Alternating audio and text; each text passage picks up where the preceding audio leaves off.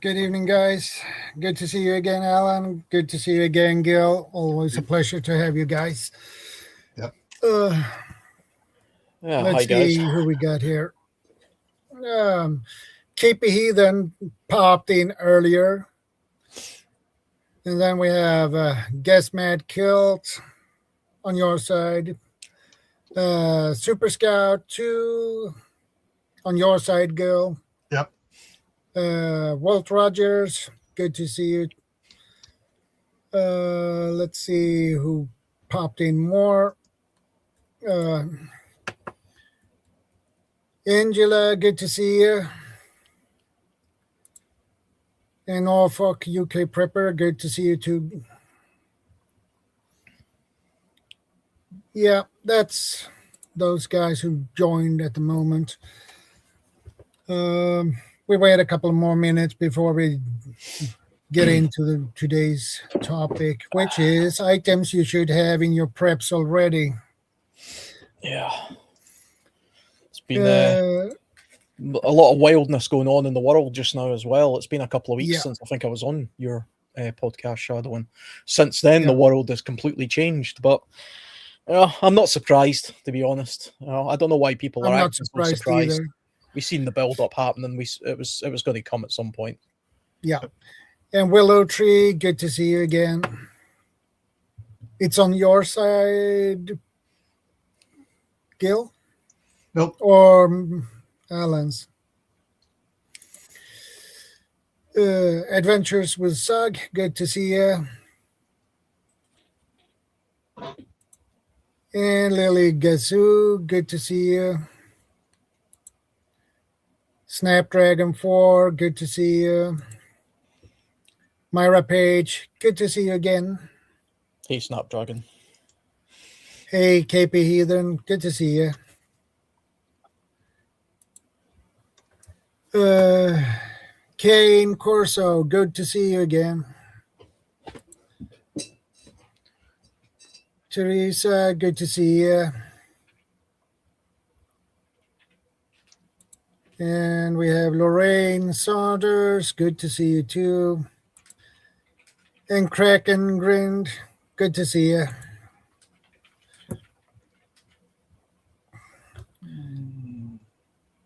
So, guys, how are you? How has your week been? Hey, it's been Groundhog Day at work. That's how it's been. But with all that's going on in the world, it's got me thinking about, where I'm at preps wise and what the best way of Ninja Turtle, good to see you. Seeing our way through the current situation is, etc. So plenty going on at least. Norfolk UK Prepper says an item you should have in your preps is a solar stove for purifying any water, even seawater. Good point.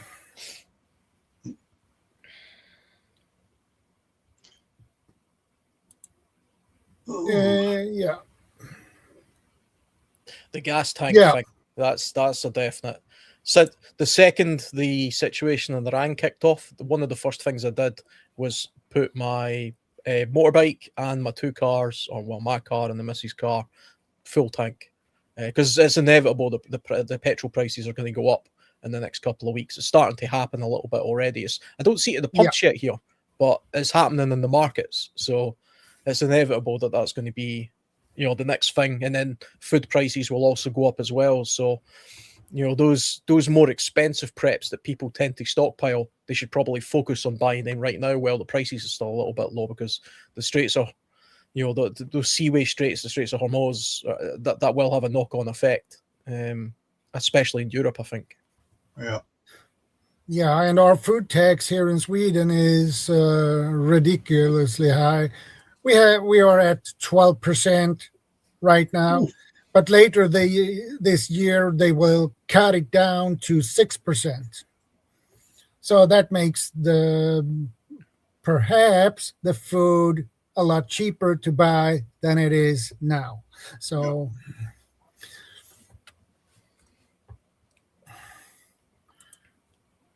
and Snapdragon 4. They got three windows open, one for each of us. Yeah, the probably the one prep that most beginner preppers don't get, and even some ones have been doing it for a couple of years until they listen to other ones on their YouTube channels that talk about it, is cast iron cookware. Yeah. Because cast iron cookware, you can cook on anything. Yeah. And you can use cast iron on open fire as well. Yeah. I have actually a cast iron murica, which is really nice. A miracle. Just to season it before I use it. But what's that? What does that look like? A murica is a round pan with two handles on the sides, and you have kind of like a wok, legs, like a wok with legs. Yeah, without the lid. Right. Okay. And it's slightly bent like this, so you can put up the food on the cooler area. On the I've got a few cast iron things. I think I've got 4 different pots. I've got a skillet, a grill, and a few accessories that go with the cast iron stuff as well. I've got the ones with the legs actually, but I tried to find cast iron pots without the legs because I discovered that you can actually break the legs off. Cast iron, actually can break, and the legs for some reason seem to be a particularly fragile point. Also, they're harder to transport, I find. So I try and go for the smooth ones.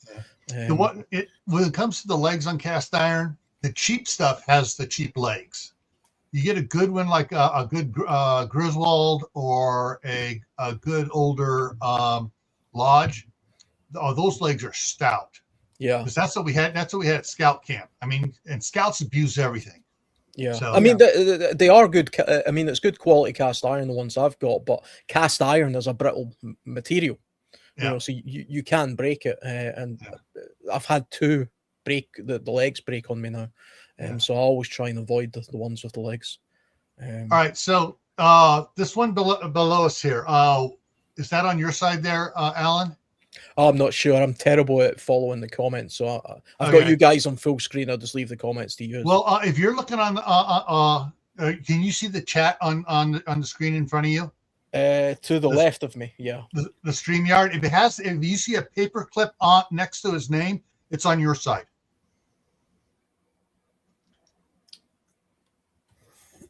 But Will has actually a good question. Hi guys, how can I store petrol, diesel safely at home? Only got a small backyard terrace house. I would say the easiest way to store it, if you got a small yard, is to get depending on which country you're in, if it's available, you want to get a here in the U.S. we have, you can get from Sam's Club, Home Depot, Lowe's. You can get a small garden shed that you snap together, a Rubbermaid one, set it out there. You can store it in that. That way it's not in the garage. You want to keep it outside where it can vent properly.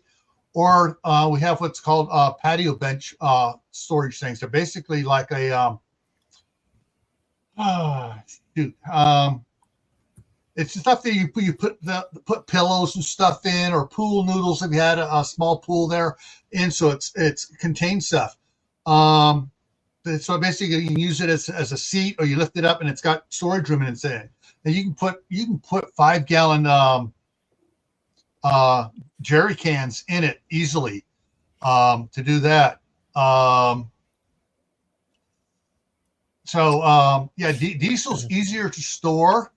Gasoline vents because it evaporates as the heat changes into the heat and stuff. Yeah. For winter, if you get cold winters where you get below freezing temperatures and stuff, the diesel you're going to want to put some winterizer in it to keep it from gelling up in case you need to use it. But outside, where the containers are protected from the weather is probably the best way to do it, the safest way to do it. unless you're going to spend the money and get the really good cans that seal airtight and can take pressure of temperature changes. Otherwise, you want to keep everything outside. Yeah, I mean, you definitely don't want to be storing fuel in your house. I think not in the house. That definitely goes without saying. I personally, I don't store a lot of fuel. I've got some fuel storage because I've got a motorcycle, and in the wintertime, that tends to be left for what, kind of it gets long-term storage in a shed. So I've got a garden shed, and the way I store fuel in the motorcycle, and that's typically what I store the fuel for, is I make sure that I fill the tank up completely to the top. By doing that, there's less air in there, which allows for less likeliness of moisture, building up and rust on the inside of the tank and making it sort of unstable. You can also get fuel stabilizer as well. So you can add a fuel stabilizer. I think it's called STA Bill fuel stabilizer or PRI. They're relatively cheap, and you can add them to fuels, and that'll massively increase the stability and the lifespan of fuel. I think because untreated fuel, petrol that is only like 3 to 6 months, and if you add stabilizer to it, you could potentially get as much as 2 years out of it. A year really, but as much as 2 years. And I've got NATO jerry cans. I find them to be particularly good. The metal, the green ones.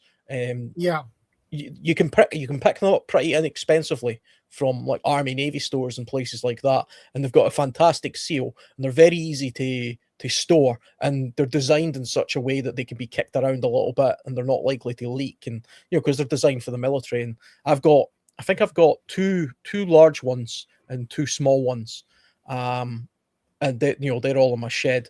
But depending on where you live as well, there are some restrictions on how much fuel you can legally store. So check that and see what the rules are with that. But you want to keep it in a sort of cool, dry place out of direct sunlight, all the usual sort of obvious stuff. Diesel, I've never stored diesel, so I wouldn't be able to give any real advice on storing diesel.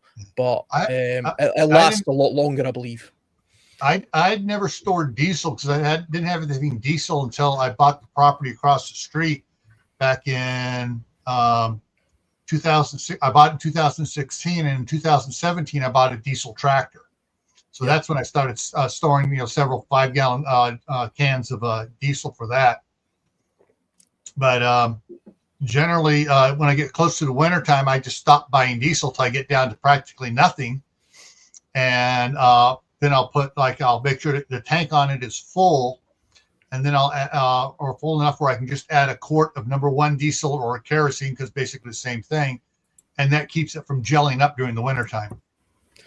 Yeah, I mean, you don't use a lot of diesel in the US, do you? I mean, when I was over in the US, I was surprised at how hard it was to actually find diesel at petrol stations. It was all regular petrol. It depends where you're at.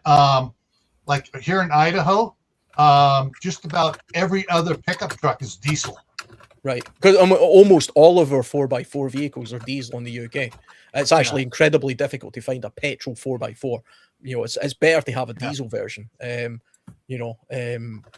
yeah, and then there are a lot of diesel cars that are from outside the country. Yeah, particularly the Mercedes, the BMWs, and like cars. That are diesel. But there was a big push a long time ago in Europe to move everything to diesel, because it was actually kind of falsely claimed to be more environmentally friendly. It's a little bit cheaper. You can kind of get a bit more mileage for your gallon, all that kind of stuff. Yeah. So most cars, I don't know what the statistics are, but to my mind, most of the cars I've owned in my life have been diesel cars. I've only owned 1 or 2 petrol cars. Motorcycles are, of course, all petrol, apart from the exception of maybe 1 or 2. Kerosene for heaters, fuel, heating and things like that. It's a fantastic fuel to store, because that'll last over 5 years if it's sealed easy. You can keep that in just steel cans or Kero containers or something like that. But kerosene or paraffin, if you like, that's got 5 years plus lifespan. more than that, because I have a 55-gallon barrel that I use for my the kerosene heaters I have for emergencies. And I've had that 55-gallon barrel. It's about half full now. So I don't use them that much, but I've had that one for, I got it when I was working at, 1993 is when approximately when I got it. And it's still good. I tested all. Before I pulled it, it's still good. But I also keep it inside. Yeah, where it doesn't have the heat, because it doesn't do the stuff on it. But yeah, a lot of the kind of liquid fuels that I use, when I'm out and about, are these types. These sort of liquid, almost alcohol type fuel types, and they have a very, very long lifespan as well. And they're quite easy to keep. Even, I say don't keep anything in your house. These are in my house, but there's not a lot of it here, and it's in a place it's not likely to catch fire. So I would stock up on this kind of stuff as well.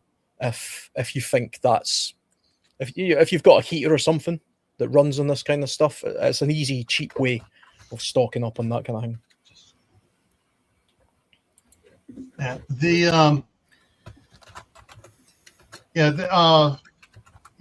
So I have a 1939 N9 Ford tractor, and I got a 2017 Coyote diesel tractor. And so I store gasoline, and I store petrol, and I store diesel. But it depends what I'm doing that year, how much I use. Like this last year, I was doing mainly hand work and not tractor work this last year. However, this next spring here, I'm going to be doing a lot of tractor work across the street, because I'm going to be trying to get a lot of the one field rotor tilled down again, and get a bunch of cover crop put in, so I can actually get the cover crop to overgrow the weeds and make it viable, right, where we can get either sheep or something to raise out there. Yeah. But hey, Jill, good to see you again. Prepper for the Ages, good to see you. Yeah. Leslie Ann, good to see you. Here in Sweden, we have certain regulations for how to store fuel and petrol in general. Regulations and quantities. Small amounts, you can store small amounts of flammable liquids, including gasoline, in a home environment without specific permits, but you must adhere to safety regulations. Volume limits. In many jurisdictions, you can generally store up to 30 liters of petrol in an approved containers at home without notifying authorities. Large amounts, storing more than 275 liters, generally requires a license. Number 2 is containers. Approved cans. Only use approved safe and clearly labeled fuel containers. These are typically red plastic or metal cans. Lifespan. Plastic fuel cans have a maximum lifespan of 5 years from the date of manufacture. Check the date stamp on the side of the can. Fill level. Never overfill the container. Leave about 5% to 10% empty space to allow for thermal expansion. Number 3 is storage location. Ventilation. Store in a well-ventilated, cool, and dry area. Separation. Do not store gasoline in living spaces or basements. A separate garage or a detached shed is recommended. Ground level. Store on the ground rather than on shelves to minimize risk of falling. Away from heat. Keep far away from ignition sources like furnaces, water heaters, or open flames. that's common sense, basically. Mhm. Safety and maintenance. Fuel stabilizer. If storing gasoline for more than a few months over winter, for an example, add a fuel stabilizer to prevent the fuel from degrading. Rotation. Use the oldest stock first principle to ensure the fuel remains fresh. Labeling. Ensure all containers are properly labeled. Specialized options. Alkylate gasoline for long-term storage up to 4 years and cleaner burning. Consider using alkylate gasoline. Small amounts for camping. Small metal camping fuel bottles like those 500 milliliter to 1 liter cans can be used for smaller quantities. So that's our regulations here. So I live in an apartment and I don't have a shed or a garage that I can store it. That is separated from my apartment. I only have my basement and my apartment. Yeah. I was just quickly looking at the UK version of those regulations, and it sounds almost identical, actually. Very briefly, it just says up to 30 litres of petrol in portable containers. A maximum of 2 cans, 20 litres each, is usually allowed in practice, depending on storage type. And then you need some sort of license after that. But, you know... You guys are going to hate us. You're going to hate us. Oh, and I'm assuming you guys can just have a whole petrol station in your backyard. And... Just about. I mean, one of the guys in town here, he has a 750-gallon tank for diesel and a 500-gallon tank for gasoline sitting next to his garage. Yeah. And the truck will come in, he'll fill it up, and he fills his car or his pickup off of that. Hey, Guardian. When it gets down low, he just orders it, and it's cheaper that way. It's a lot cheaper to do that. I mean, the thing is, I'm no legal expert in the UK, but I mean, those kind of rules seem a bit ridiculous, to be honest, because there are some in the rural communities, in the rural parts of Scotland, a lot of people fuel their house with liquid fuel. They have these big sort of fuel containers outside in their back gardens, and the truck comes and fills it up. It's a sort of liquid fuel. That's obviously far exceeds the kind of amount that they're talking about here. And you can have more than one of those things if you're one of those people that wants to have, some redundancy going on there as well. Plus, I mean, that's saying 30 litres, but you can have two 20-litre cans is kind of seen as okay. But I mean, if you had 2 20-litre cans, so it's 40 litres, and then you filled your petrol tank on your motorcycle and your car, maybe your other car, if you've got 2 cars, you're already kind of storing more than that anyway. And unless you were like running some sort of business that involved fuel, nobody's checking. Nobody has ever came to my door and says, "Can I check your fuel levels in your shed for your bike?" It's not going to happen. I suppose. I mean, part of me thinks that there's some common sense, has been thought about that to prevent fires, etc. You don't want that, because houses in the UK are very compact. We don't live in wide open spaces. We live in very compact sort of houses because it's an overcrowded country. So if one person's storing hundreds of gallons of fuel in their garden, that has the potential for doing some serious damage. So I can understand that reason, but to be honest, it's probably just a form of control. They don't want people filling up extra barrels worth of petrol when the prices are low, knowing that the prices are about to go high. I know the prices are going to go up in the next couple of weeks. If I had the means to do it, I would fill up far more than what I have at the moment. Yeah. The government don't want you doing that because, of course, they want to get that taxing, because fuel in the UK is incredibly taxed. It's almost, it must be probably more than half the cost of fuel. It's just tax. It almost sounds like California. Oh, yeah. I mean, the whole of UK is kind of like California, I think, when it comes to the legislation and the red tape and the tax. Everything's taxed. Apart from food, actually. We don't tax food the way that it sounds like you do in Sweden. Yeah. So Yeah, and we actually have a question here. Can you store diesel with black bags around it outside? that just does not make sense to me. I don't understand why black bags around it. Is that to prevent the light, maybe, or something like that? To probably, all right. If you have to take a black bag and you put the gas can in there around, so the bag's around it, that's going to heat that gas can up a lot. Yeah, I wouldn't recommend that. And so that would be a no.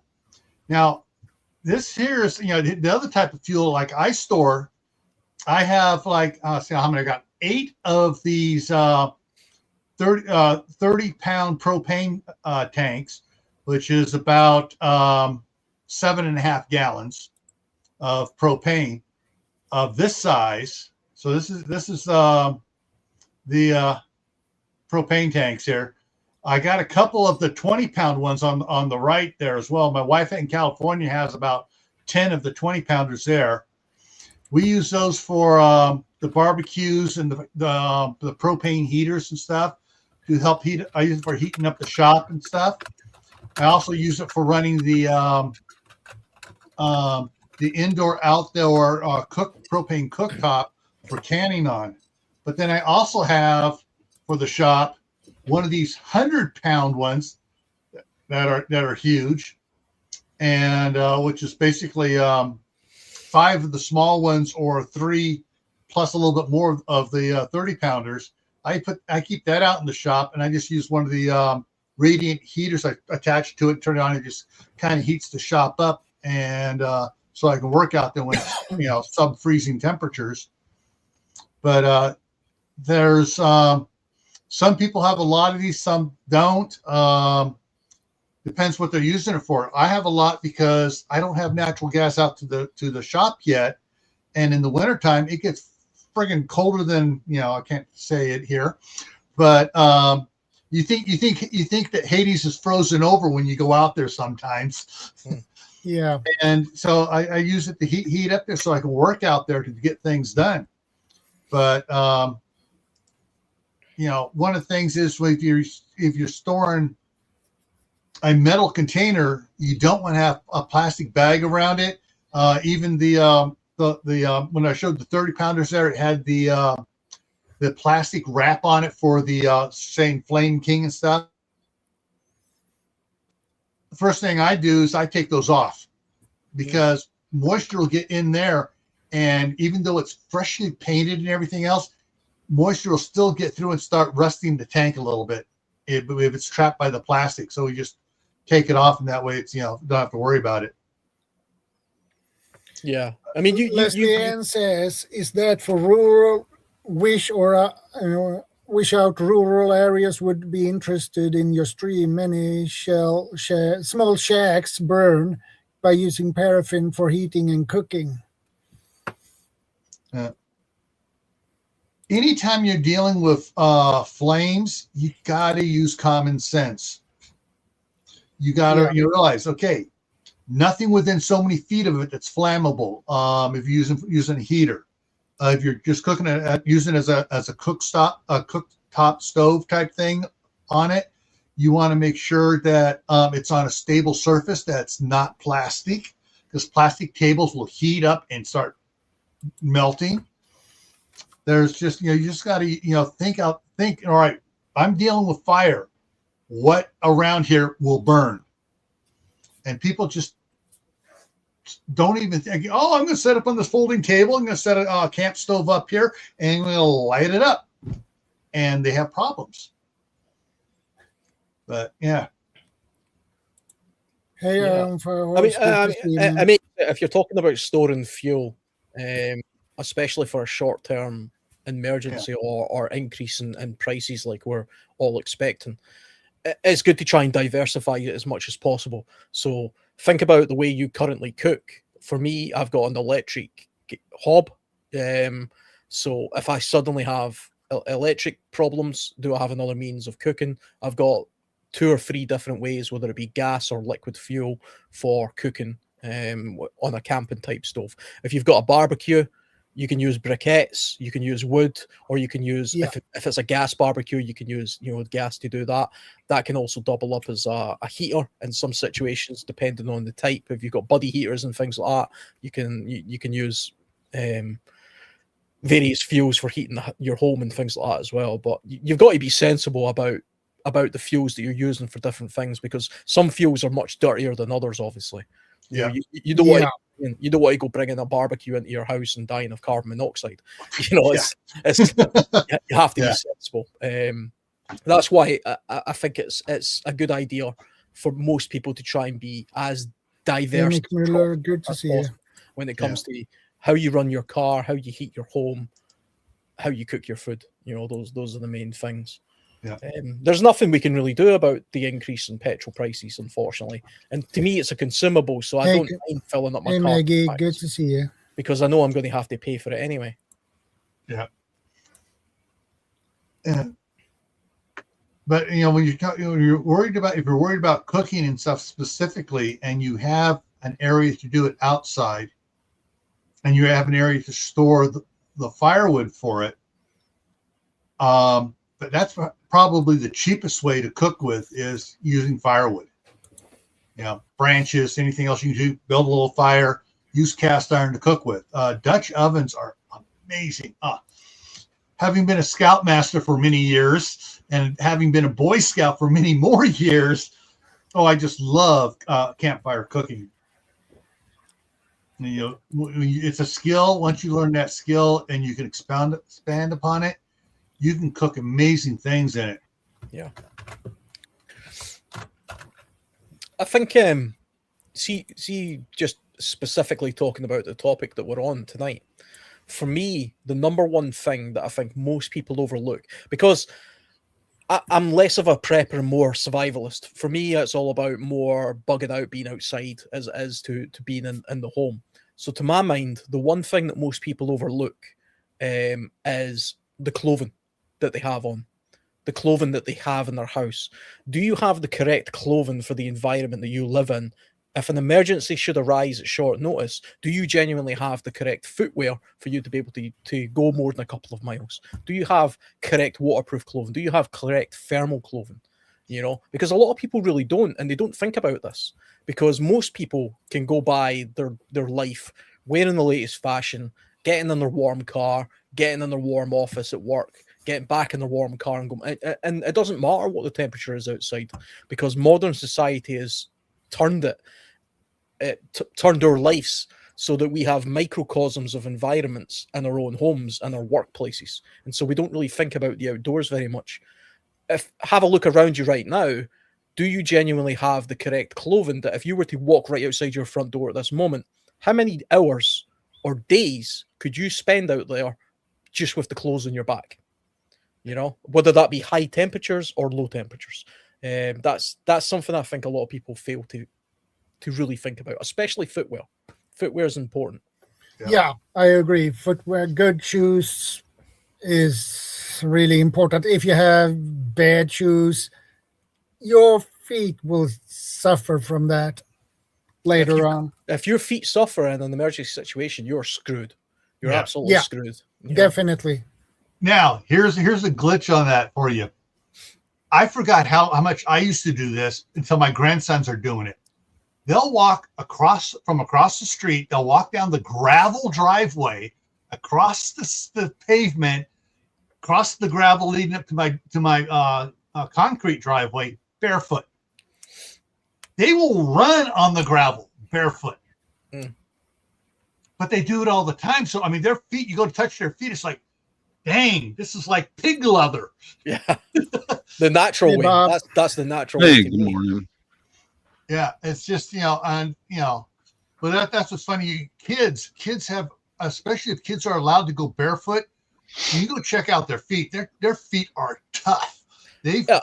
After playing all summer out barefoot, by the time they go back to school, they don't want to wear shoes to school. They always want to go barefoot to school because their feet are tough already. I'm a big advocate of, if you've got children, letting them be barefoot as much as possible, if it's safe to do so. Obviously, if we live in very urban areas, you don't want to be running around the streets with glass and stuff. This is what my grandkids have got me doing now. I'm barefoot again. It's healthy. Actually, it improves your posture. It improves your blood circulation. It improves a lot of things.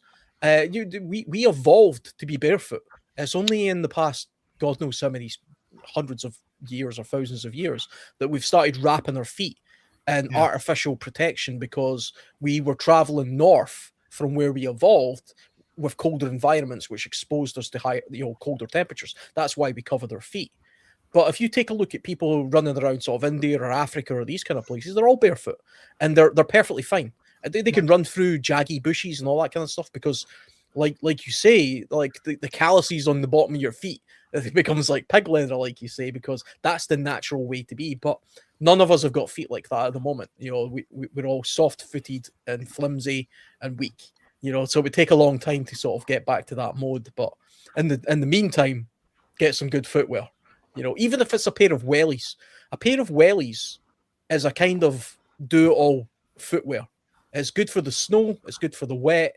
You can kind of get by in the sand. Yeah. If you could only pick one thing, grab a pair of wellies, decent pair, work wellies preferably, and then get better footwear after that. Good solid leather, that you can maintain and look after. None of this cheap hiking crap that is made of material and glue, which will fail after a couple of miles.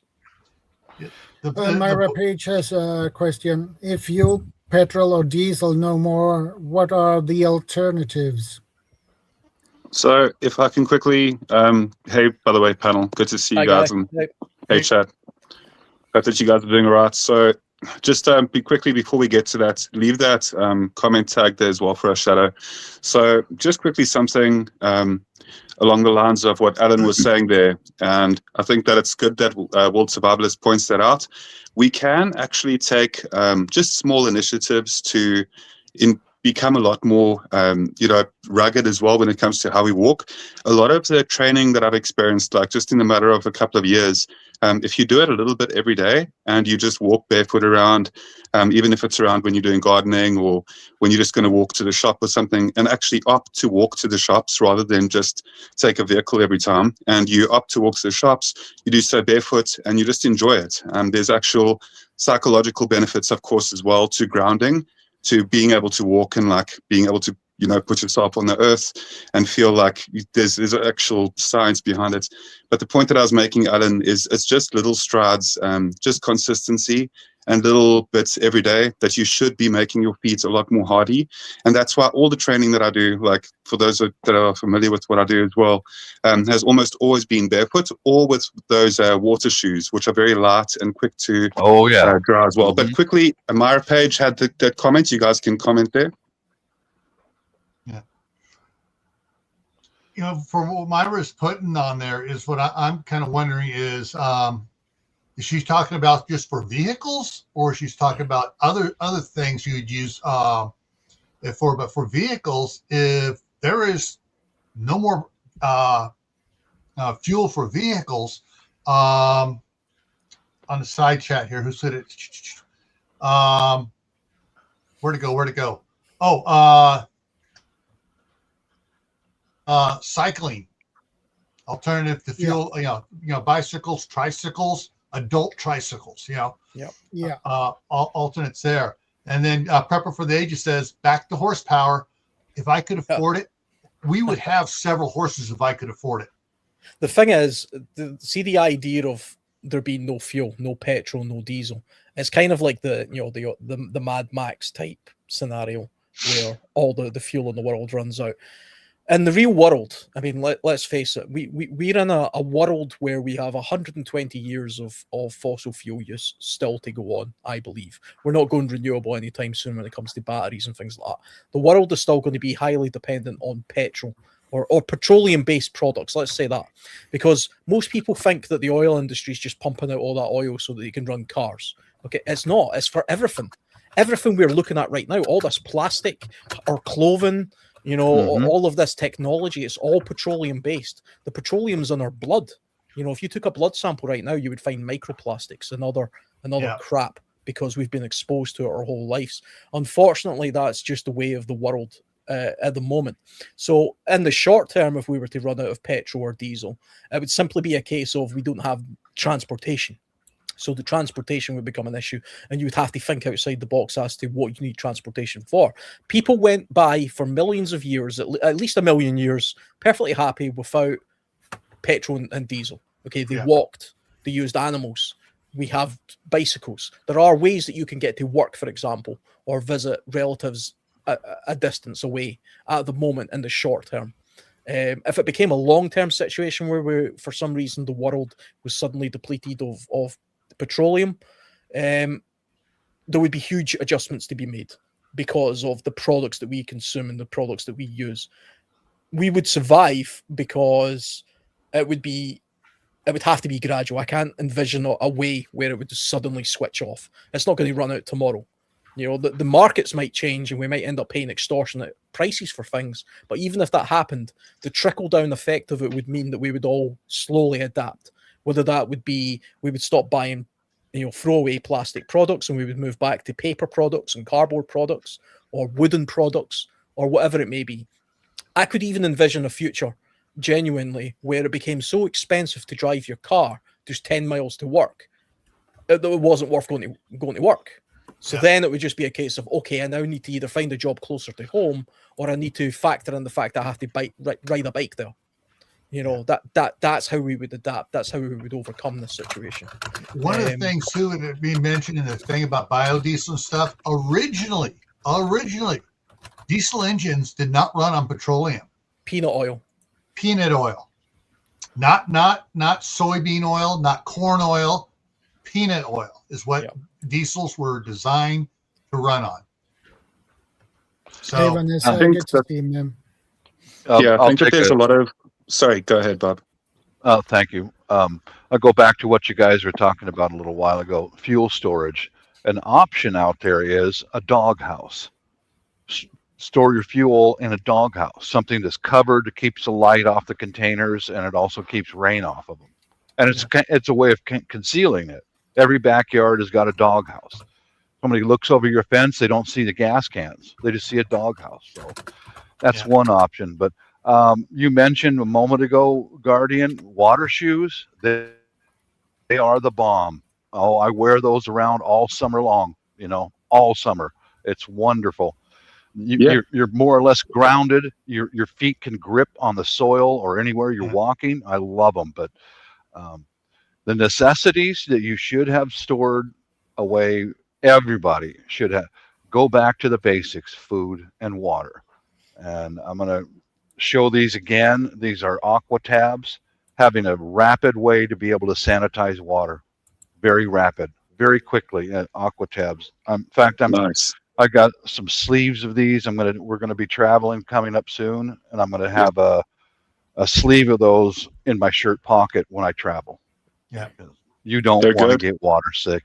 You're down and out. You're out of it, man. But I think also having. Thanks for letting Bob. Let me speak up. Mm-hmm. No, it's good. I love what you're saying. And I think that the water tablets are a really good resource to have as well. The thing is as well, they're really light. So because they're light, that's one of the greatest things about them. So it's very easy to have like a compact couple, and they do last for an extended amount of time too. About the water shoes, the whole point there is like the fact that quite often if you are hiking for quite a far duration, and then you have like at the end of the day, once you've had like a day of hiking, you'll find that like your feet, the last thing that you want to do is have like, the hiking boots in the evening. So having like water shoes, which are extremely light to carry with you as well, and just like slipping them on an absolutely amazing thing to have as well. So if I can just speak on this topic, because the topic actually intrigued me, the subject that you guys have for this evening, and it's something that I'll try to sum it up for a minute. And it's one that I've actually been thinking of quite a lot, recently as well, because my cousins and I, we speak quite often about certain preparedness elements and that as well. When it comes to gear and when it comes to utility in general. And what I firstly conditioning yourself against having to rely on petrol and fuel. So things like cycling, things like Bob is an amazingly good motivator when it comes to the capability that Bob has, because Bob has prepared an amazing cart, and the cart is capable of carrying quite a good amount of gear. You don't need fuel, you don't need any like gas whatsoever. So basically you can carry that if everything else, and if the gas stations are all completely blocked up because there's no capability to get to them. I'm speaking in like SHTF, there's a couple of scenarios that would point this out. But to make sure that I can summarize this to a minute, what I'll say is that if you look at your conditioning of your lifestyle in a lot of ways, and it segues quite neatly into the topic of this evening as well, what we would do as fuel alternatives, essentially, and making sure that you condition, so having like a good amount of experience on cycling, being cycling fit is a really good thing as well if you need to, if it's necessary, necessity for the situation as well that you're in. But I just want to say fundamentally, to sum it up as fast as I can, if I only have 30 seconds left. So what I'd really say is that you need to look at the water. So water, when you're speaking about purification tablets, is a really good thing. But having something like a Sawyer Mini, the water filter system that filters out like thousands of gallons of water as well from almost any water source. And right there, if you bring up what Gil's showing there, that is perfect. That is exactly what you need. That is the most fundamental water filtration system that you would ever have in your life. I will absolutely advocate for that, and I don't advocate for gear ever. But water, as soon as you've got water covered, know what food you can have. So know what food to use, and that's just knowledge. So knowledge is one of the things that you really need for like these type of scenarios. Know what you can eat, know what you can't eat, know how to grow fruits and vegetables that are in your area that are really fast growing. Things like radishes grow almost anywhere, very fast survival food. Potatoes, there's a couple of them. So food, water, make sure that you have ability for shelter. For shelter, you're going to have like maybe 2 is 1, 1 is none. So try and have at least 2 sharp axes. So when it comes down to this type of equipment as well, like your cutting, remember the 5 C's of survival: cutting, cordage, container, combustion, and container, cover, combustion, cordage, and cover. Container. So it's tops. So it's basically tops and stuff as well, and then cordage. The point is, and I know that I've been rambling on a little bit more, but if anybody's actually listening to what I'm saying, that are completely be aware of the fundamentals of what I'm trying to say to you: food, water, shelter. So having axes, having good amount of cordage, having the capability to tie branches in. So like wire will go very, very far, and it's easy to carry as well. So having the ability to create shelter wherever you are, because warmth is going to be something that's so fundamental to what you do.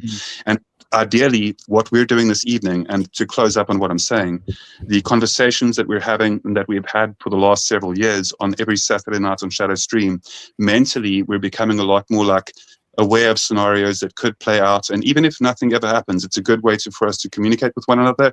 But more fundamentally than that, it's mentally being prepared of anything that could potentially come up. So I hope that you do understand what I'm saying. Making sure that every single day that you're conditioning yourself to be of a prepared mindset is a lifestyle. It's not just, I'm going to be a prepper this year. It's something that you continue on through your whole life. Enjoy the outdoors, enjoy gardening, enjoy fitness, enjoy community, enjoy friendship. Be a good person to the people around you, because you never know when you're going to need them in a situation that gets really, really bad. So the people that you're walking by day to day, be nice to them, be kind to them, try and have some rapport, because that rapport could save your life one day. Anyway, that's all I wanted to say. Yeah. Radishes, radish seeds. I got that tip from you. Cherry radishes. I'm going to plant some on my deck this summer. Yep. Remember that the leaves are edible too, Bob. Remember that the leaves of radishes are also edible. Right on. Yeah. All right, so here's something else. This is the Asterapin. It's a UV water sterilizer. So you just put the tip in there and you turn it on, and it sterilizes out from bacteria, stuff like Giardia and other things like that. I wanted to those show. are quite expensive, but they are good. A cutting tool that is overlooked for gathering firewood. Oh, yeah. Pruning shears. They're silent. They're lightweight. You can carry them. When I cleared out that orchard a few years ago, this is what I used. I didn't use any machete or anything like that, or an axe, with 2 different sizes of pruning shears. Yeah, you can cut all the firewood you want with different bypass shears and anvil shears. Anvil shears are made for dry wood, very large pieces. bypass shears like that are made for living wood, but consider it. You know, like in my gardening kit right here, I've got a hand pair of pruning shears. Man, you can cut a path through a forest with just a hand pair of bypass shears in an instant, and you don't make any noise. Just clip, clip, clip, clip, clip, and just keep going. But yeah, it's an overlooked tool that's designed for cutting wood. You know. I think as well, just jumping a little bit back to the water thing, what Guardian was talking about the Sawyer Squeeze, that's a fantastic tool. Lots of hikers really love those because, you know, they're great for back flushing, they're very light, portable, and you can get some clean water out of them. Personally, I prefer to use something, this is called a Grail GeoPress, which is effectively just a bottle that you take this off, like, I'll just quickly sort of demonstrate it. Mm-hmm.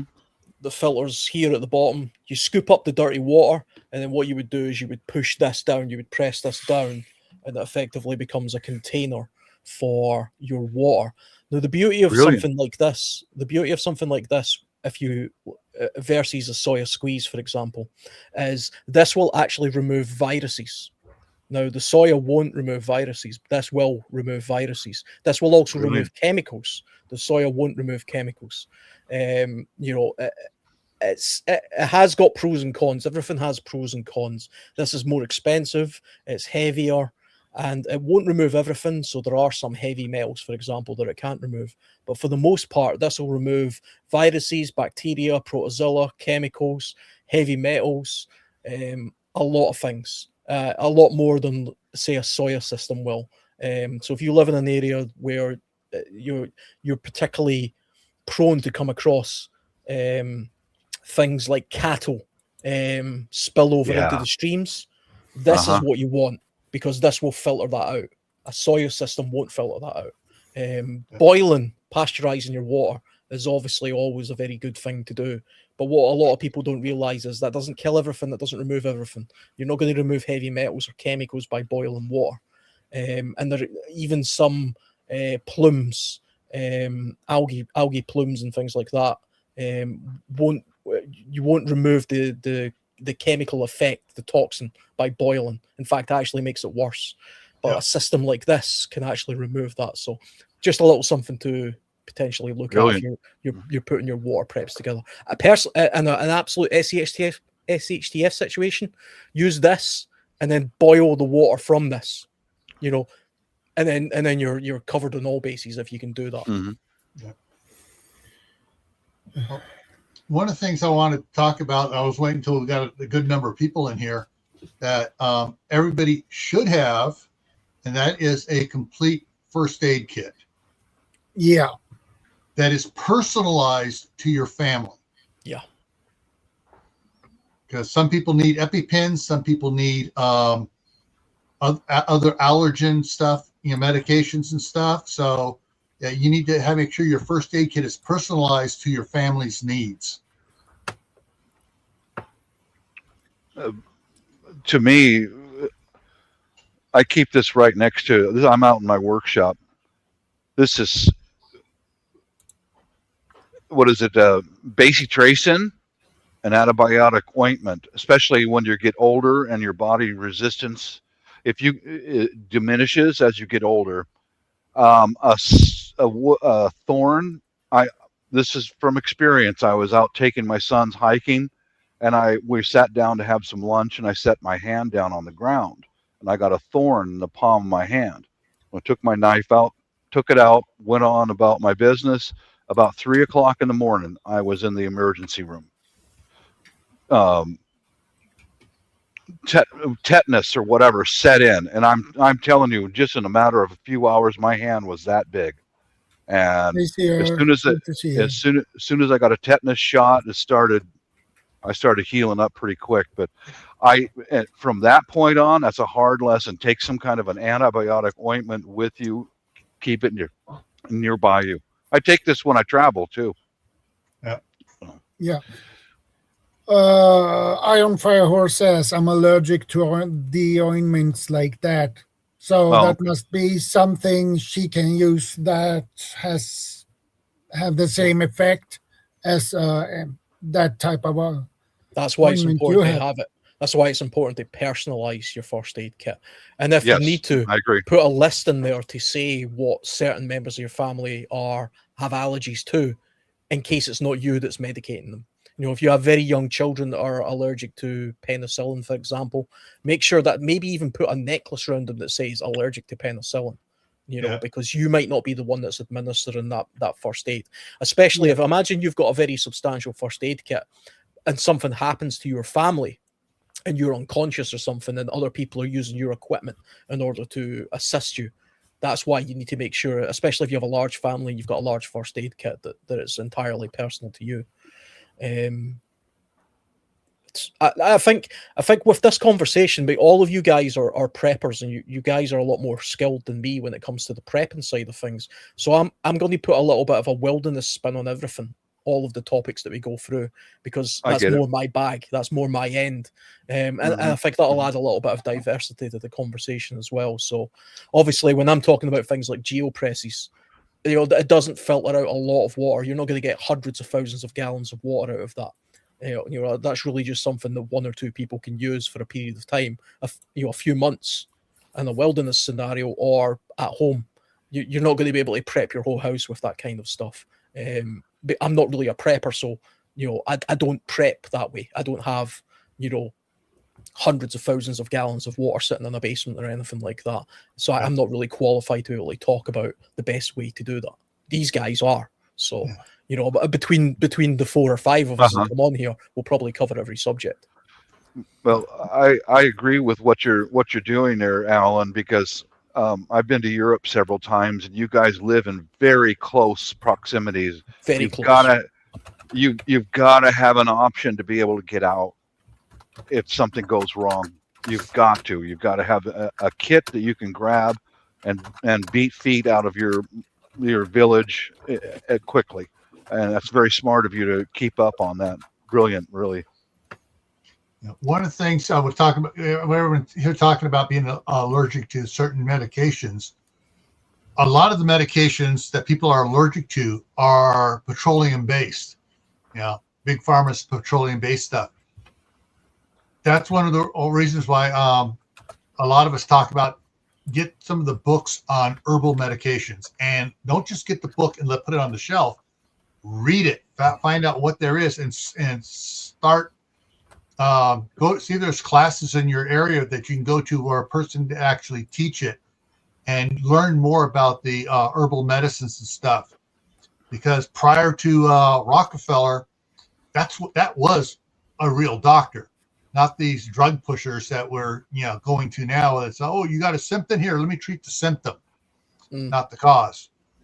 So learn about the herbal medications and stuff that that you can use, and that way you can avoid some of the allergies that several of the medications cause.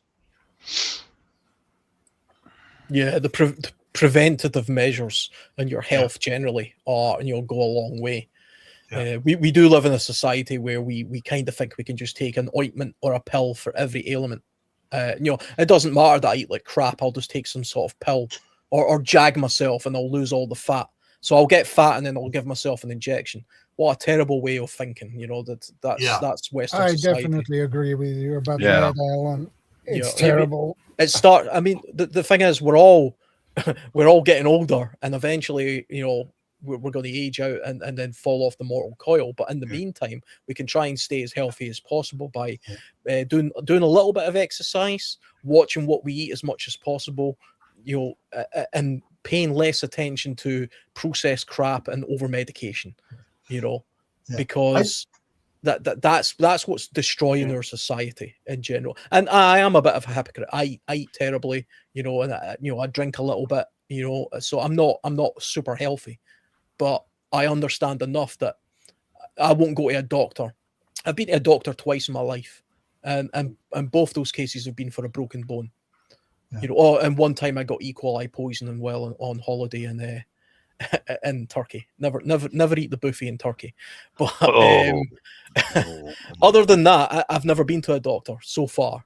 But I appreciate that once I get older, I will have to eventually go to doctors more. But if I look after myself with vitamins and exercise and better food, I can stave that off as long as possible. There's no point in being a 25 stone prepper and then realizing you can't get out of your house. You need to pay attention to your own health. One of the going back to the prepping items. This is an item I don't prep, but I know a lot of you guys will. How many have a good supply of coffee? I've got plenty of tea bags. I don't like coffee. I'm British. I drink tea. Yeah, so tea, but I know that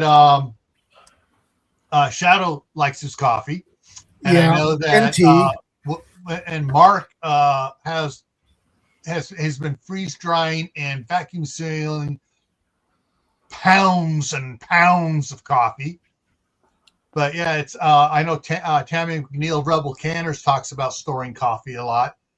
But yeah, if there's something like that is your pleasure vice, do you store that as well? Do you have that in your preps to keep you happy and in good spirits? It's definitely got a morale aspect to it as well. Yeah. I mean, I don't know what the calorific value of coffee is. It's probably very minimal, but it is a mild stimulant. And it does also add a morale boost, especially to people who really enjoy coffee. And most of the cheap coffee that you buy is freeze-dried, ironically.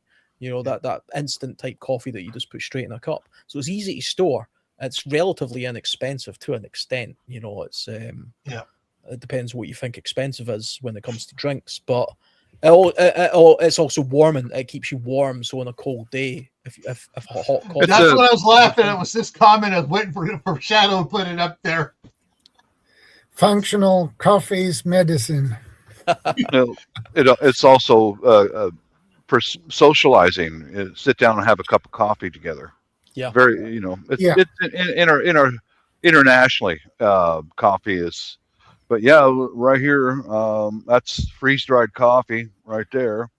And it comes in glass jars, and I'm using the glass jars for composting for, what do you call it, compost tea for my plants. Yeah, they're outside, different materials inside of it rotting away right now. Dual use. Okay, Joel, no problem. I mean, it also puts a bit of normality into any stressful situation. Now, the tea follows the same function. Tea has the same function. The British military, to this very day, still have what they call brewing up breaks. So it doesn't matter what they're doing. They could be in the middle of a battle somewhere. If they get a bit of an opportunity where there's a lull in the conflict, they will then say, brew up, guys. And then the guys will, make a cup of tea. And then what they do is they make one cup, between two or three of them. And, one has a couple of drinks and then he passes it to the next guy and then he passes it to the next guy. And what that does is it breaks up the day a little bit to the point of, let's just have a cup of tea, almost to the point where it's a bit of a joke. British people, have tea breaks in the middle of wars. They really do. But they do it they do it because of the morale boost. It settles the nerves. It gets people organized a little bit and they feel a little bit refreshed, even though it's just water. And it's flavored water, basically. There's not a lot of calories to it, but you kind of feel a little bit more energized after it, and you think, right, I've had my cup of tea or my coffee, let's get back to it, and then they go into doing whatever they're doing. So absolutely stockpile up on tea and coffee if that's your thing. Back when I was a little kid, about 4 or 5 years old, my grandmother was a big coffee drinker, the only one in the family that drank coffee. And little kids, we were around there one time. She left her cup of coffee sitting there, and she went to the bathroom. And so there's about 4 of us that are, all around the same age, all the cousins and stuff. And everyone goes, "Oh, this is nasty. You try it." None of us drink coffee, but we love the smell of it. Yeah, because the coffee itself was so bitter to us, we won't drink it. But it's like potpourri. We love the smell of it. Yeah. Coffee's actually became more popular in the UK now. It is quite a popular drink. But I think that when I was a kid, to me, coffee was the instant stuff from Nescafe that you put a scoop into a a cup of water, and I thought it tasted disgusting, and I never ever drunk it. And then when McDonald's and stuff became a bit more popular, people were drinking lattes and cappuccinos. So when people talk about coffees now, they're talking about some fancy latte, and that is a bit more, nice tasting. But that's effectively just a double cream shot with butter and caramel.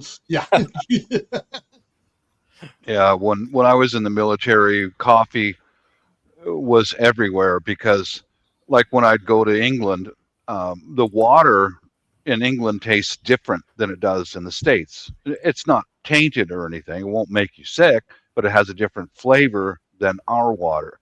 So we would mix, boil lime up scale. coffee. Lime scale. Southern England has a lot of lime content, so the water there tastes kind of limey. In Scotland, we have a completely different fresh tasting water. We don't have to descale the inside of our kettles in the northern part of the UK or in Scotland. It's called soft water and hard water. That's what that is.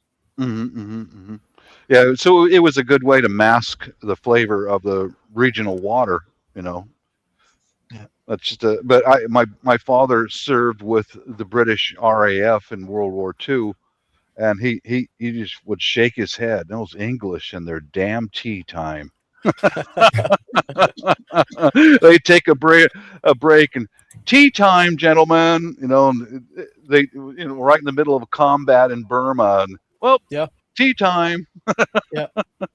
They still do it, and they swear by the benefits of it, and I genuinely believe those kind of benefits are true, and the same benefits the military has would benefit people in an SHTF situation. Sometimes if you're highly stressed, if you're in a highly stressed situation and you're not thinking clearly and you don't know what's going on, simply just going to the side and having a cup of tea, that could be enough for you to settle your nerves, clear your mind, and it focuses you a little bit.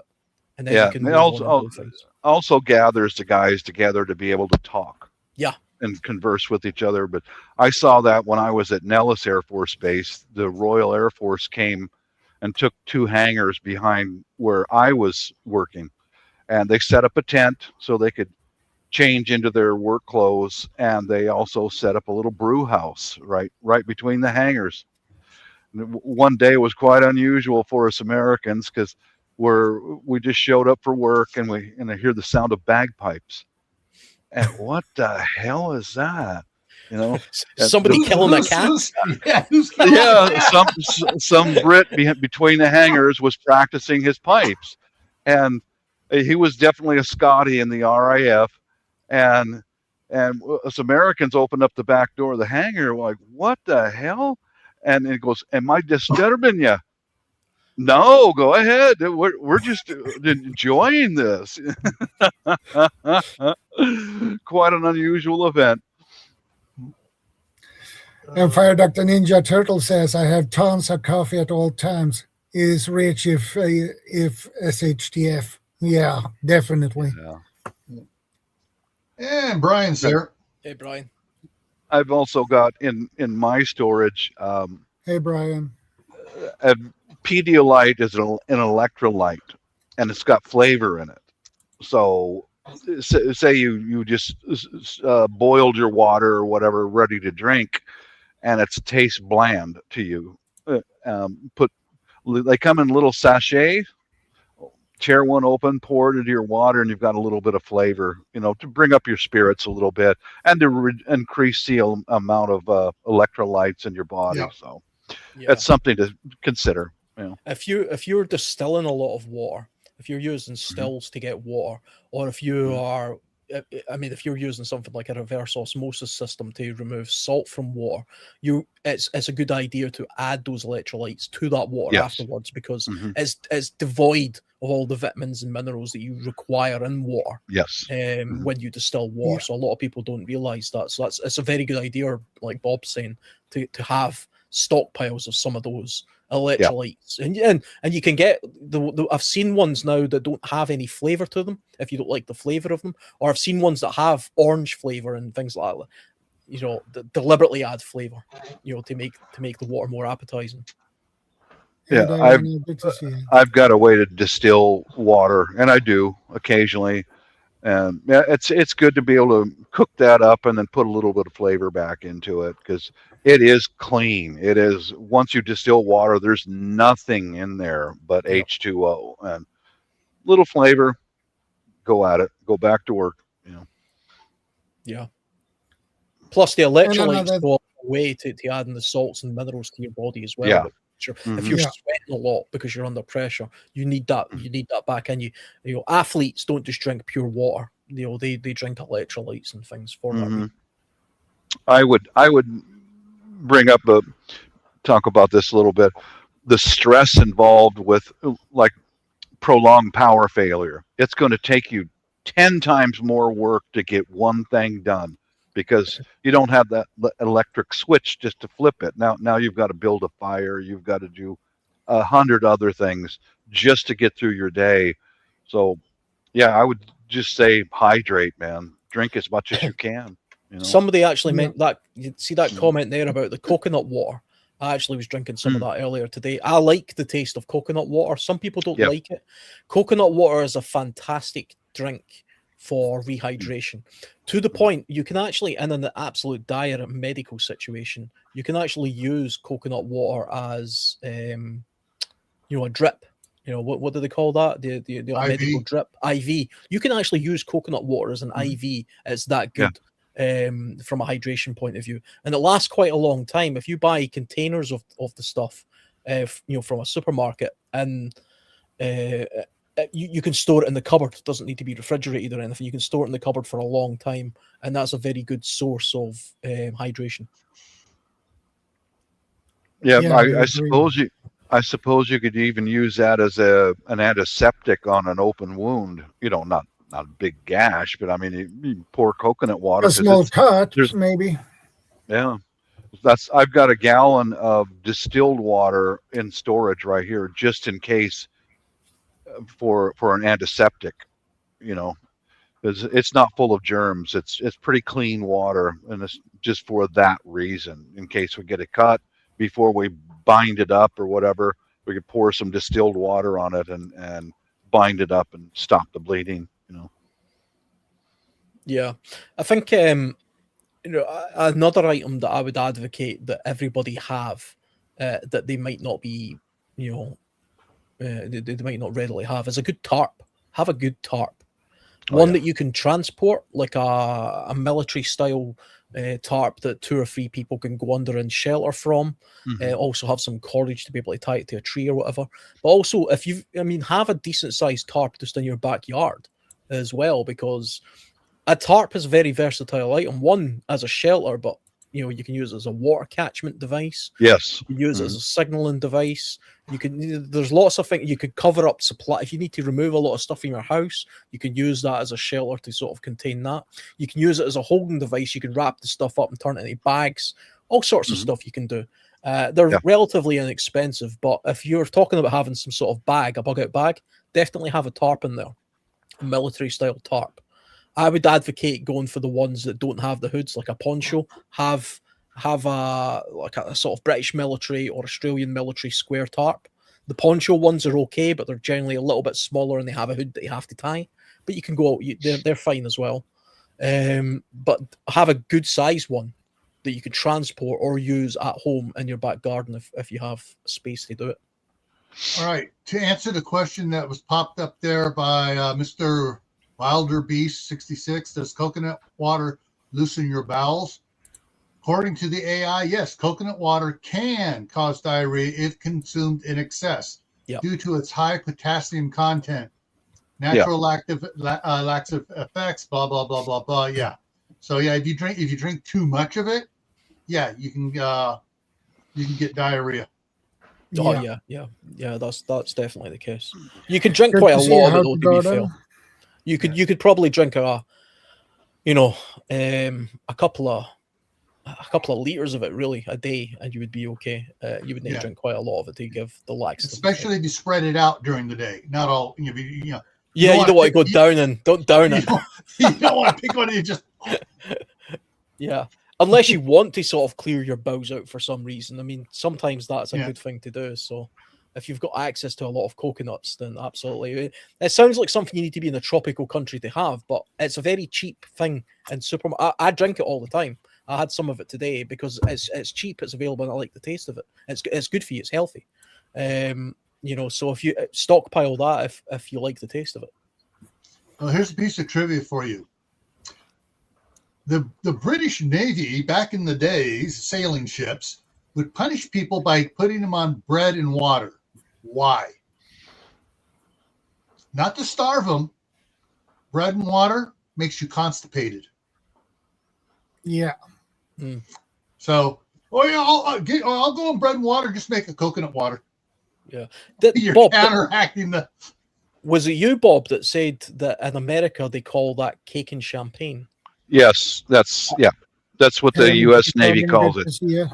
I knew a fella. He was a rowdy idiot, and he got in the brig a couple of times. And when he got put in the brig, cake and champagne, all you can eat, and that's it. You don't get anything else. Bread and water, cake and champagne, with some Marine guard to keep you in the cage, and who would beat the crap out of him every once in a while.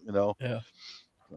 So, cake and champagne. I have actually heard as well that the army rations, the rat packs they call them in the UK, but generally military rations also are designed to make you a little bit constipated. And they got the gum with you to relax you once you get back out from patrol, and you get back in, then you chew the gum up, and then you. Is that what the gum's for? I always thought that was just like to help your teeth, but it wasn't always sugar free, so I never understood why people would say that. It has the laxative in it. Ah. Yeah. Good to know. Yeah, but basically, anybody who's new to being prepared, to food and water, you've got to have it. Yeah. And store what you like to eat. Yeah, absolutely. Yeah, don't just because it's on sale. If you don't like it, don't buy it, because you ain't going to eat it until you're starving. Yeah. Mm-hmm.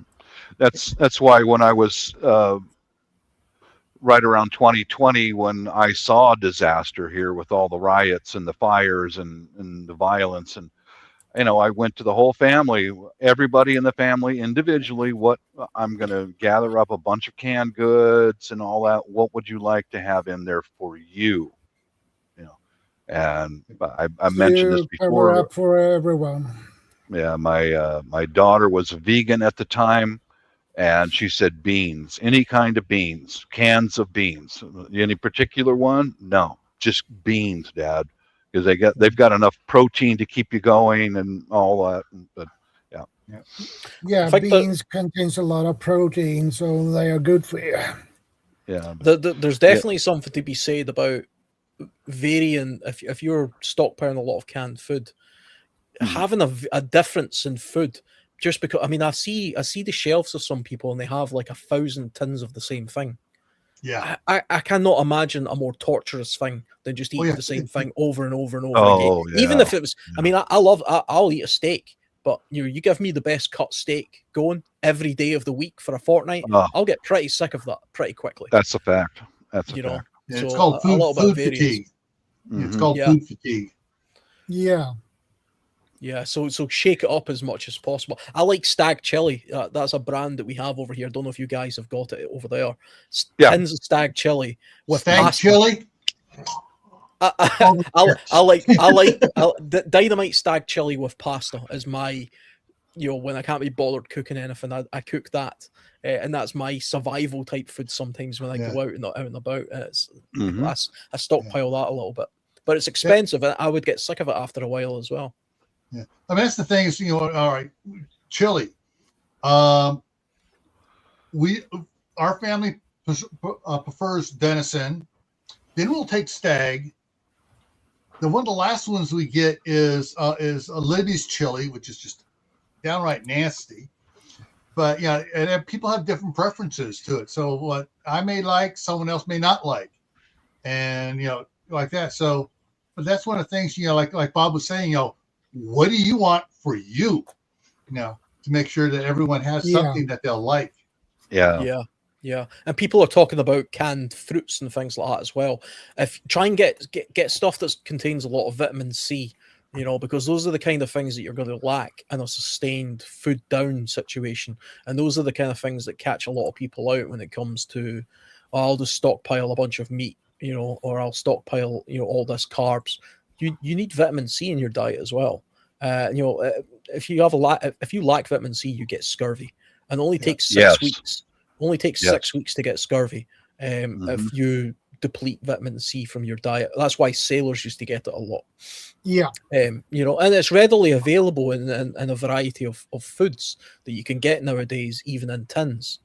Back in the days where mariners would get it, it's because they were taking things that they believed would get them through a long journey, and they weren't taking a lot of fresh stuff because they didn't keep well at sea. But that was the problem, Well, speaking about vitamin C for you, something that I hadn't even thought about including on this is going to your garden.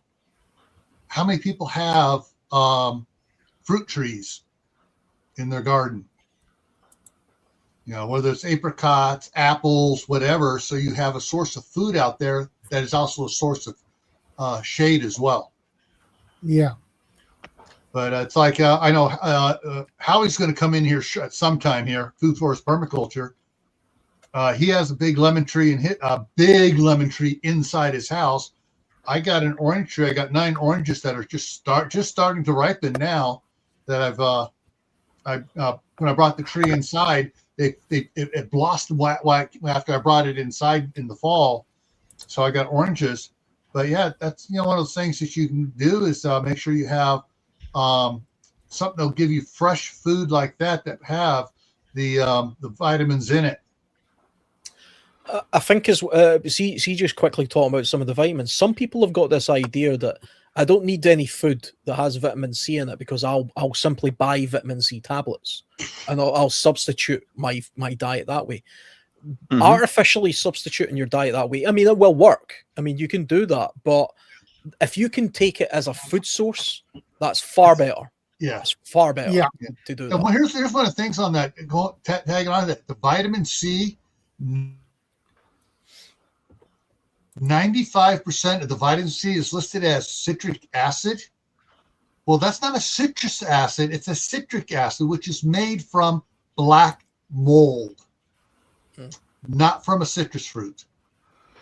And so it is a real artificial vitamin C, and it's actually harder for your body to assimilate it than any other form of vitamin C. So yeah, the more you know about some of these vitamins and stuff, it's like, there's certain things like there's I just saw a video last Tuesday from Dr. Eric Berg, and he was talking about a bunch about the magnesium, and he went through all the different types of magnesiums listed in the vitamins.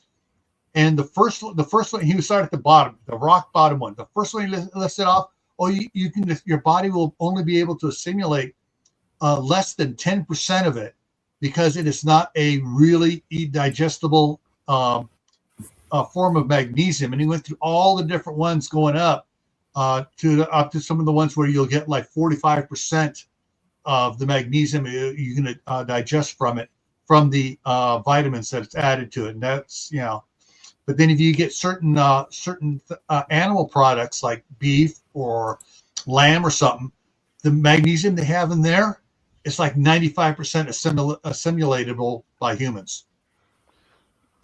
Yeah. I mean, I was just going to say, I mean, some of those vitamins that you buy from less than reputable places as well, they're full of bulking agents and other impurities and contaminants in order to sell you. Oh, pineapple rings. Oh, yes, sir. So I have these. Delicious. Isn't it, though? I have these in my cupboard. I have a snack once in a while. Yeah. But you guys saw that unitized thing that I've got in case of flood or fire and the wife and I have to get out. I've got some of this. It's a dried pineapple and some dried mango. It's a nice sweet flavor. and it's lightweight, and and if you're in a dire straits of any kind, stuck in the house because of whatever, or if you're out on the road, it's easy to carry, and it lifts your spirits. Got something nice and to chew on. It's nice and sweet and a good flavor. So I recommend you guys, keep some of this kind of stuff around, because it's easy to store and all that. But yeah, just I'm a going to suggestion. buy a couple of those. You really should, Shadow, because these are really good, man. Yeah, I love those. Mhm. I love pineapple. I love mango, Mhm. papaya. Oh, Yeah. it's so good. It's a good idea if even if you're not into foraging, a lot of foraging or Banana chips. identifying things like that. If you take a look at the plants in your local area that are high in certain vitamins, vitamin C being one of the primary ones, because that's one of the things that are lacking the most in a lot of diets. So where I live, for example, I'm quite close to the coast, and what we have is something called sea buckthorn, which is very easily and readily available, and it's available year round, and it has far more vitamin C in it than an orange, for example. So that I know where that is. I know what it looks like. I know how to collect it, and so for me, that's a way of easily getting access to vitamin C. And there'll be plants like that in everybody's region. You just have to have a look around and do a little bit of education, and then just make a mental note of where it is. Yeah. Interesting thing on vitamin C. Everyone talks about, have your glass of orange juice. A glass of grape juice has 50% more vitamin C than a same size glass of orange juice. And grape leaves have even more vitamin C. So make yourself a grape leaf salad, and you're good on your vitamin C there. Yeah, and kiwi contains more vitamin C than an orange. Yeah. I mean, just briefly talking about vitamins as well. Vitamin D is something that you get vitamin D from the sunshine, basically. And if you live in a particularly dark part of the world, a lot of people are deficient in vitamin D. In my part of the world, and probably Shadow's as well, a lot of our population is vitamin D deficient. They actually recommend that we supplement a little bit of that. Yeah.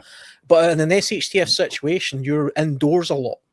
And you eventually could be potentially not getting as much vitamin D as you require. So that's something to consider as well. Also, if you are white people produce vitamin D, but we can produce it.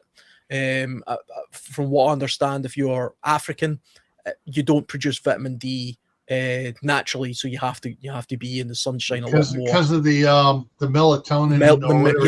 Yeah. So it might be the case that you have to have more of a stockpile of vitamin D supplements, for example. And Vanessa Kitty has a good point. Health problems create vitamin deficiency too.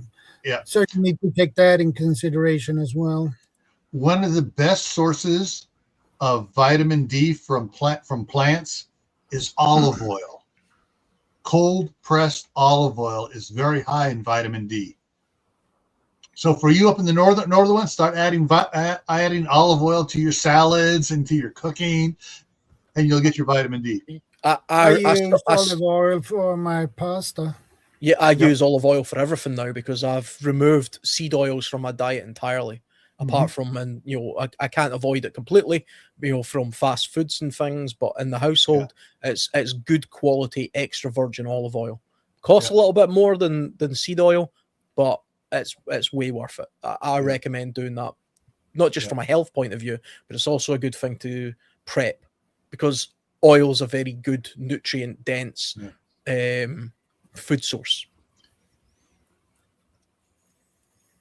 Yeah, Vanessa Kitty has a good point, actually. Be darn careful on those vitamin doses you are using. Overdoses on them to cause huge health problems. And I agree with that. Yeah, that's why you be best to try to adapt your diet to provide most of the vitamins and stuff you like to get. No, olive oil is not a seed oil. It's the flesh around the olive seed, the pit. So they deep hit it and they squeeze the flesh of the olive to get the oil out of it. Yeah. Of course, then if you just like eating olives, you're going to get it anyways. Yeah. Let's see. Other items you should have already in your preps. Oh, tools. Yeah. Pliers and stuff. Different types of pliers, hammers, hand tools. Someone mentioned hand tools way earlier, but yeah, want to make sure you have hand tools that'll work without power. Yeah. Hand saws, screwdrivers. Oh shoot! Maybe I can find her. Maybe I can find her real quick for you guys. Give me a second here. See if I can find it here. There is a channel. Damn! I wish they went and screwed up.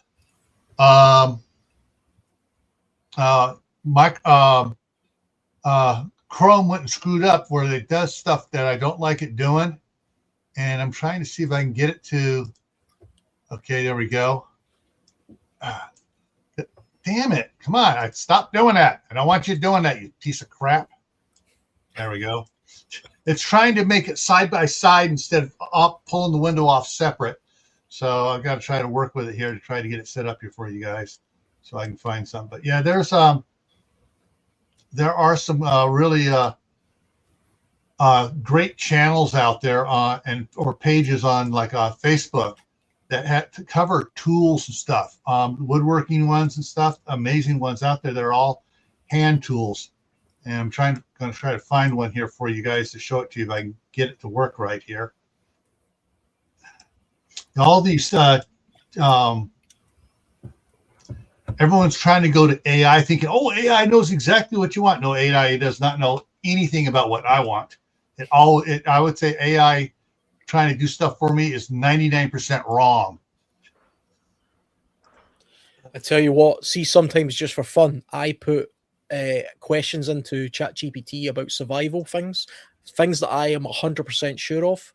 ChatGPT, only half the time, I would say, ever gives me the right answer. Yeah. A lot of the time, it just feeds me bollocks. Or it tells me what I think I want to hear or kind of sounds good. It also pushes a lot of myths. So be very wary of getting your sort of survival knowledge or prepping knowledge entirely from ChatGPT or something, because all it's really doing is pulling from lots of different sources online, and there's a lot of crap online. If I can get this to stop here. There we go.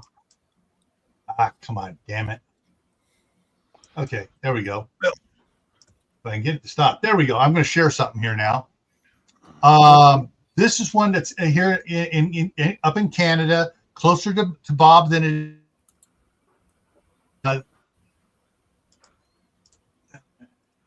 This one here is absolutely funny. She is. All right, this is Nicole, and she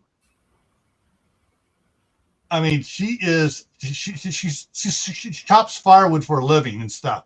She also does blacksmith work, and she takes old axes and split mauls and splitters and stuff, and she makes new handles for them. She restores the axes and stuff, shows you how to sharpen it, how you do everything. But yeah. She, if you want to learn about how to do axing, how to cut woods, and how about different woods, or different density of woods and stuff, all the different ones. She's a wealth of information up there. She's written a book too, a couple books. So, but yeah. Anyways, I just thought I'd share that one. That's yeah. So there is Nicole, Coenen is her page, and yeah. She definitely knows how to wield an axe. I would probably kill myself if I tried to wield an axe like that. Oh yeah, I mean that was hurting my back just watching it. And if you have her on a big thing, you look at her, it's like, I ain't gonna back talk her. She is buffed. Hello, What did Mike. I just walk into? Well, I was just going to say, there goes the neighborhood. The British have arrived. Oh my God, what now? What's Alan then? Yeah, I was already here. we send the Scottish I in know. first, Just messing like with you. cannon fodder, you know. Yeah. Yeah. Definitely, like There is when it comes to tools, there is truth to that. There is truth. a good chopping tool, a good sawing tool, a good cutting tool, and a good digging tool. If you can get one of each of those things, then you're in a fairly good place, and then you can build up other stuff after that. Oh, that reminds me. The one tool that she shows in only a couple of her videos is the draw knife, and she for making the axe handles and stuff. And she uses a good draw knife, and and a couple of them she actually shows how to sharpen them and stuff too. Excellent channel. What channel was it? I missed it. I just came into she's buff. It was a very fit looking woman cutting gigantic logs. Nicole Coenen on Facebook. And I think she has a YouTube channel too, but she's always popping up in my feed on Facebook. But her along with the one from the Philippines, the Patty Bing from the Philippines, where she does the plank work exercises. Oh, my money's on the Filipina. Yeah. Oh yeah. Oh, she is incredible. Her thing is, I'm a grandmother, and she's out there doing stuff like, crap. I give up. She's putting me to shame. I found her. There you go. Yeah. Interesting. Well, I've got to go, guys. Get my day started. Yeah. So Okay, peace Bob, out, no everyone. problem. Later, Bob. Yeah. Peace out. Was it something I said, Bob? Come in, he leaves. Oh God, the British are here. Oh, God. Okay, I'm okay. I've been putting up with one Canadian in the side chat, but All right. You don't I've need had to to- leave. You don't need to leave because of us. We're letting you use our airbase now. You Yeah. can use our airbase. okay. All right. Thanks, fellas. Yeah. Peace out, everybody. God bless. Oh, See you Iron Fire later. Horse threw up her. Yeah, there's the link to her channel too. Yeah. Oh, that's her YouTube channel. Yeah, so she's on YouTube and she's on, but she also does. She's into blacksmithing now, where she's actually making it, and she has this killer Scottish sword that she splits the logs with as well. Like a claymore. Yes. Yeah, nice. I think. I mean, I don't think wood chopping with a claymore's too practical, to be fair. Well, she's not the only one doing this. Like 3 of them using these big old claymore axe swords, and they're just splitting the logs. It's like, but you can see when she does it, all her muscles in her shoulder and stuff suddenly like steel cables. It's like, Nice. be very polite to her, gentlemen. Nice. You guys might have more of an opinion on this than me. I mean, I've always had a good knife, a good saw, and a good axe, but recently I've been putting together an actual toolkit. People call these EDC toolkits online. I don't know what an everyday carries thing's heavy as hell. I've been putting this together. The reason I've been putting it together actually is because I'm putting together a toolkit bag for my motorcycle. I'm doing long distance travel, so I need a kit that allows me to be able to do general repairs. But this same sort of kit in most household emergency situations, would go a long way. And there's lots of different, ways of putting these kind of kits together. I'm just wondering if you guys put something like this together. Is this something you do? It's actually it's expensive to put this together. I've not done a video on it yet, but I've slowly been putting this together of everything I think is necessary for my motorcycle, but I can also use in the household. And I'm finding it pricey.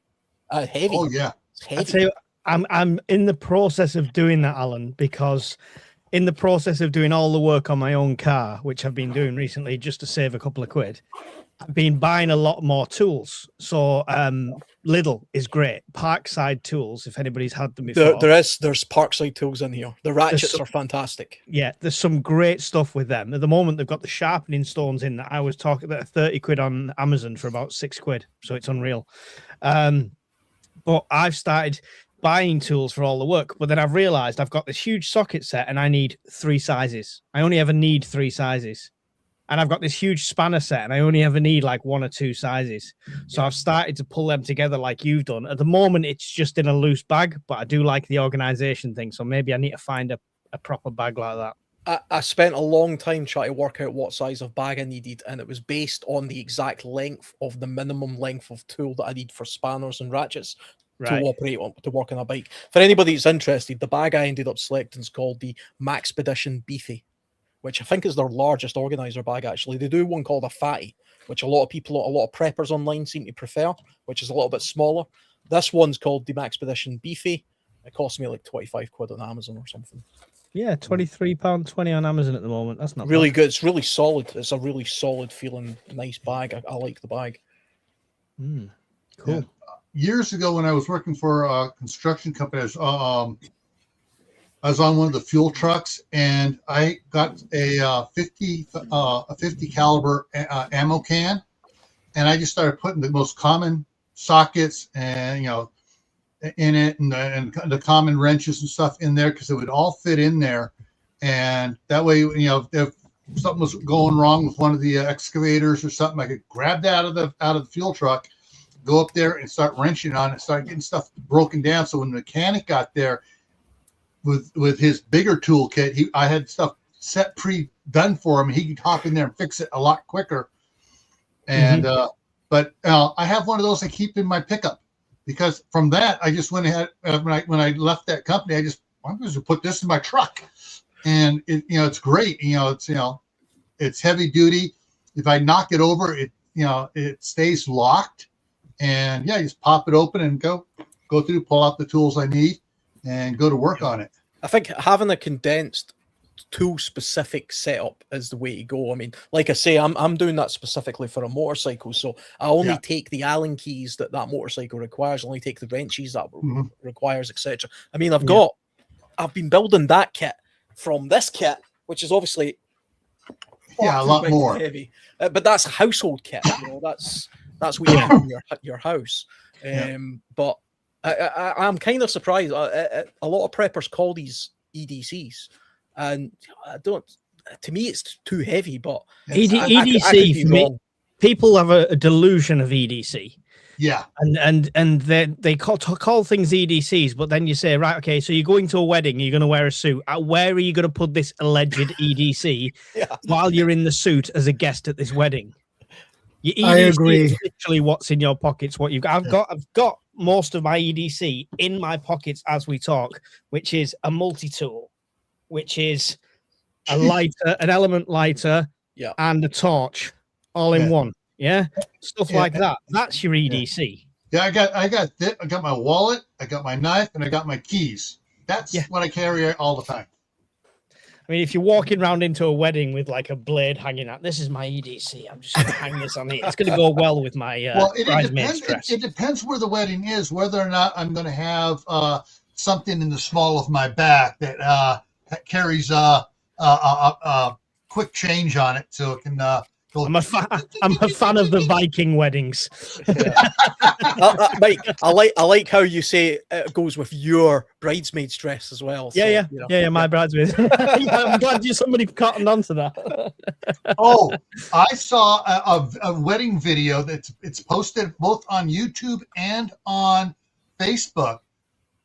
They're getting there's the bride, the groom, 4 groomsmen and 4 bridesmaid, and the minister, priest, whatever, goes, if there's anyone who objects to it, speak now or hold your peace. They all pull out their pew-pews. The bride reaches down, pulls up her dress, and I've seen the clip now. You said it. Yeah, I've seen it. Yeah, it's hilarious, isn't it? The groom is like, what? But yeah. Willow Tree mentioned the stagger there, Alan. I think is it Skiandu or whatever it's called? It's called a Skiandu. Skiandu, that's it. Skiandu.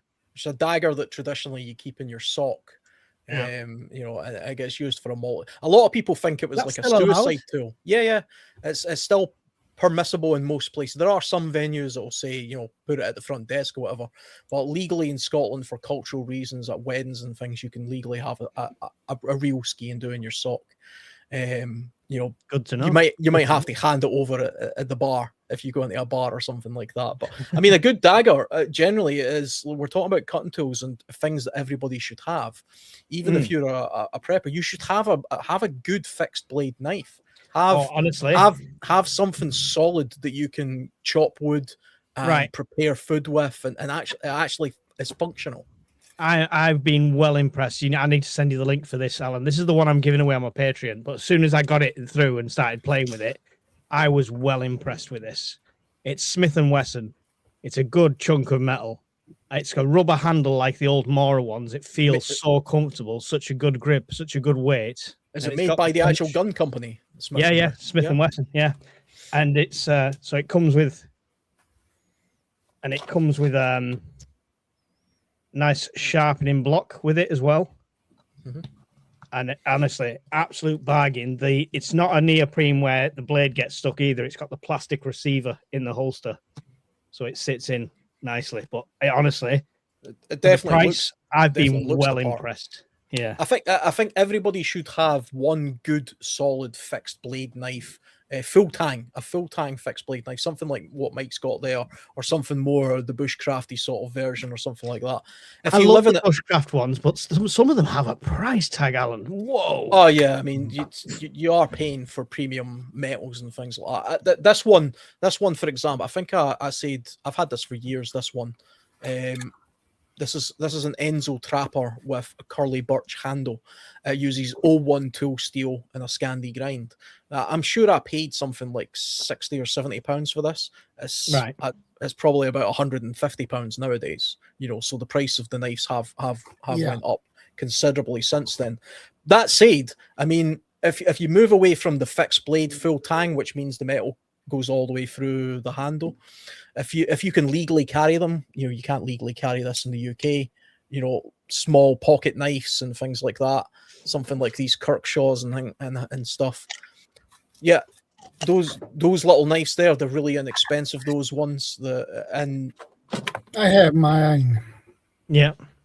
This is a Falkniven A1. That's expensive. Oh yeah.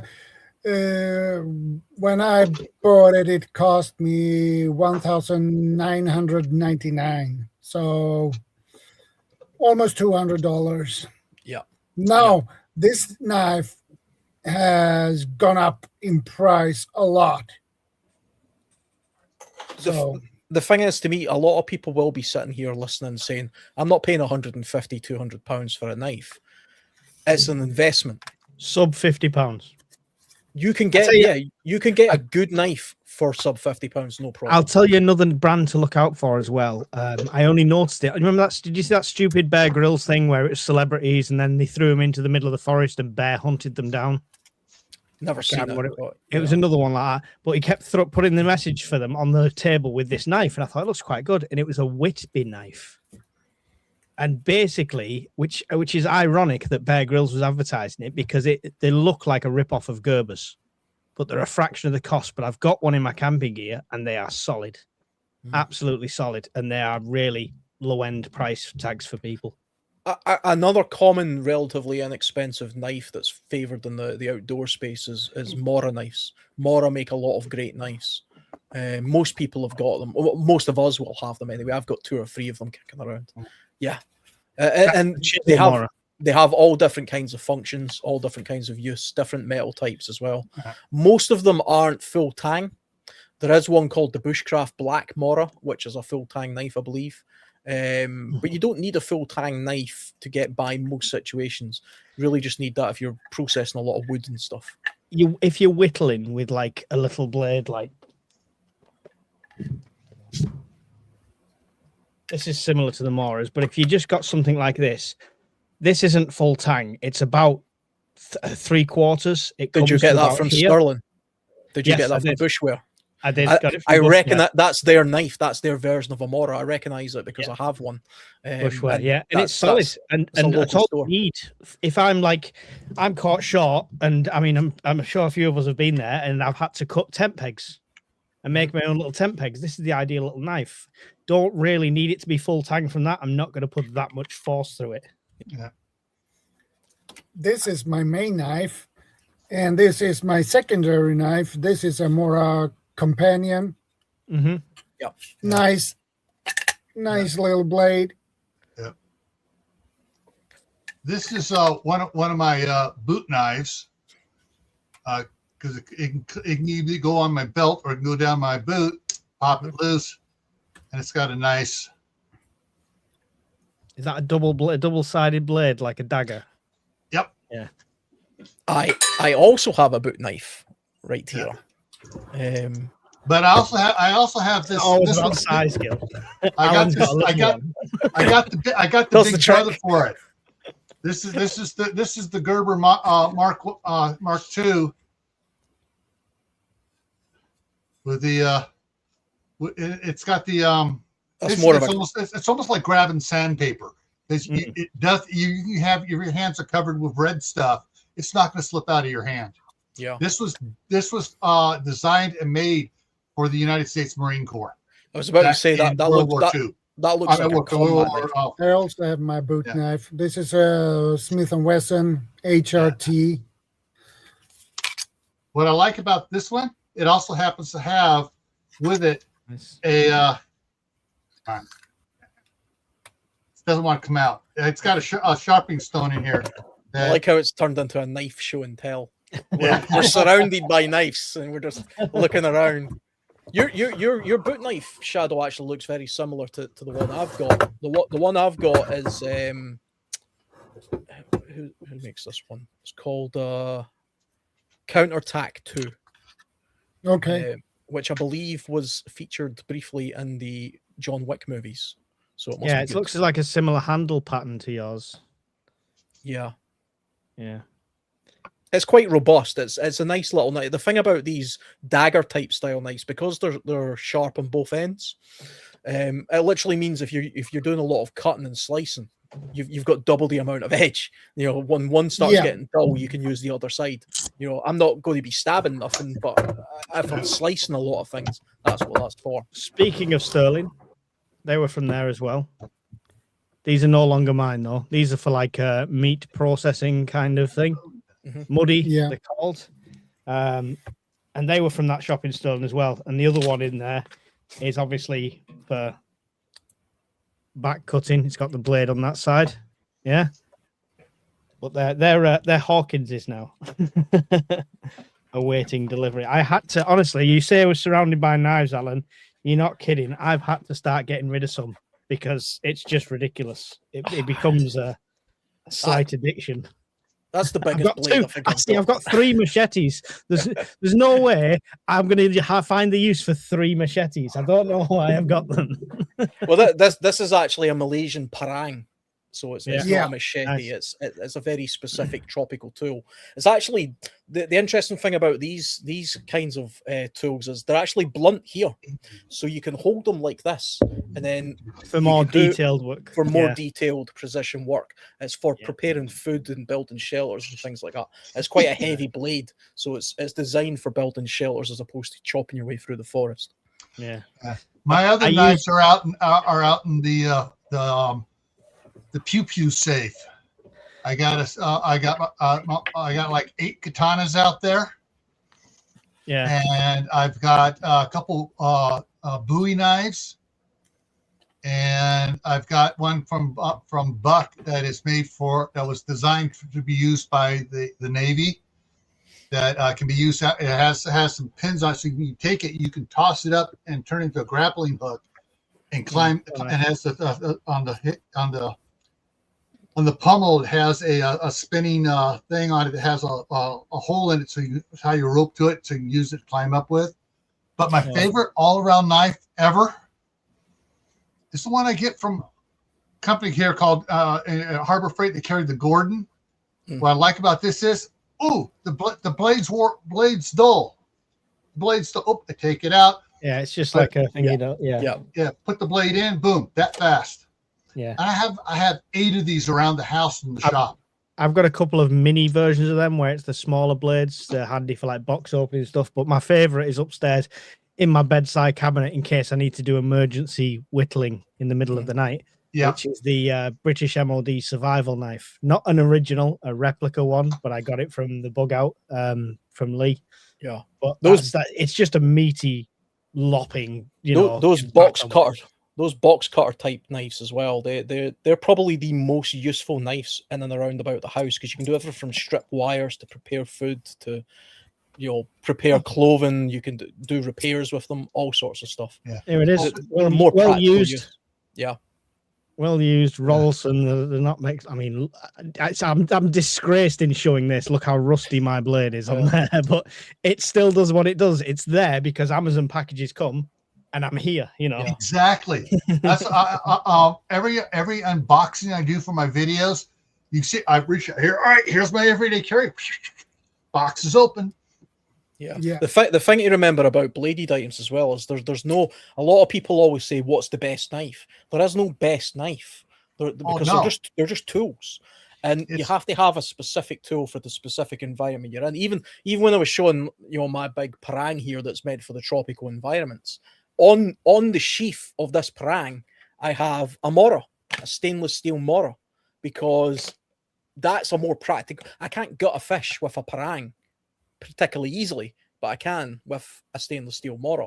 It's stainless steel because in a tropical environment there's a lot of moisture content. Not that I'm in the tropics very often, to be honest, especially where I live, but the couple of times that I have, this has been the thing that I've taken with me. Yeah, I like what you said sounds like a video important. waiting to happen. That Alan, you saying I can't gut a fish with the karang or whatever it's called, and then 2 minutes later, just you with this fish. What you said is very, very true. As far as there's no such thing as the perfect knife, because different things. It's like a hammer. Yeah, there's no such thing as a perfect hammer. You can have a little upholstery hammer. You can have a sledgehammer, a claw hammer. 16 ounce, 24 ounce, whatever on up. Then you get your sledgehammers. Everything from your 4-pan 24-ounce S-twing. That's all you need for everything. Well, straighter curve on the okay, all right, smoother hash on the face. Smooth. I use hash because sometimes if I'm up there reaching for a nail, I don't want it. I want to be able to hit the nail. I want to make sure it grabs it. But like I said, it's different. It's the one thing my boss said invest in when I did joinery. So he said, don't cheap out on the hammer. Whatever you do, he said, your elbows will forgive you. Don't cheap out on the hammer. We can buy the cheap Black & Decker power tools and replace them once a year. It makes no difference. With your hammer, get something really good. Yeah. And then then you go from the small hammers, then you go up to, like you were saying, sledgehammers. I got the 4-pound hand drilling hammer. I got the 6-pound hammer, the 8, the 10, the 16, and the 20-pound sledgehammer from when I work construction. Yeah, so each one has its specific uses. Same thing with your knives. Each knife has its specific uses, and this is where I get in arguments with pew enthusiasts. Oh, this is the best one. There's no such thing as the perfect pew, because each one has its specific thing it's designed for. Yeah, it's the same with axes and things as well. So this is a Grand Force Brooks small forest axe. That's beautiful. I that is a good one. The island. Yeah, it's really nice. To my mind, that's for my environment, for the place I live and the UK and the places I go. This is the best axe you can possibly buy from a size point of view, and the manufacturer. I'm a big fan of Grand Force Brooks axes, but if you're in the boreal forest or far north in Canada, you're going to need a much bigger axe than this. This is not a splitting axe. Yeah, you're not bringing a 3-foot diameter tree down with that one. No. It might take a week. Even that very impressive woman in the video would have trouble splitting those big logs with something like this. Actually, she's shown using some small axes like that. She'll go through different ones, showing you how to use them. I do see, I see a lot of people with a much smaller version of this, a little hatchet, I personally don't think that's a good size because you're more liable to injure yourself with something like that. So I advocate something like this, but it's just like you're saying that you have to pick the correct tool for the correct situation. If I had a homestead, I would have multiple different axes because with that in they all mind, do different things. With that in mind, I don't know if it's been mentioned yet, but this crowbars, pry bars, something, good solid pry bar, especially if you're like me in your urban environment and you might have to get through doors and things like this. To be fair, these are razor sharp as well. That's why they've got the rubber caps for them and stuff. And I wrapped it just because I had spare paracord. But they are very underrated and it should be part of everyone's kit. If it's 90 days past the event and I'm going out looking for canned food, I'm not going to be armed to the teeth, but I'm definitely going to have this with me. I tell you what, another good reason for having that. I've got a crowbar. It's a little buy again. They came in 2 sizes, a large one and a medium-sized one about that size. I've got one of those under my bed because I seen a thing a while ago where if your house is on fire and a beam or a bit of wall falls in front of your door, you can actually end up trapped in your own house, in your own bedroom, and not able to get out of your door. And if you have a crowbar under your bed, that will give you enough leverage that you can snap your way or smash your way through your own door or break into your child's bedroom through the wall if you have. Yes, through the wall. Through the wall, and you can do that. And when people say, "Oh, just smash the window if you can't get it open to get out of the house," have you ever tried to smash double glazing? With just an ornament in your bedroom, you need something like a crowbar. You need something substantial. That's why I had a normal childhood. I didn't smash any double glazing. Sometimes the brick bounces back. I'm just throwing that. Yeah. I never smashed double glazing. I pulled out my machinist spring-loaded center punch. Pop. Ooh. Pop. All right, they're gone. Another good reason for the Smith & Wesson. It's got the punch on. Oh, yeah. Yeah. Oh, yeah. Yeah. So I came in here with no idea what the topic was, but items you should have in your preps already, I see at the top. Yeah. Exactly. And that's why we're on tools, I assume. I assume the first thing we all covered was food and water, right? Yeah. Well, for me, it was actually clothing. Appropriate clothing if you need to leave your house. Good footwear. Naked though, Alan. Not in Scotland. This is not naked and afraid. All right, this is not naked and afraid. Not in Scotland, you can.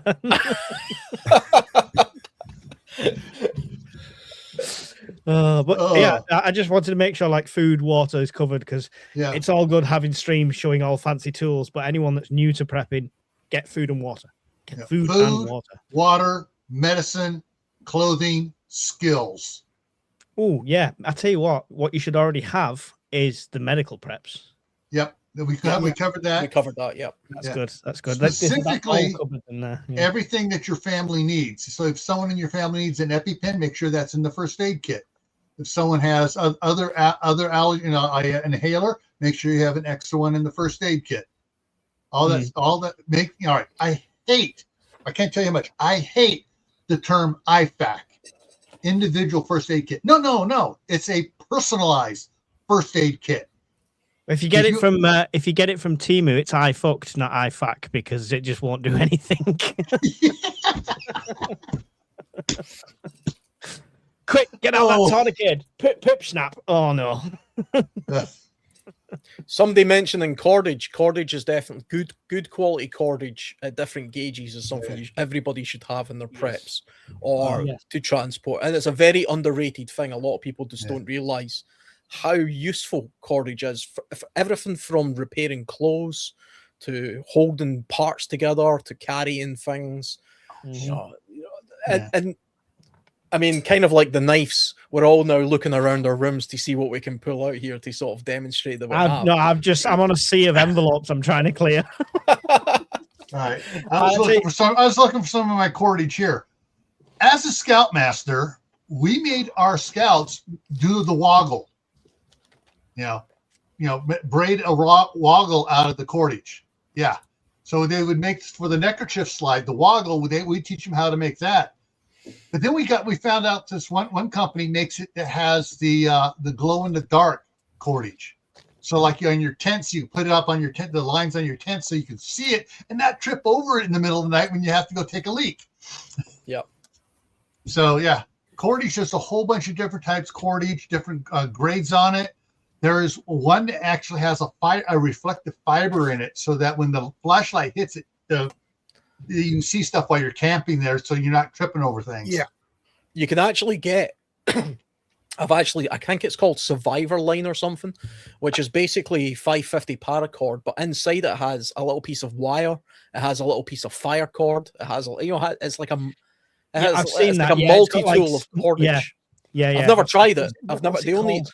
The only thing I've tried that's similar is fire cord, which has a red piece of cord inside the sleeve of 550 cord that is very easy to strike with a flint and steel, and it will produce a flame. I actually think earlier when I was showing my axe, I always put a little bit of cordage around this part of my axe, which is really just there to protect the shaft when I miss. Yeah. That's the same sort of thing. And I'm pretty sure the cord I used there, that is that fire cord. I've never used it. I used it the one time that I bought it to see what it was like, and then I put it on like some tools like this. But I mean, if you're going to have it, you may as well. I've got lots of paracord. A lot of people really love paracord because it's strong and you can separate the inner fibers and use them for different things. So multi-use when it comes to stuff like you showed the wrapping there. I mean, that now is a handle because you can use this for carving out. So I'll hold it at this point. The only two places I'm going to hold this is here and here.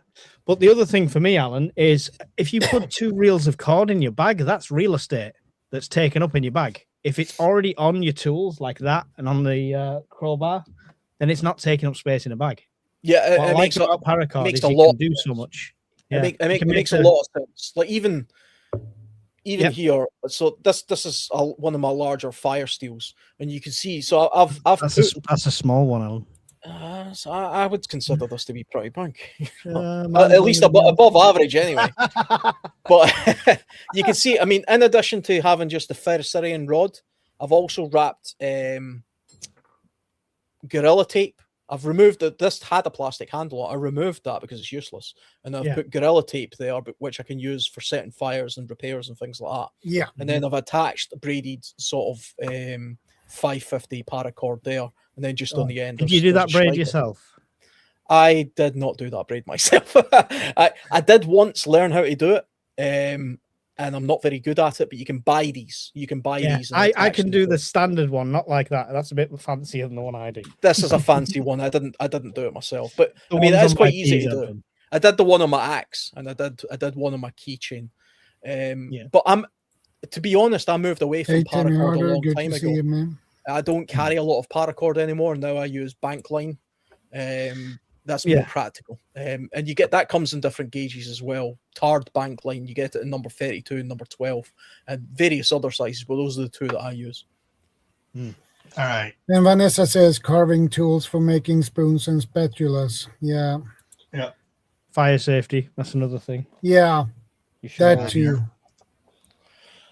The medical and the fire, I think. There you go.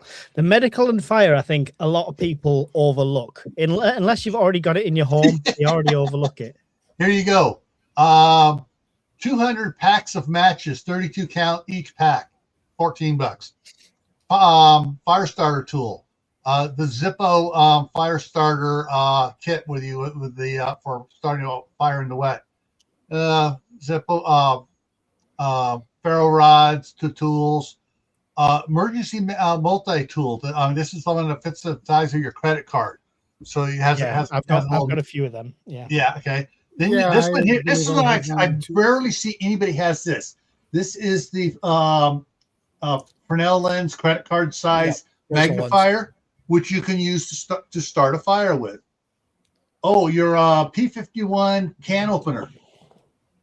To open up your can, if you're out there, out and about, this is the old military. Open up your C ration, thing. Zippo lighters. I mean, your regular disposable lighters and stuff. This one here is I got one years ago and I gave it away in one of my giveaways. This is a Zippo insert. It'll fit in any Zippo metal case, and it's a plasma lighter. So you put it in there. Right. So yeah, I was going to mention them. I've got an arc lighter like that. I've also got an Element one. They're USB-C chargeable. Yes, I recommend them highly because they never run out of fuel, and as long as you've got a power bank, like a little small Anchor power bank, you'll recharge that a million times with a power bank. Yeah, and the fuel doesn't evaporate either. Yeah. And then if you're going to get one of those, you might as well get one of these waterproof ones too for your regular Zippos. Keep it from doing it. Let's see. Here's your portable aqua filter, water purification tablets. And your waterproof matches and stormproof, windproof matches as well. Yeah. So just looking at all of Amazon. But I can't find. I wonder what happened to it. I thought I had one. I must have gotten rid of it once I got out of the Scouts. I probably just deleted the whole wish list for it for the Boy Scouts. But I had one with all the different types of paracord in it. I've never tried the lens cards, but I do have lenses that can be used. Yeah, excellent. But I've never tried the cards because, I mean, I need to get one and try it, but I just figure it's not the most efficient way of starting a fire. I can start a fire with sticks, right? Yeah. I know the techniques for starting a fire, but with a bow saw and stuff like that. But survival is about comfort, right? If you can get something that...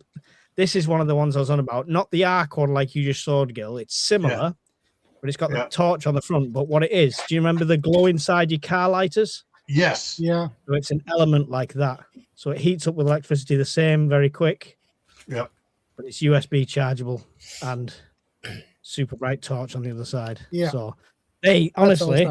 Excellent. I've got lighters everywhere where there's candles, bog standards, Bic lighters. I'm one of those. You're probably the same as me. Every time you go to the store, you see a pack of 4, just stick them in the trolley. So you build up a supply of them. Yeah.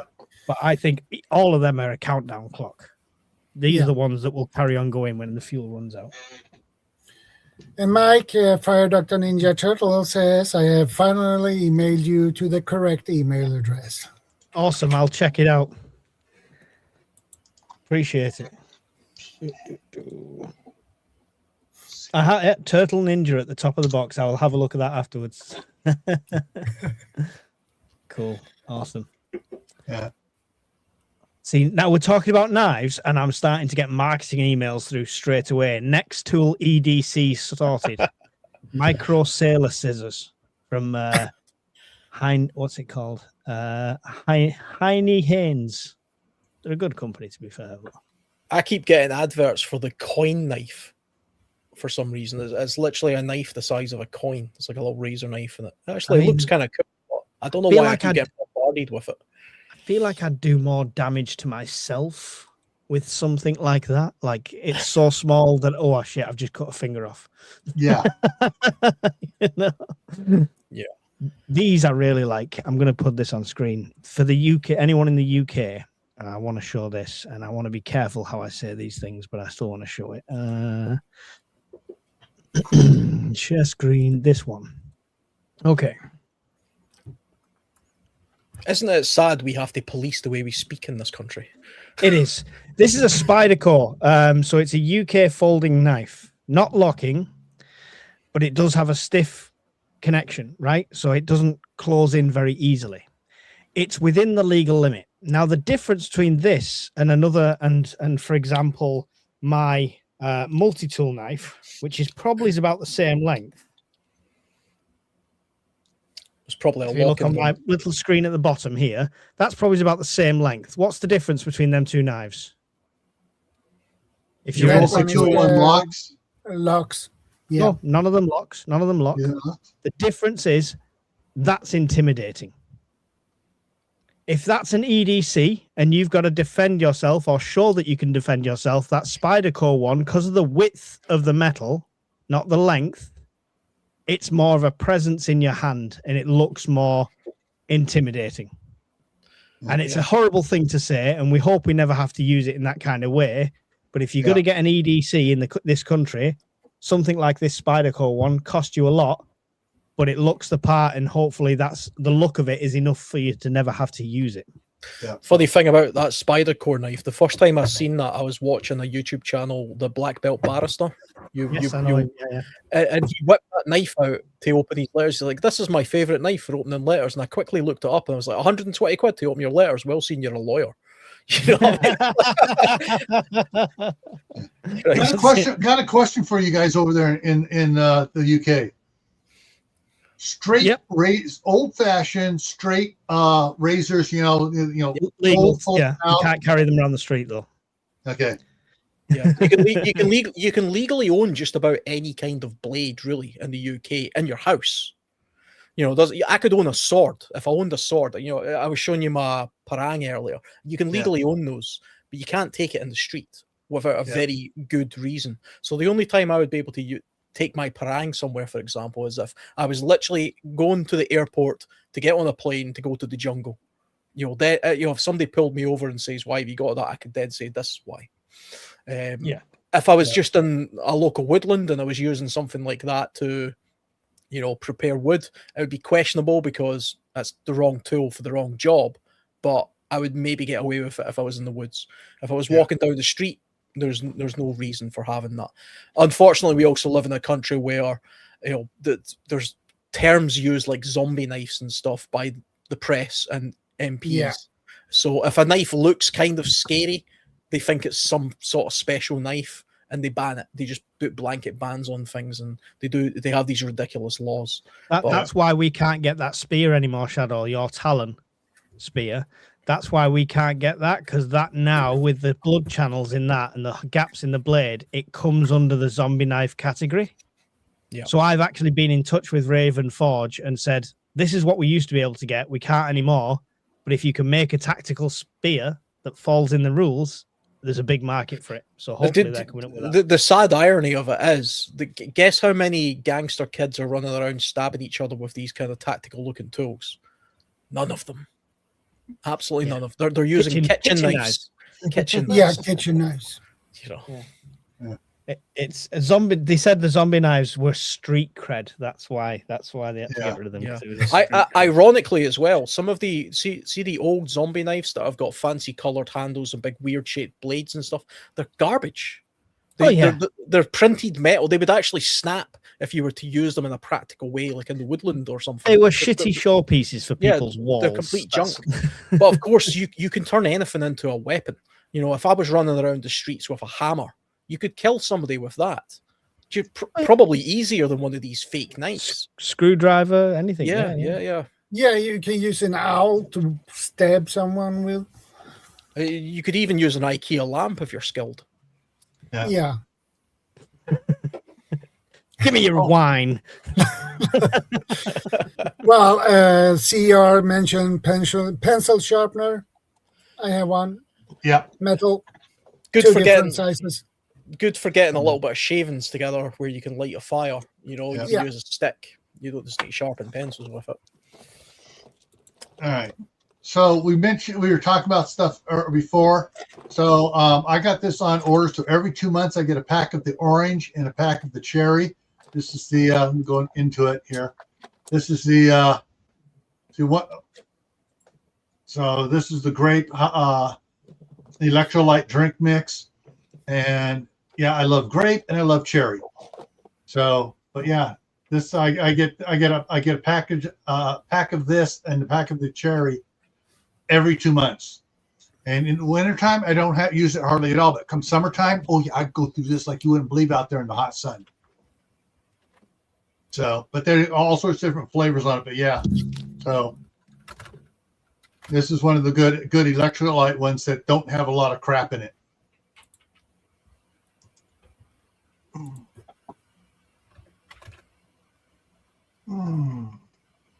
Let's see. Things you should have. Something that totally in line with the topic for the the live tonight, but that has not been mentioned. Canning jars and lids. You should have a lot of canning jars and a lot more lids. Because if you grow food, you can can it and keep it longer. You find meat on sale. Ooh, it's all right. Let's can it up so it's good for 5-6 years on the shelf. Yeah, it's a whole skill in itself. Yes, The process of canning and jarring and things like that. I remember it was a chef tech was going on about it one time, and he went into great detail about his process, the way he does it, and it's fascinating stuff. I've never actually tried to do it myself personally. I would like to get into it. The closest I've came to it is I'm making my own wine, my own beer, which is kind of similar, but I stupidly fell for some of the stuff that you hear online where people, you're going to get botulism if you try and can your own food and stuff like that. Okay. I now know that this is mostly nonsense. In the CDC in the U.S. tracks it. Do you know how many cases of botulism from home canning there has been in the last 20 years? 2, maybe. Maybe. And I bet the ones that were tagged as being those 2 that were tagged.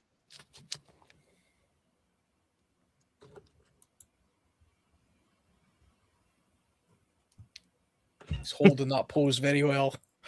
It's dramatic pause. Yeah. He was there. There they are. Here we go.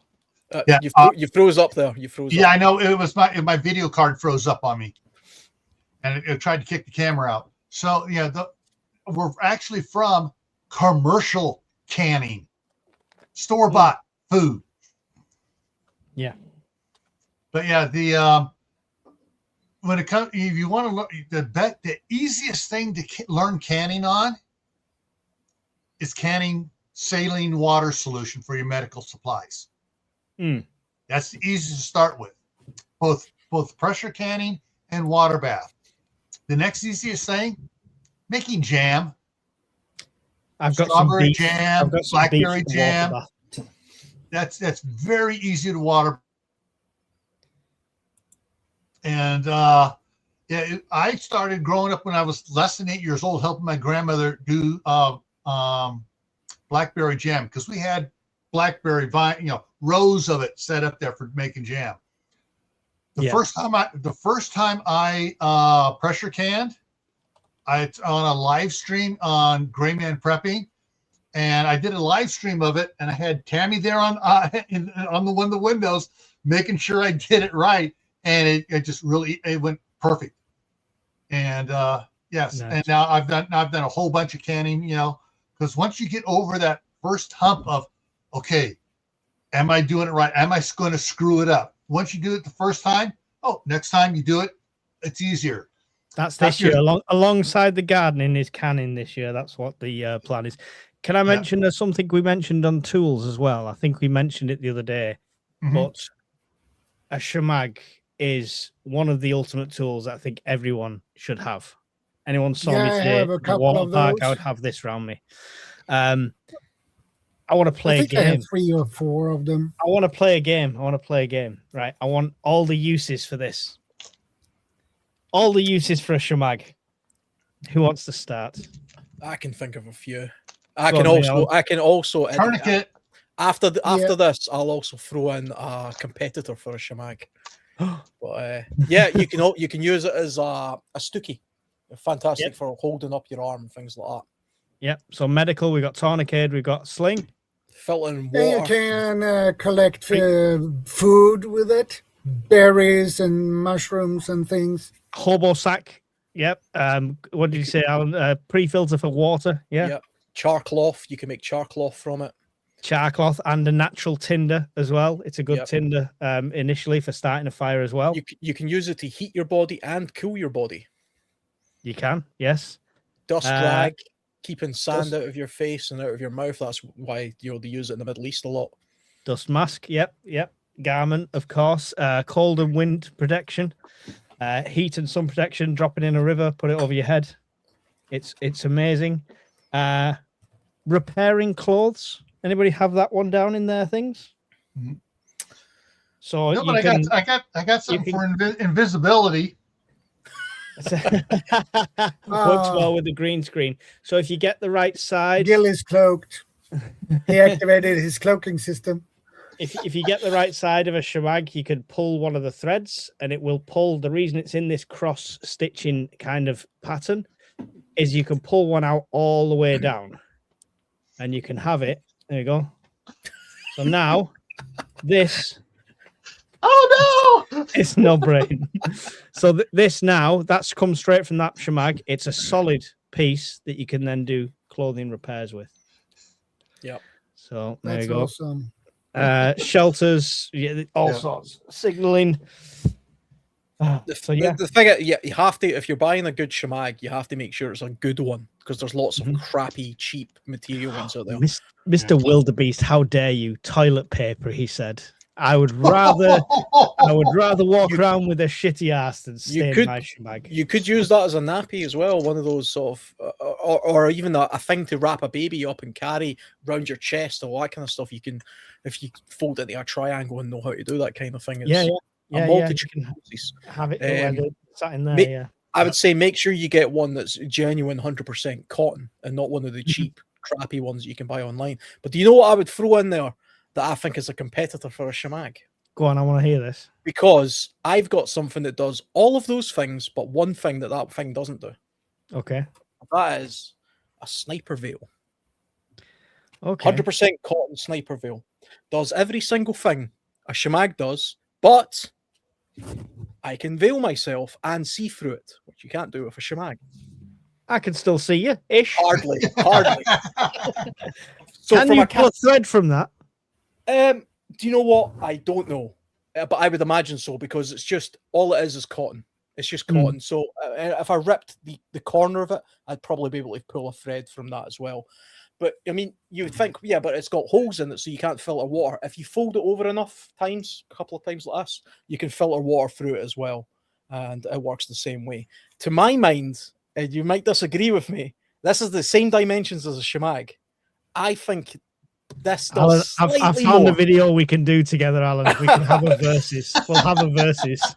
Don't get me wrong. I've got shemags as well. I used them for years, and I carried one for years as well. Then I discovered the sniper veil, and I thought, you know what? That's kind of better. But I mean, does it look as cool? That's the question. Does it look as cool? Well, it's got a cooler name. But it's got a cooler name. The thing is, right, when somebody sees me, they think that guy must be a sniper. When they see you, they think that's a Palestinian activist with blue hair.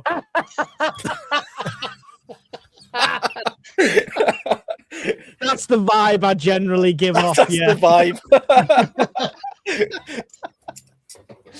Oh, he's Antifa.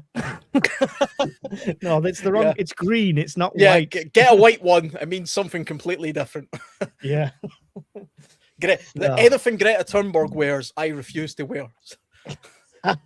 Claws.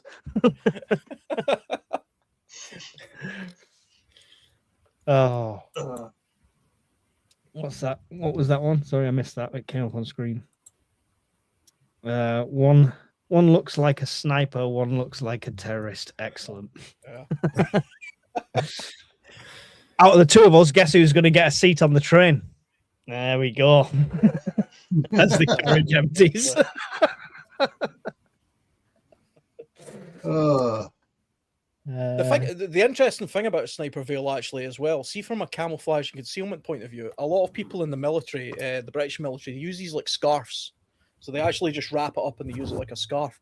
But see if you're in the woods and you put it over yourself, it's unbelievable how well the camouflage is. You wouldn't believe it. But see, just doing this in the woods.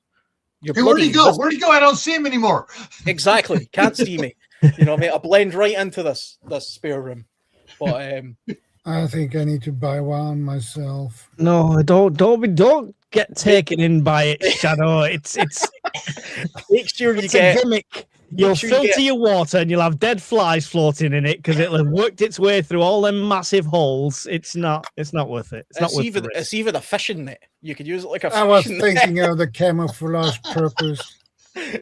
The camouflage, Oh. the camouflage purpose, to my mind, is genuinely the only thing that this does that a shemag doesn't do very well. That's the only thing I can actually think of in reality. But for that one reason is why I now carry this and not a shemag. Yeah, but in a group of Palestinian protesters, I'm more camouflage than you. Yeah, that's true. That's true.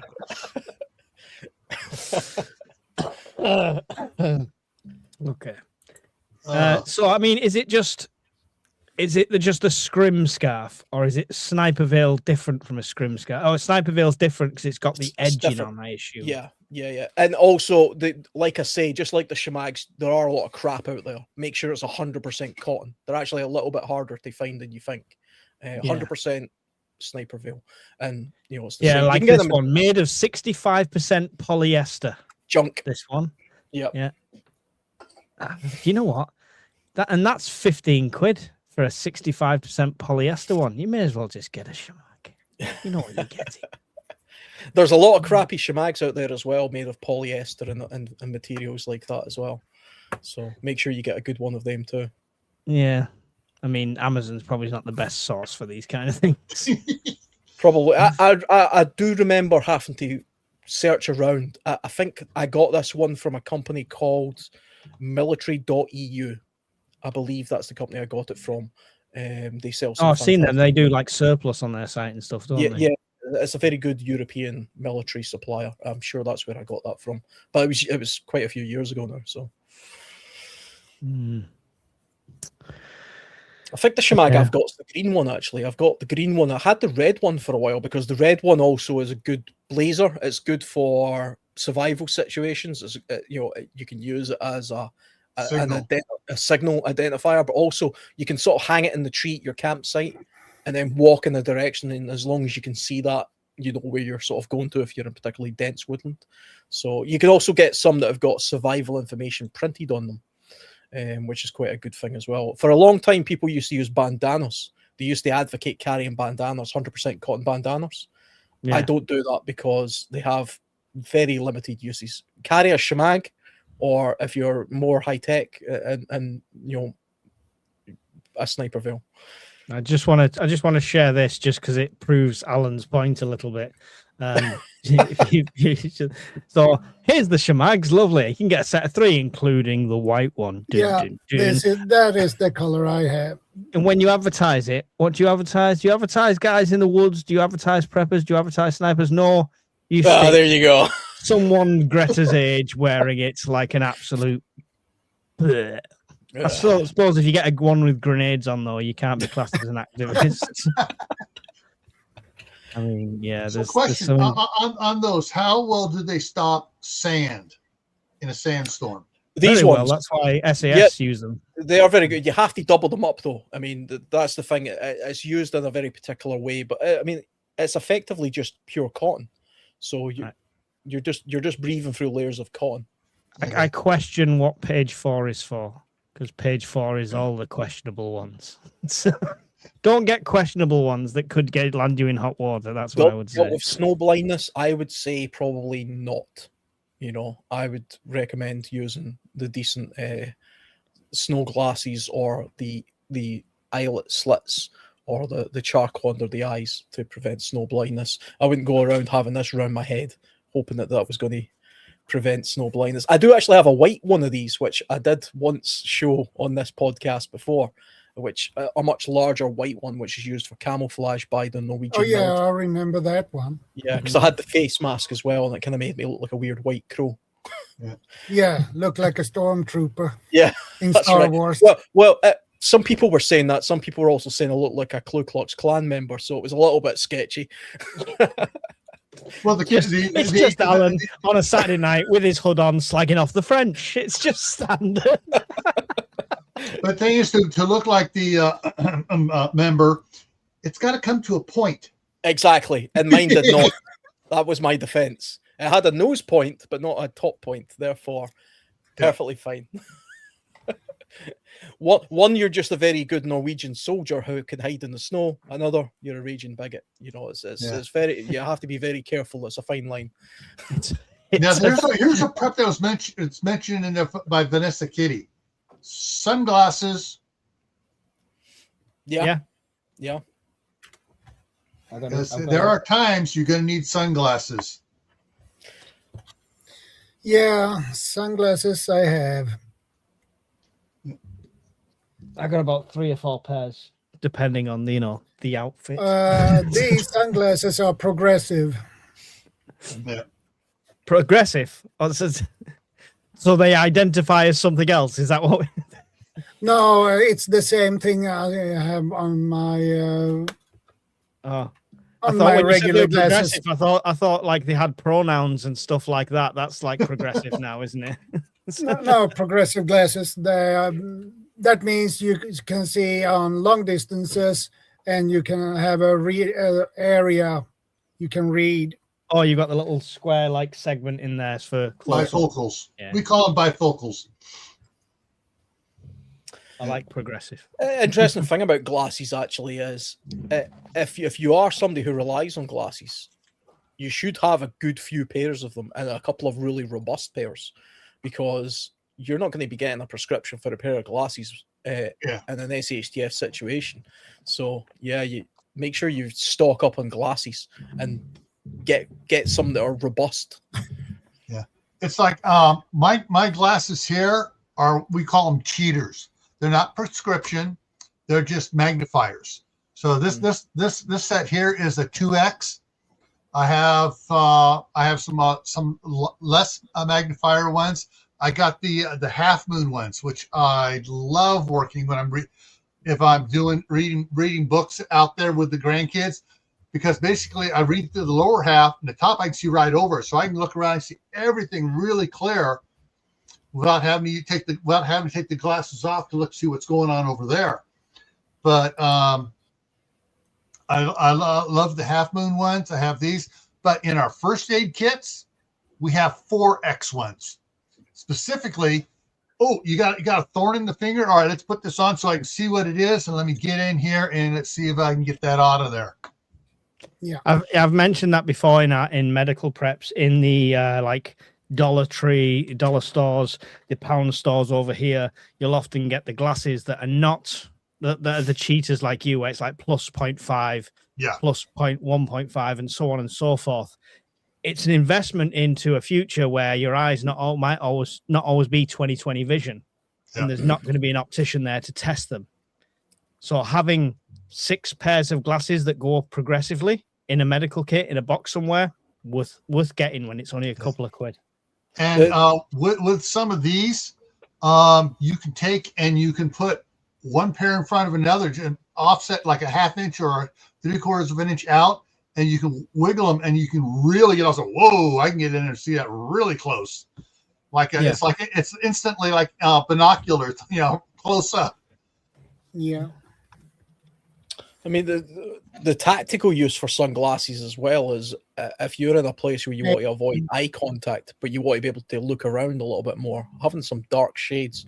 I know what you mean. Yeah, like walking down, walking down a Spanish beach with the missus. I happen to wear these all the time for no reason, just so you can't see which way my eyes are going.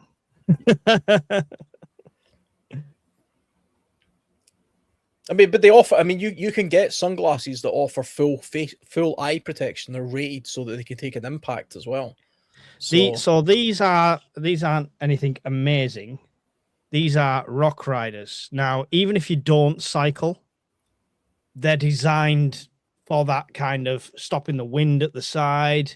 A stone coming up and hitting it and stuff like that. So this is without spending a fortune on ballistic glasses, these are probably the next best thing. I picked these up at Go Outdoors for like 20 quid at the most, something like that. I used them on my cycle to Scotland. Absolutely superb. The kids have had hold of them, dropped them, thrown them all over the place. The lenses are really well protected. So these are obviously my other glasses before my highway glasses kind of thing is more of a summer fashion thing, but literally practicality wise, I will never not have some of these. And I've got a clear set of these as well.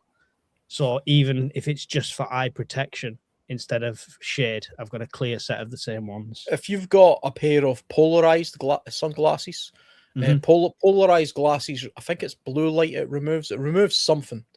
basically it allows you to be able to see through reflections quite well.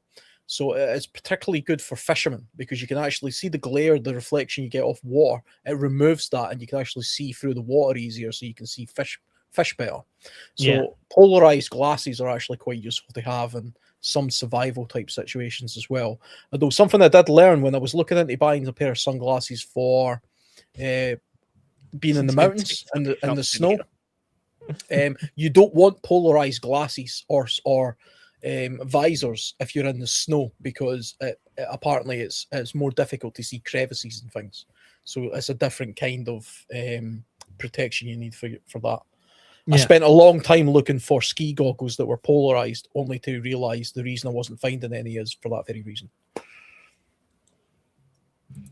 Yeah, I've had some ski ones before. They're never comfortable. That's the problem with ski glasses, I find. I found a website. It wasn't ski glasses, but you ever see the round sunglasses that mountaineers wear, and they've got like the leather around the sides? Yeah. I forget what they're called, but they're incredibly expensive because they're very, very dark. If you look through them, they're very dark. There is actually a company which I can find it somewhere, but there is a company that does them much cheaper, and they're very good quality. You'll be able to find them. It's a European company. I think they make them in Switzerland. But they're optimum for things like snow blindness in the mountains, or if you're in a snowy type environment. That is an awesome name. Sorry, in the chat, the guy is called Tactical Tarzan. I mean, you must have a YouTube channel. Tactical Tarzan. That is an awesome name. Sorry. About 45 years ago, when I went through the police academy, I got a pair of Ray-Ban aviators because they were the only sunglasses they would allow on the shooting range. And so I still have them, but they're out in my truck, up in the little cubby hole there, up on top where I store sunglasses at. So I use those when I'm driving from here to California back again in the morning when the sun's coming up and it's like, oh, I can't see. Put those on, I can see just fine. But I got some other glasses here to show you. These are the half moon glasses. These are also these are the ones out of my the first aid kit here that are the 4X. But I can put these on. I can see right over the top of them, just nice and clear. Or I can, whoa! And if I need to, I'll put these on in front of it. Oh man, I can see every little ridge and whirl of my fingerprints. I feel like it's the cartoon, and then he's going to put another layer on, and now he can see the zooming in every time. Suddenly, he's in the upside down. But seriously, when I put two of these on, I can count the ridge and whirls and everything on my fingerprints from this far out. And if I bring it in closer, I can go in there. I can find any little thorn or anything else I want. And but yeah, these are off of Amazon where I get the half moon glasses, and yeah, they're great for that. I would put glasses into the medical sort of category because I mean definitely. It's kind of Lord of the Flies style. I mean, anybody that's familiar with that book or the old film, the new series that they're just released. I'm scared to watch it because I think they're going to make it all woke. I've not watched it yet. I just saw it. But I remember the little fat kid in the original movie. He had a pair of glasses which he couldn't see with, and everybody was relying on them to set the fire, the lens. But eventually, when he broke those glasses, you couldn't see a bloody thing, and it was a real issue.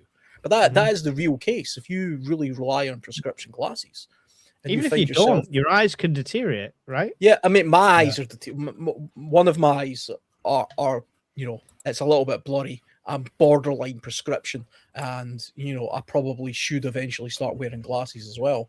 I'm holding off as much as possible because I hate things on my face. But if I do get to a point where I need a pair of glasses, I will buy several pairs of cheap ones because I know that's super steampunk. That's steampunk all over.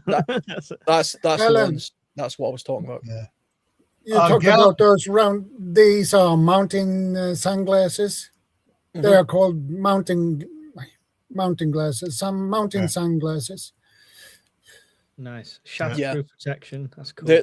They have they're like, you wouldn't want to walk around the normal street with them because they're very dark. They're very dark. You only wear those kind of glasses when you're in the peaks or you're in places where snow blindness becomes an issue. But they're fantastic. There are a couple of companies sell them. I think that company that you just pulled up there was the one I was looking at. There is a much more expensive company, but they're basically the same quality. If you're interested in snow blindness, that's the ones to go for. Yeah, glacier glasses. Yeah. There was a question for me back up there that was from Gallo Raider. He goes, "Why would I go to California?" Well, let's see. That's where the staff sergeant lives still. She's still working there, pulling down over 6 figures. And so, yeah, I go during the summer and stuff. I go there and go there for a week, come back over here, go there, back and forth. We're moving stuff from there to up here. And I would never go to Texas because Texas has a whole assortment of nasty insects, fire ants, the killer bees and stuff down there. My sister's down there, and she'd love to get out of Texas.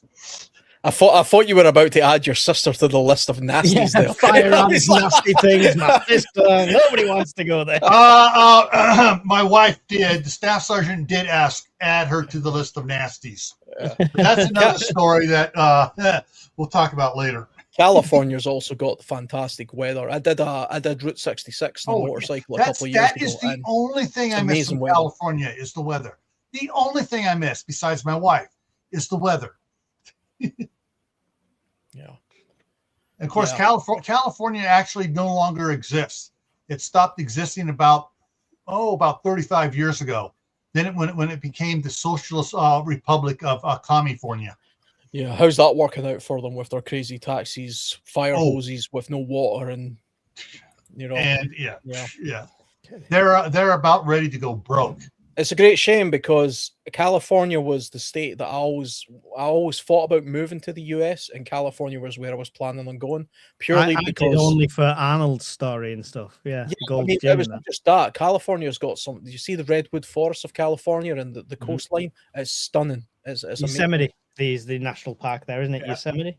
So that's why I wanted to move there, but obviously politically now I would, basically Britain's California without the good weather.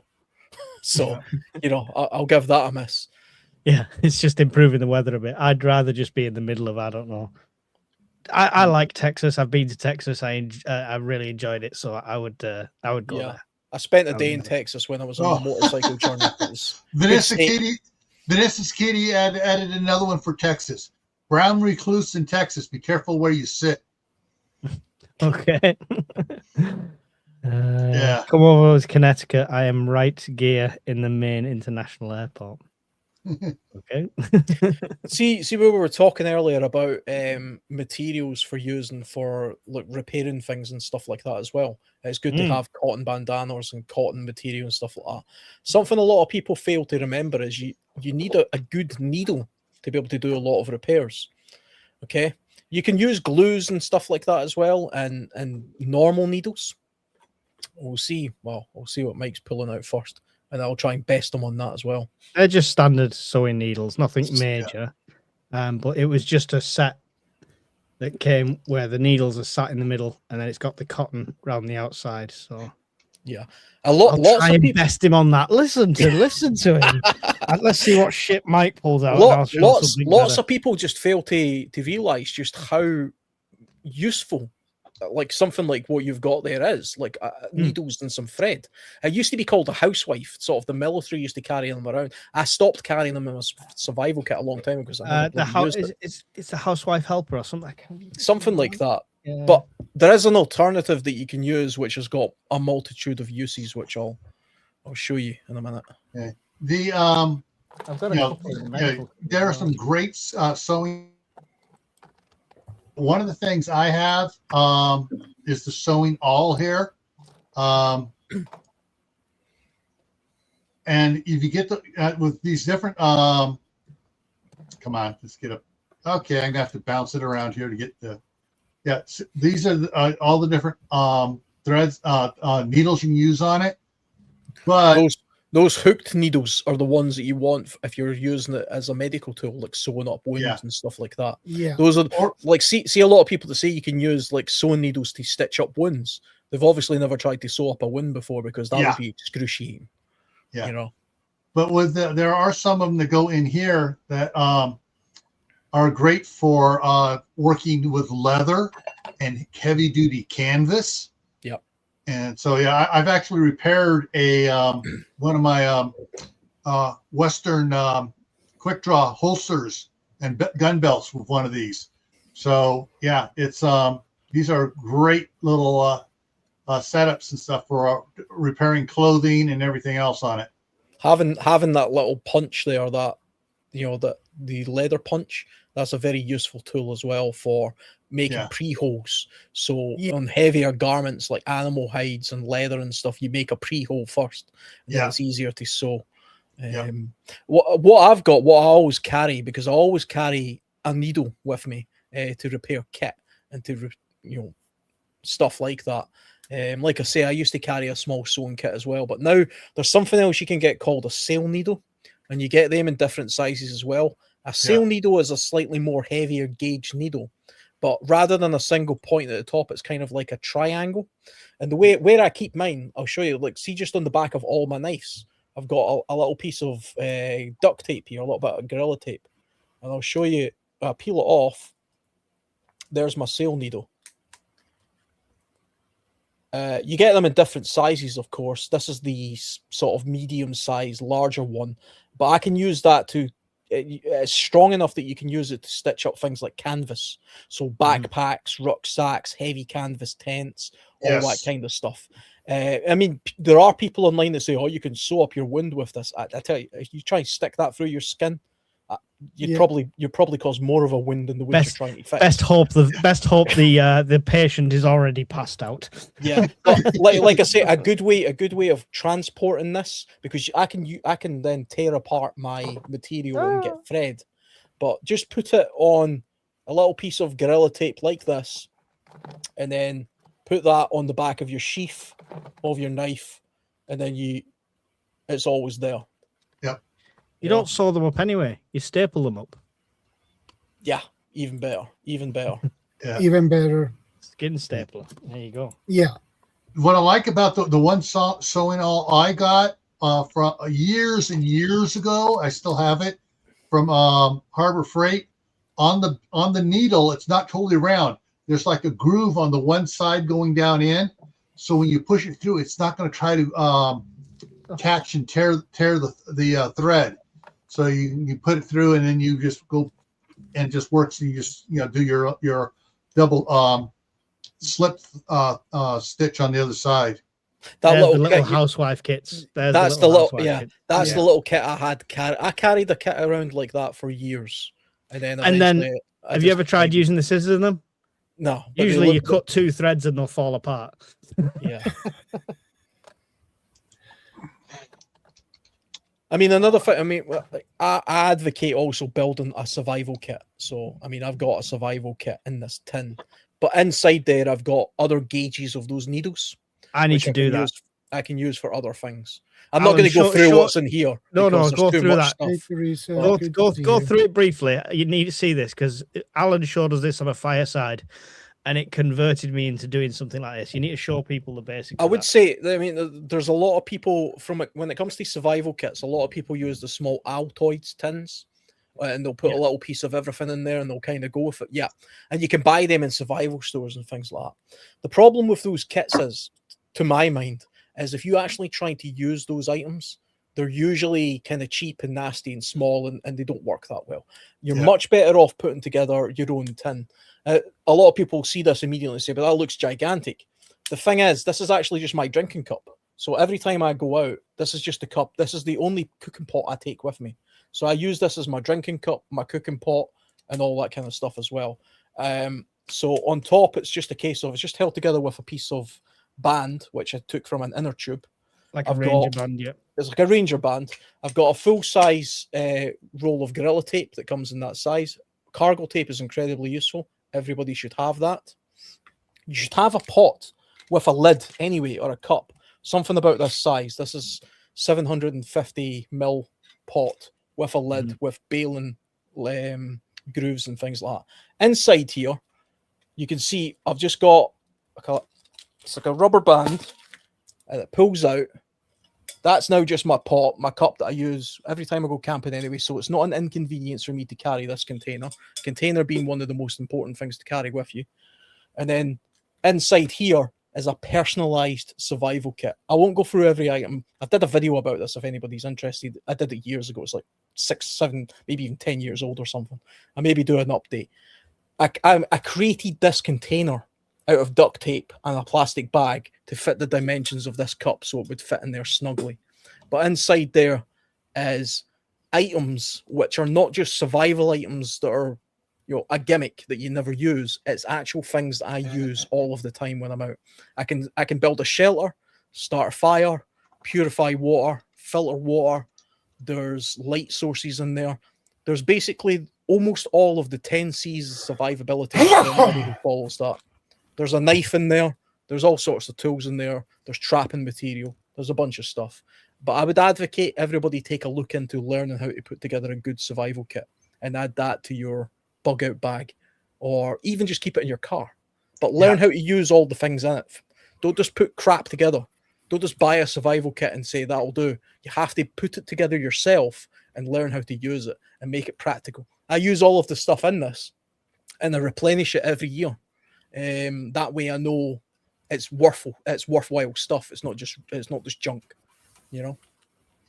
Yeah. Good stuff. Yeah, it's a nice little kit. What Tammy Harder put in there about the shortbread cookie tins, they're great for sewing tins. My wife has a couple of those ones about this big around and about that tall, that she has all sorts of buttons and everything else in there.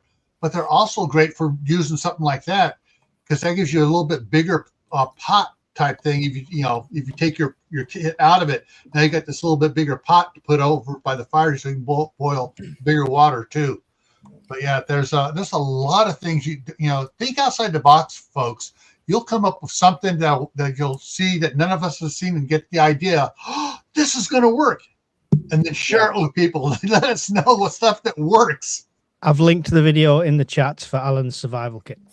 There's so many. I mean, me and Shadow, before we came online early, we briefly said that there's no absolute way of doing anything. Okay, I'm not an expert, by the way, so everything I talk about is just my way of doing it. But there's no, this is the only way you can do this. There's lots of wrong ways of doing things, especially in survival. But when it comes to the right way of doing things, it's usually personalized. It's usually, is it right for you? Is it right for your environment? Is it right for your circumstances? And there's a million people probably who could make better survival kits than me. But this one works perfectly fine for me. And then every year when I replenish it, I think about how can I tweak this a little bit and change it so it changes. And there's a million people that could easily copy your kit and it'd be completely useless to them because they're in an urban environment. Exactly. They're never going to be in the forest. I take this kit with me on almost every trip I go on. I would not take this to the jungle. I would not take this to the mountains. The Arctic. I would not take it to the Arctic. I wouldn't take it to sea. I would have different survival kits specific for those environments.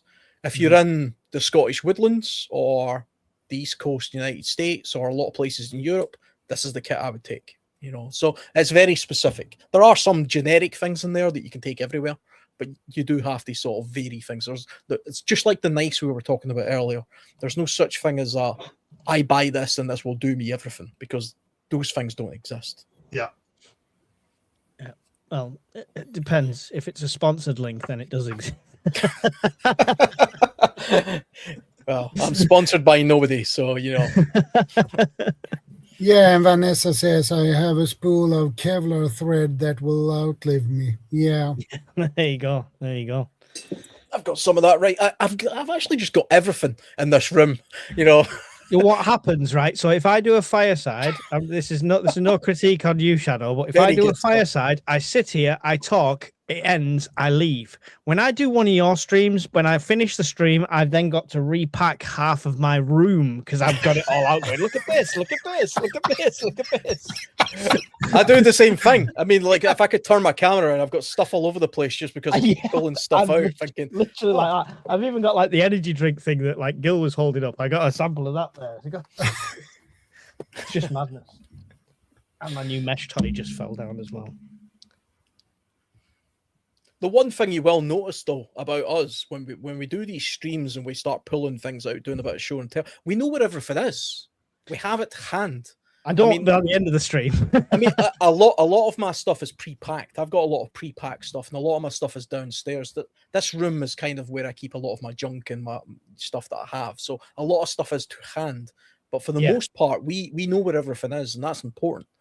Because if you have to get out of the house very quickly, or you need to put stuff together really quickly, you can't be searching around looking for crap. You know, you have to have it right there and then. My good knives, my fire starters, everything like that is, and my, I think my grill is not, because we were talking about water the other day on the fireside, but everything else is in my bug out bag that lives near the front door.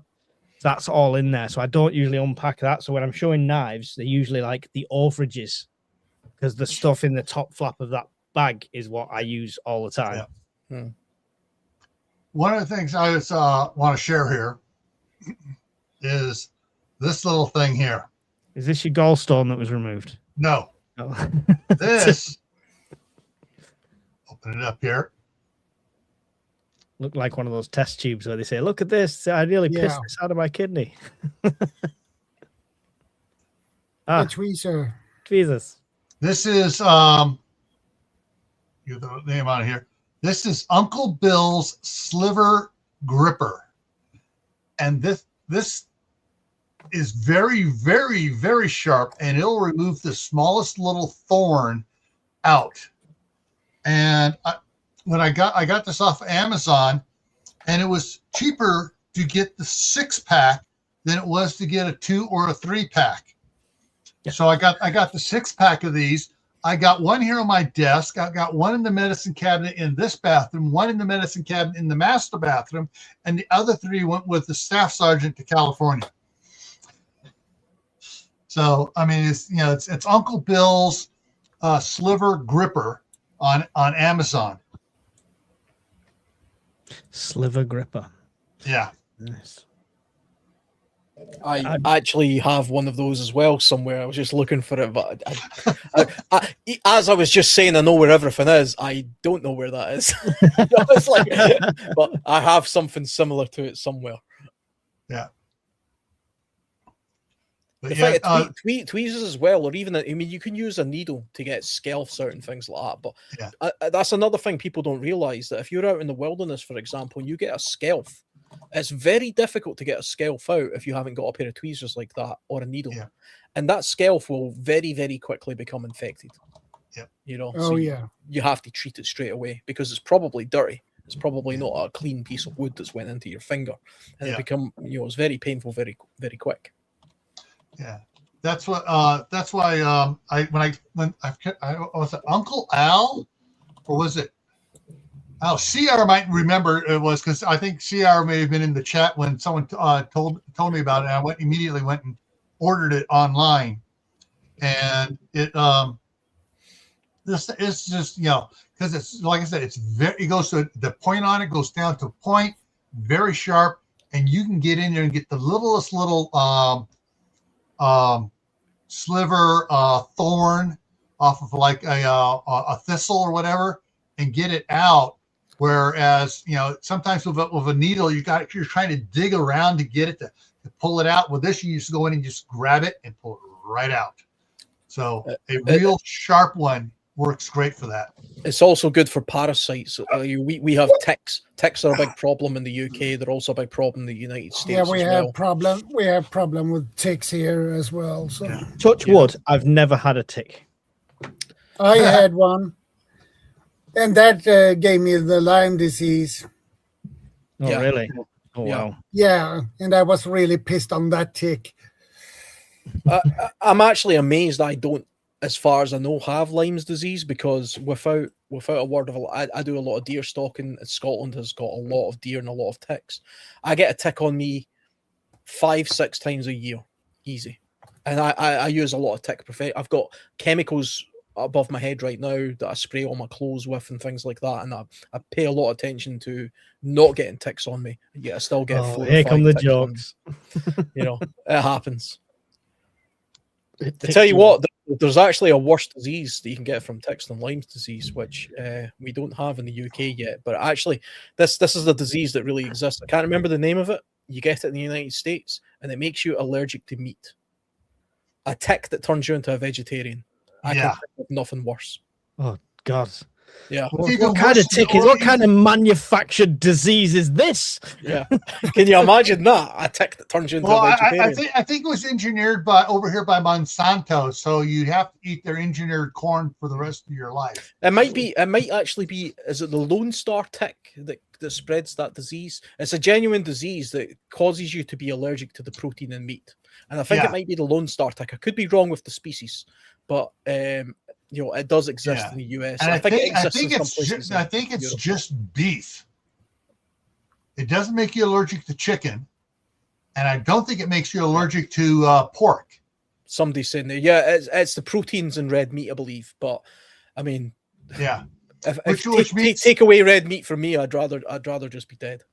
Which means it will not make you allergic to bacon. So. Well, that's a benefit at least. Bacon's a saving grace. Yeah. I tell you what, though, joking aside, ticks are one of the most dangerous animals you can come across in a wilderness environment, apart from mosquitoes in countries where mosquito-borne diseases are a threat, because ticks are very common. They're getting much more common in the world nowadays for whatever reason, and they spread lots of diseases, and some of them are lifelong debilitating diseases. Lyme's disease is a debilitating disease which is treatable with various medications, but without that it can cause you some you need that straight away. And a lot of the diseases you get from ticks are incurable. What's this? Did you see that what Liberty Garden put on there? Soak your clothes in a bucket of water with 5 ml of permethrin. Yeah, permethrin. 10%. I've showed this before. So this is permethrin. There's this kind, okay, which is what you treat clothing with. So you spray this all over clothing, and permethrin is the main ingredient for actually killing. It doesn't just deter ticks, which is what a lot of these sprays do. This will actually kill them. It will kill them on contact. It also works on mosquitoes and stuff as well. Permethrin was a chemical developed by the United States Army, and they include it in a lot of their creams and things like that in order to prevent tick bites and mosquito bites and stuff like that. So that's the chemical you want to be looking for. Be advised, though, if you're putting this on your clothing, it's not good for you. It's like DEET. It is a chemical, and it's a biological chemical that kills biological things. So if you're putting this near your skin, which you are, bear that in mind. It's actually quite difficult to find permethrin products in the UK. This is one from Life Systems that I've found that you can get for treating clothing. If you want to treat your skin, which you might have to do, 2 seconds, and I will reach over here.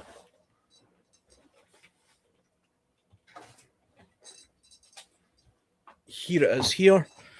This cream was developed by the British Army, which also contains the active ingredient of DEET, which is the main ingredient for removing, for deterring mosquitoes and midges and all that kind of stuff. But it also contains 0.01%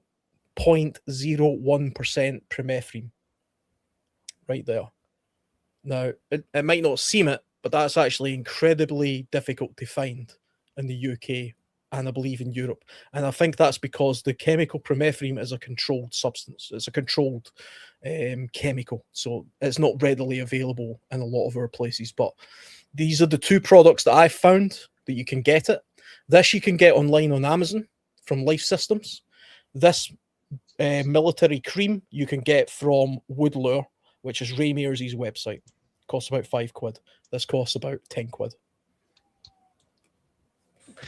So will DEET work on the midges? That's the question, Alan. DEET does work on midges. DEET does work on midges. But bear in mind that DEET is just a minor deterrent. It doesn't kill anything.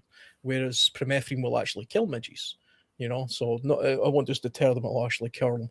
And I also want to make the point, just because we're talking about the Scottish midges, and I'll always get people who inundate me saying, oh, what you really need is a product called Skin So Soft by, is it Avon that make that stuff? Skin So Soft or something like that? It's crap. It does not work. Do not use it. All it is a grease that goes over your skin, which makes it kind of hard for the midges to land on. But I've seen midges drink that stuff. So, you know, it's useless. DEET is the only stuff that works, but DEET, just like permethrin, is very bad for your skin.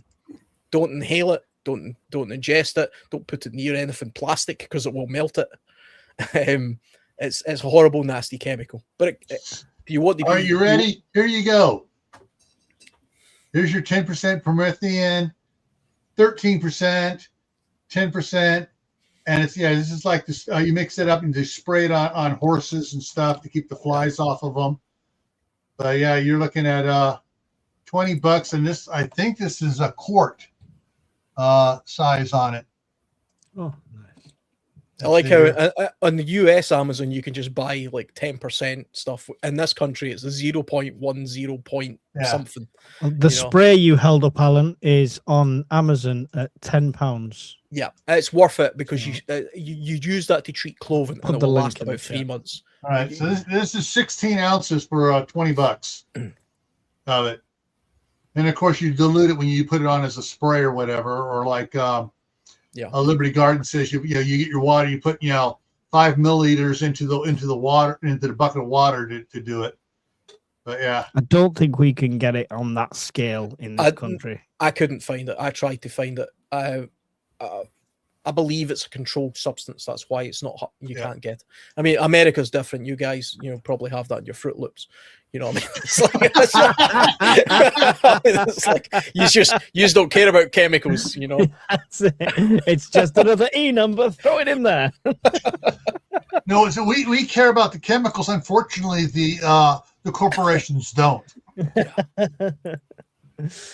I'm loving Amazon for this, by the way. You find flea and repellents and mosquito repellents, and you go into it, and the first thing you see in reviews is 1 star and a picture of somebody's arm full of bites or something like that. Did not work. Yeah. Well, I can't find that Life Systems permethrin spray here. I can find the regular liquid stuff. But I noticed what Liberty Garden put down his last comment down there. Oh, it's up a little bit.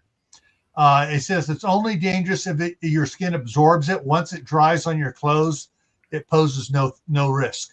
Yeah, that's your clothes. The interesting thing as well is when you spray it on your clothes. See the way that the directions tell you to use it. It says have slightly damp clothes, spray it all over the clothes, and then allow it to air dry, and it will apparently stay on your clothing for about 3 months, and it can even tolerate a few washes. So it's that potent. Would you believe the chemical companies that having something that literally kills animals on contact is okay to have against your skin? That's for you to decide. Yeah, or same with DEET. The companies that sell DEET say it's perfectly safe. This stuff will melt stuff. If I squeeze some of this on my laptop right now, it would melt a hole right through it. Not only that, the stuff with the DEET, if you get the spray, you spray it over grass where it lands on the grass. The next morning, that grass will be dead. Yeah. I try to avoid chemicals as much as possible, but I do live in a country where ticks are a major problem. Midges are a major problem. Ticks more so because they have real diseases. Midges are just irritating. So I do use these chemicals on myself. Very irritating. Very irritating. Only now and again. So I've been in Dumfries and Galloway in July at a campsite where I would have rather had a tick in my gooch than the amount of midges I was having to deal with. Yeah. I could do this. Scottish midges are unbearable. A lot of people probably won't know what they are, but it's a tiny little fly, a little gnat fly, which doesn't actually carry any diseases or do anything, but they're irritating and they make you itch. And there are, I'm not exaggerating when I say billions of them, like black clouds worth of them. If you put your bare arm out like this, your whole arm will go black, and billions of little midgy flies will be biting at you, and you know it's unbearable. That happens good 3-4 months of the year in Scotland, unfortunately. If it wasn't for midges, Scotland would be the tourist destination of the world. I believe that. You know, can you imagine how popular Loch Lomond would be in summer if there was no midgie? Maggie Holt says permethrin was developed at Rothamsted Station in the UK in the 1970s. Oh, well, there you go. I thought it was the American military All that right. did it. Alan, here's one for you. Okay, I looked it up. Oil of lemon eucalyptus is the most effective scientifically backed natural tick repellent approved by the EPA, offers protection comparable to low concentration of DEET. So oil of lemon eucalyptus. The thing about repellents for mosquitoes and midges and ticks, which are the primary things that people try to repel, is there are lots of alternatives to DEET, because DEET is universally considered to be quite a toxic chemical. Tobacco, oddly enough, is actually a very highly rated as a good deterrent. You know, literally tobacco leaves or tobacco on your skin, it won't do you any great harm, but it will repel mosquitoes to some extent. To my mind and my experience, which is limited to be fair, and also my knowledge on it is limited. I'm not a whatever the profession is that deals with this kind of stuff. DEET is really the only genuinely proven substance that can deter midges to a great extent. There are lots of things you can put on your skin that makes it difficult for the midges or the mosquitoes to bite you, oils and things, but they're not repelling anything. You know, they're just making it harder. You know. Yeah, net round the face is a good one. Sorry, Mick, was it? Another good reason to have a sniper veil. Wrap that around your face. Mick Hannah just asked me about that. This is the LilyGo T-Deck on mesh node. Took it out with us today just to try it on the go, and it really does work really well. The reason I've gone for this instead of just using a normal mesh node and using your phone is this now it's all set up and it's working and everything. I can now stick this into a Faraday box, and it's a off-grid comms system that will work no matter what. So it's turned out to be a lot better than I even thought. I've just put the link in the chat for anybody that's interested. So yeah, it was a test today, but yeah, it was really good. How much does that cost, Mike? 78 quid. So it might seem like a lot, but it is. Yeah, it's everything all in one. It negates the need to have an app on your phone. Yeah, I think that's probably what I'm going to go for this year. I think as well, because I'm going to get into it, and that's what I think I prefer the look of. It looks like a BlackBerry. Yeah, pretty much, and that's how it works. It comes with some weird software on, but I literally plugged it into the flasher site and clicked T-Deck. It detected it through my USB, pressed go, it wiped it, it set it up, it was ready to go. I was contacting people via the park today while we were out and about. So it worked straight away. So, hey, Alan. The notification, we didn't realize the notification was loud and it had a whistle. So we're driving along, all of a sudden it went, and the missus was like, what the hell was that? Yeah. Hey, Alan, Lady J says midges don't like lemongrass essential oil either. Do you know what? People say citronella candles. I kid you not. When I was in Dumfries and Galloway, we had the big long stake citronella candles. I had 4 of them around my cooking station outside the tent, burning away. Like the other stuff Alan said, they were just partying in it. It was like, I tell you, honestly, I spend lots of time in places where midges are incredibly common. I've tried every single product known to man.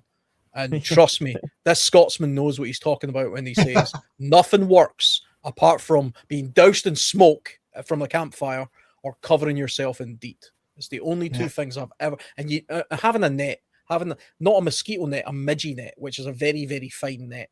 Some people in the US it's called a no serum net. It's a very fine net. That's the only thing that can deter it. Lots of things, like I say, you can put on your skin that are natural products. Smidge is one. Various oils, baby lotions, this kind of stuff. All you're doing is putting an oil, a barrier on your skin. You're not actually deterring anything. you not find you get used to them after a few days with them? No. I don't mind them after a couple of days. I'm just like, yeah, they live here now. No. After a few days, I just want to burn the place down. A lighter to the face is not the way to go. All right. I'm sorry. Something just popped in my mind about Scotland. If you have the midges up there that bad, how do you guys wear kilts up there? Yeah. With great. Well, I don't wear kilts. That's how I get around that. But well, your ancestors. Yeah, how they did it, I have no idea. They must have had some serious itchy balls. I think they just stayed on the move a lot. That was the key to it. They had to just keep walking. They're pointless. They're pointless, right? They are a pointless animal. It's not like bees where they're integral to our survival. They're just fucking pointless. Talking about, I was kind of back on the subject, and you were showing the sort of the mesh core thing as well. Having decent power banks that you can charge these things up with. Yeah. And small portable solar panels to charge this up with. To then charge your electronics up with. Those are things I think everybody should have as well. Yeah. Even if it's the cheap stuff. This is the cheap stuff. This again is a little special. This solar panel. It's just a very basic sort of 4-panel solar system, and all I do is it's got a little pocket, and I stick this little. I think this is a 10,000. Whatever you call it, milliamp power bank with a cord, and I put that in there and I charge that up during the day, and I use that to charge my phone, which is particularly useful. That's all the power I need when I'm out and about for 4 or 5 days. My phone dies after a day. If I'm in the summertime, I can get enough charge out of this to charge my phone each day, and that's good enough for me. That's good. That's good. I mean, it has its place, cheap things like that, especially it depends on you.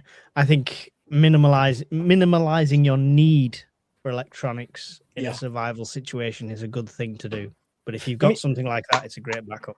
The thing is, it would depend on what you're using the electronics for. So I try to avoid using things like lights and cameras where I don't need to. Obviously, I film most of the stuff I do.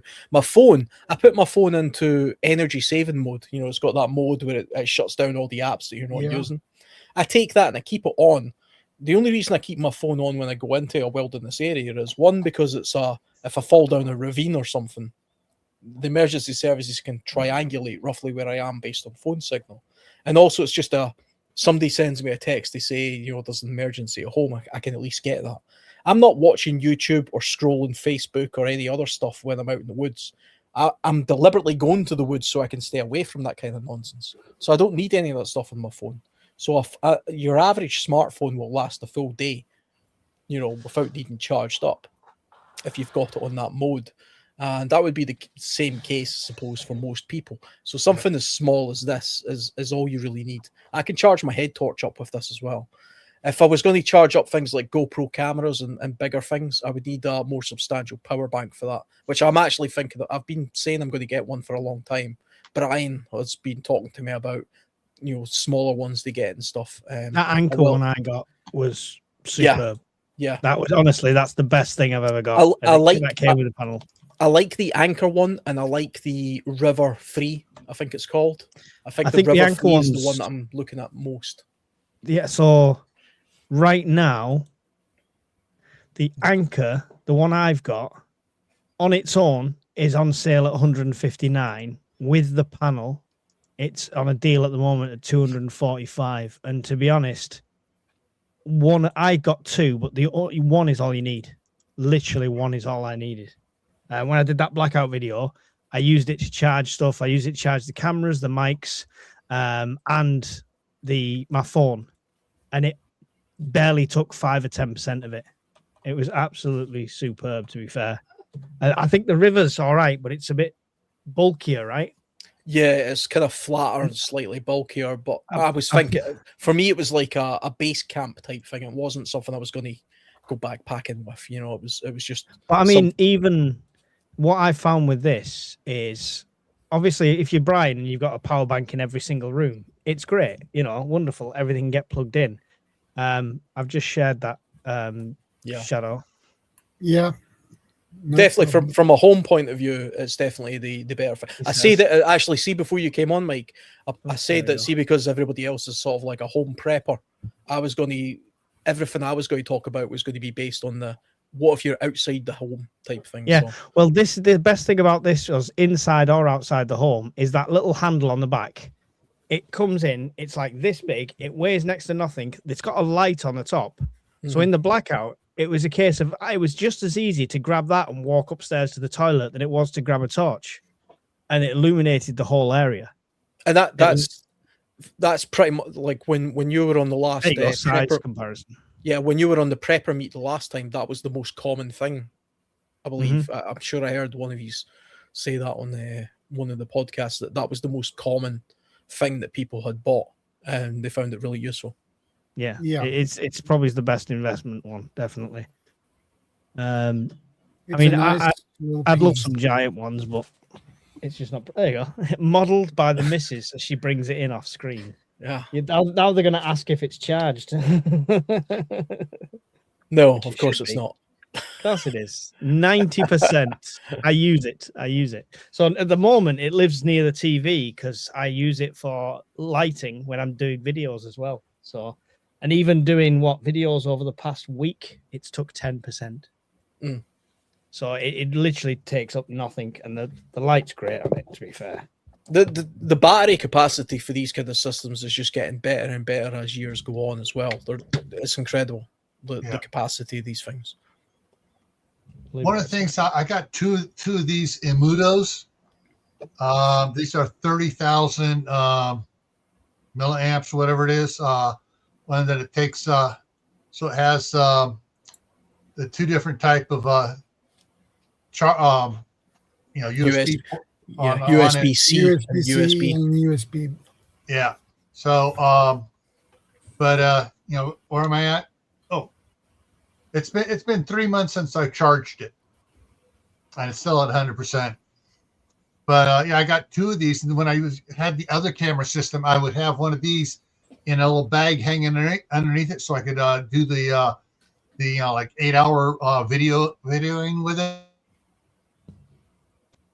To keep it to keep the camera going and stuff. But with this, I can also charge up my this is not my phone. This is just a camera. I got it because it was cheap. It works great.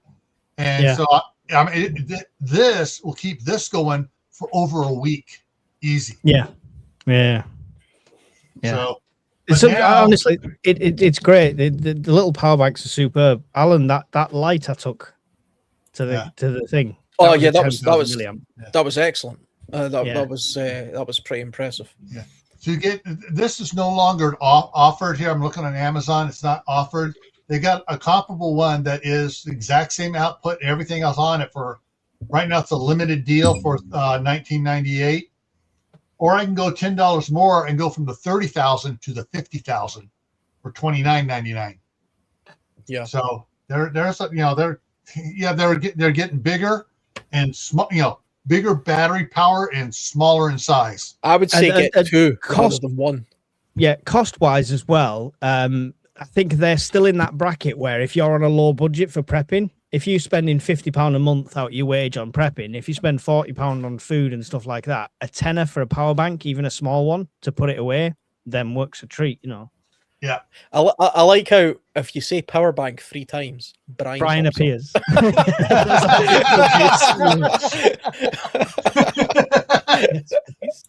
Yeah. My power bank senses are tingling. Speaking of power banks, I don't know if you guys were listening to Mark and I over the last week and a half talking about the UPS system. So I had a APC uninterruptible power supply for a home office computer, and it died when the power went out about a month ago. So I got just the UPS Mega 1, and it's down here underneath the desk here, and it powers everything, and it works. It's working great. and it was on sale for $299. And it's just, that, and then Mark goes and buys it, and he finds the one that comes with the Mega 2 battery on it, which gives it 3 times the lasting power for just for 600 or something. And so it's like, damn, I wish I somebody that one. But yeah, it's and it's one of those, like I say, it's a 2,000 watt inverter on it with a 1,024 amp hour battery or whatever on it. So yeah, it's a nice little unit here, but it works perfect for because the power's gone flickered a couple times, and usually the computers all go out. Doesn't even bother the computers. That's cool. Brian's just said they're really expensive over here. I think that's the issue. There's different brands in different places, right? Yeah. Alan, this might be suited to you. I want to ask Brian's in the chat because we've tingled his power senses. Brian, I'm going to post a link to the Anker laptop power bank because it's currently down from 90 quid to 70. And I've always quite fancied it. It's a 25,000 milliamp one.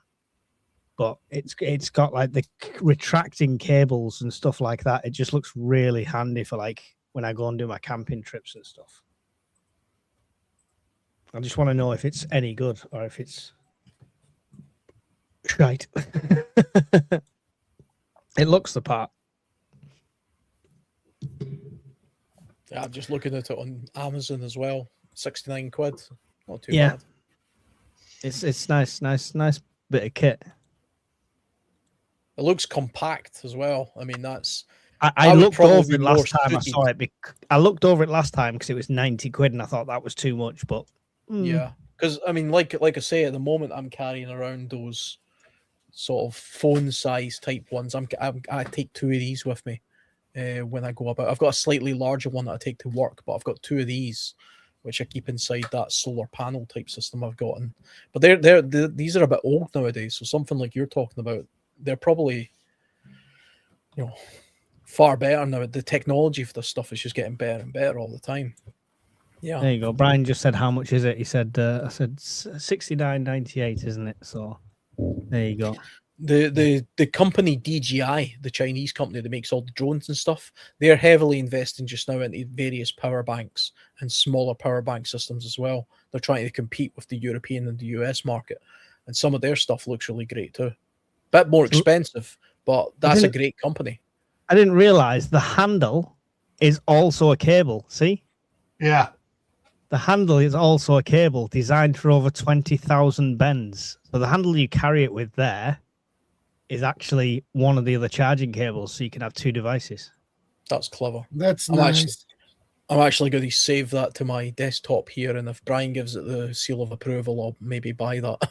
If he doesn't, I'll just delete it. He's saying pay the extra 20 quid and get the C200, but that again goes into bulkier territory. Yeah, look how thin that is, though. I mean, that's what I mean.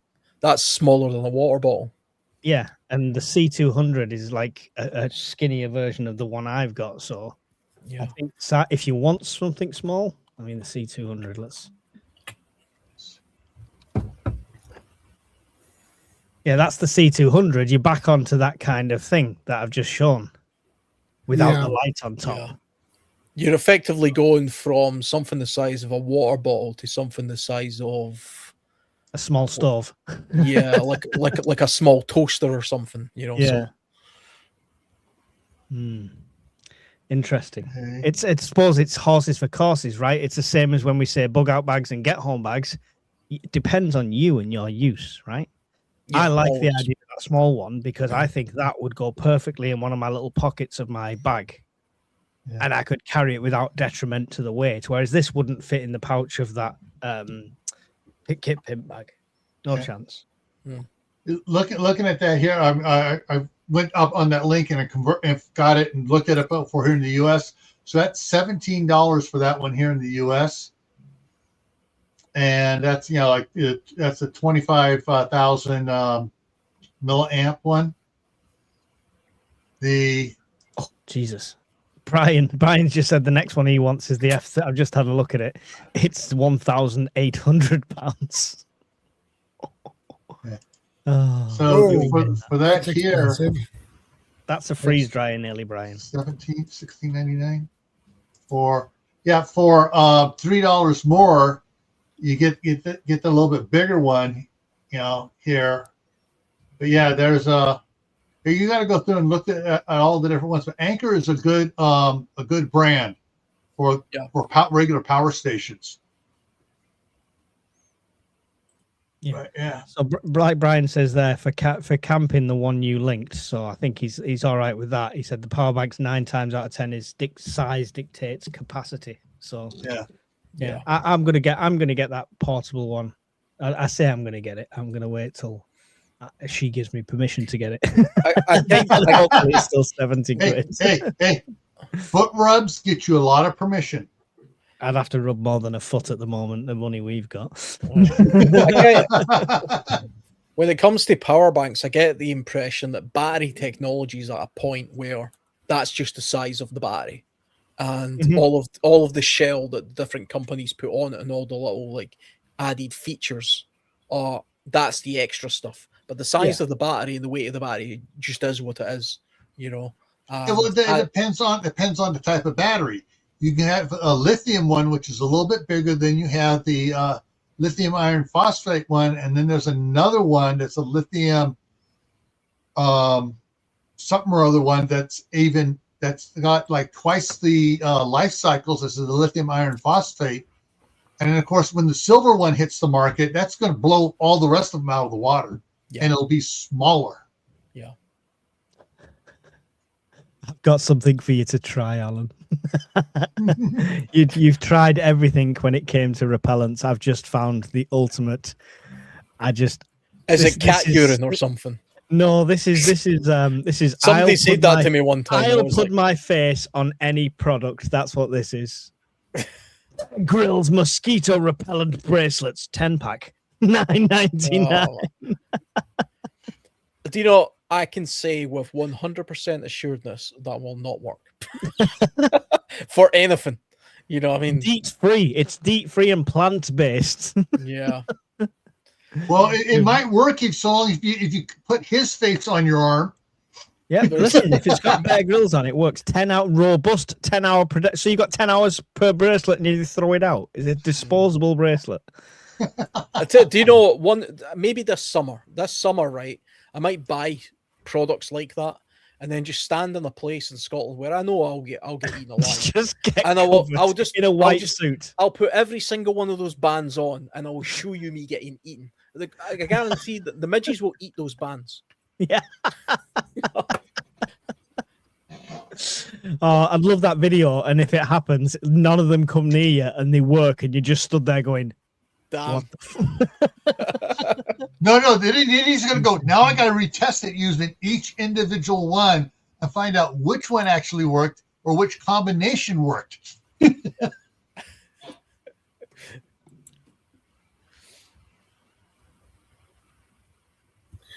Old battery banks can run low power stuff like lights.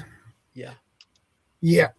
I mean, something we've not entirely talked about it yet, but see, when it comes to lighting, I mean, you have to have a means of backup lighting, not just in the home, but also when you're out and about as well, especially in the winter months. You need good head torches, good flashlights, some sort of means of lighting, things like that.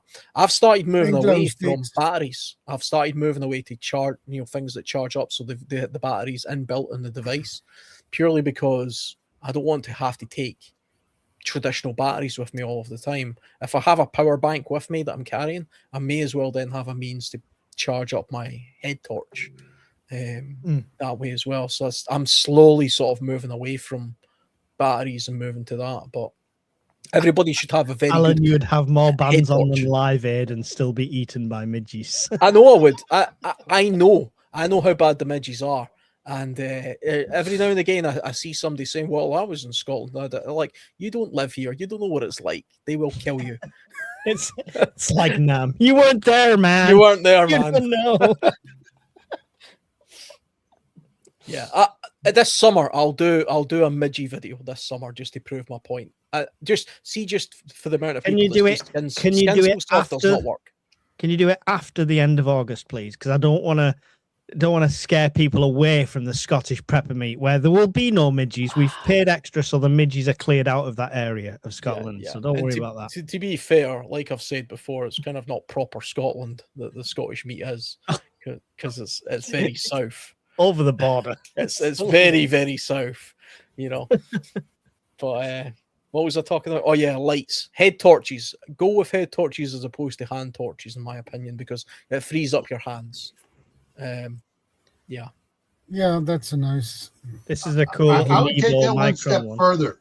Go with the ones that have the clips that you can clip it to your shirt or whatever. That way, when you go and look at somebody, you're not blinding them. So this here, if I folded it down, that has got the clip on where it clips onto the band, but you can take it off that band and you can put it on anything. And you can clip it to the front of your hat and have it that way, or you can clip it to a shirt and have it here. So these are brilliant. This is the one I'm giving away on the Patreon. But after having a test of it and stuff like that, I think it's great. The only reason I've not got this, it's USB-C chargeable, is I've got a Life Systems single AA one.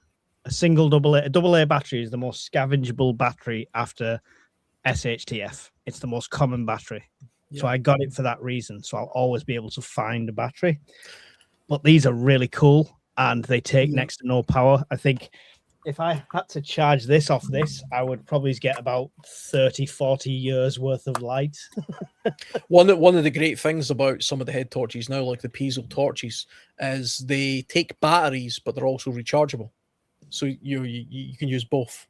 So they come with the rechargeable batteries, but you can just the swap AA them is actually chargeable.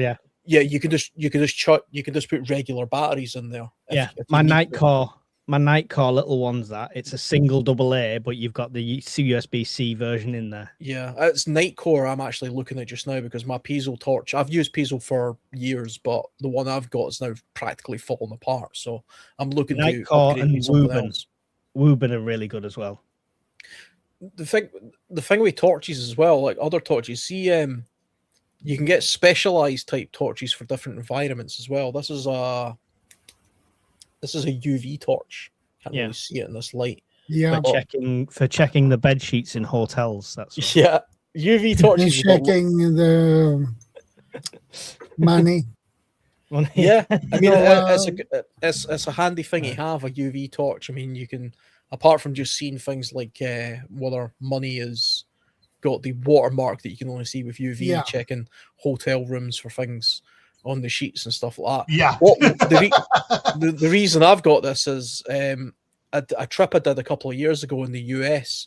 I was in the desert area and you can actually find scorpions with these. Scorpions glow under UV light, which is quite interesting. So if you're out in the night desert and you use a UV torch, you can actually see the scorpions on the ground. They glow a kind of green color. I don't actually have a UV torch. I'll have to add it to the list. They're pretty inexpensive. They're inexpensive in it. And if we're in a situation where money is, there's a lot of counterfeit money and stuff, which there was in the Second World War, that's just a quick way of identifying whether it's that is something I need to. Those UV lights are also great for you. You can buy the bulk.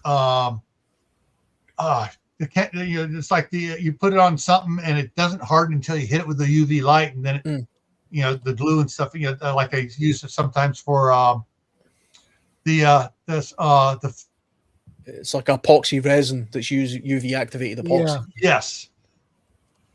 Yeah. So you do those. One of the things I was just trying to look up here on Amazon that you might want to look into is the little solar powered rechargeable lights. A lot of them will take a rechargeable AA battery in them. And so what's neat about those is you put it out there and for the walkway light, and it charges up those AA batteries. And it'll charge you up in a couple of hours, and then you can swap batteries out in the middle. Go out there, like around midnight, swap them out, whatever, and charge up and have extra charged ones for that. But you can use them for as bring them in the house, and you got lights in the house now that are running off those. So it's optional, different options there and stuff. That's cool. And glow I'm just sticks looking is for a UV another light thing that is good to have. Double A's. There you go. There's one. Add that to the wish list. I found a UV light that takes double A's. I like double A stings. Yeah, chemical glow sticks, chem sticks, they're a fantastic thing to have lying around as well. They last a very long time, like in storage, and when you activate them, they last sort of between 8 and 12 hours, and it gives you a nice little bit of ambient light for, looking in bags and stuff. Test them. If you're buying cheaper versions from China and stuff, and it says 12 hours of light, test them. Please test them. You can get military ones cheap enough from surplus stores, and they're really good. But yeah, you saw my 24-hour lights. Yes, I saw that. Yeah, 24-hour, and it does say this is not me. Somebody said, "Oh yeah, but you blow it out and then you relight it, so that's why it's 24 hours." But that says the bottom white line. You might not be able to read it because of the focus, but that says continuous illumination on it.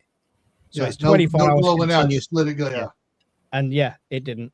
It just didn't. But I have multiple things arriving soon, and I'm going to make my own 24-hour candles, and we're going to have a go at that and make sure they actually work. So coming soon. But now I've got like plenty of 12-hour candles now. Yeah. I can't sell them as 24-hour candles, but plenty of 12-hour ones spare for myself. So yeah, there we go. This is how we learn. Yeah. Yep. Got to test it out. Yeah, it's same with the lights, because when I did my blackout video, I've got the little fisherman. Have you seen the little fisherman glow sticks? Yeah. Yeah. The little tiny ones. I've got a few of them, and my plan in the blackout was always to crack a few of them, put them up the stairs, so at least even without a torch, the kids can always see where the stairs are. So when I did my blackout video, I cracked a couple of them, put them at the bottom of the stairs. Within 3 hours, it was too dim to even light anything. And these were supposed to be 12-hour little chemical lights. Yeah. So test them. Test everything. But, I mean, the one Alan's on about, the chem lights, especially the ex-military ones, are usually spot on. So go to an army surplus store, stuff like that. Yeah. Don't get the latest from Temu or Amazon and stuff like that.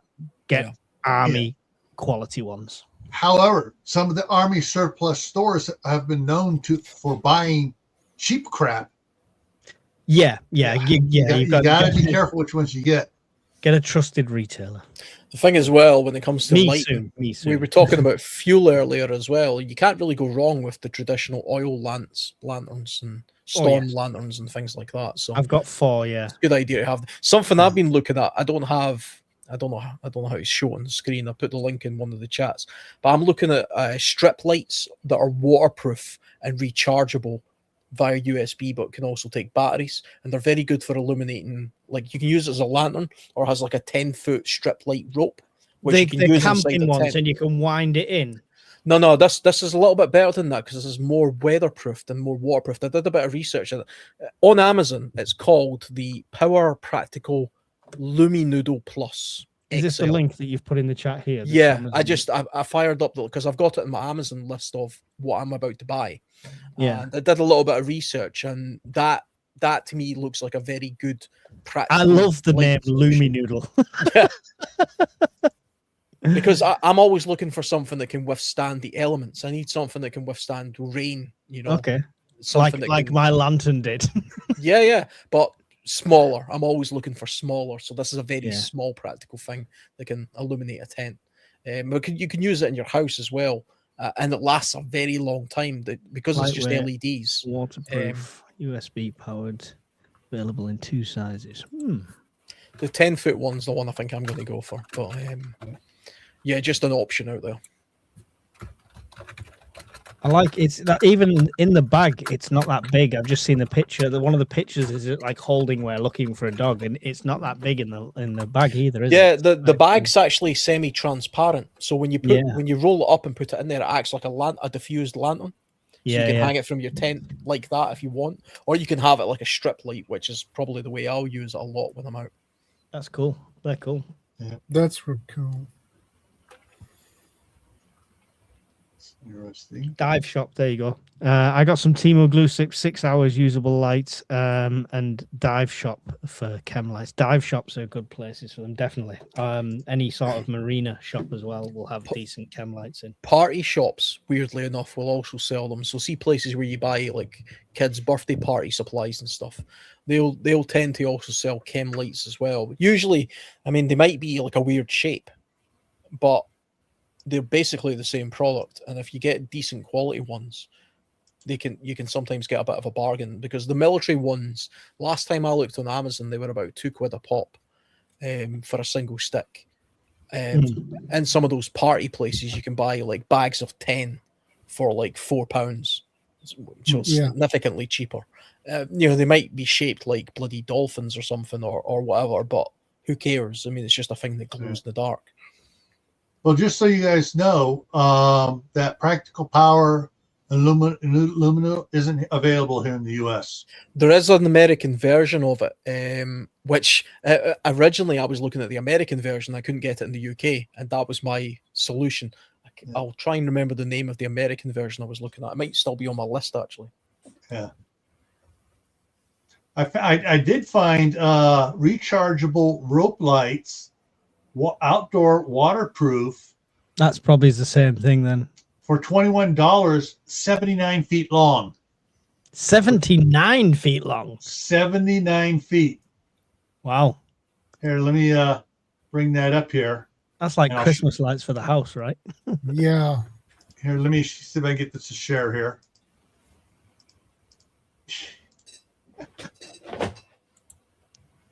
Yeah. So there's rechargeable rope light, 79 feet, 240 LED, waterproof string lights. So, and then it's got the two battery packs on it. So I guess it's so 79. So it's like 20 foot long each, or two of them are 20 foot long. So, but yeah. Lowest price in 30 days. Allegedly. Allegedly, yeah. The American version of the light I was looking at is called the Haven Ridge Light USB. Haven Ridge Light. Haven Ridge Light, which I was finding difficult to find in the UK, but I know you can get them in the US. Although the one that I found in the UK, from what I can gather, is slightly better from a robustness point of view. The thing is, like, lots of places sell these strip lights, but they're not weatherized. Whereas the two products I'm talking about here, they're inside like a rubber tube. Yeah. So they're completely waterproof. Like, they can be rained on. You can put them outdoors. This one here that I was looking at had up there, it is outdoor waterproof, and it's the tube with the light in it. Yeah. And it's got when you attach the battery pack to it, it threads on with the So the great thing about it, you can literally just put one of these on the end of it and it will last all night, So that's why I was looking at it. That's recently. really nice. All right. Terrible for OPSEC though, if you're out in the wilderness and lit up like a Christmas tree. Yeah, you don't want it for that. All right.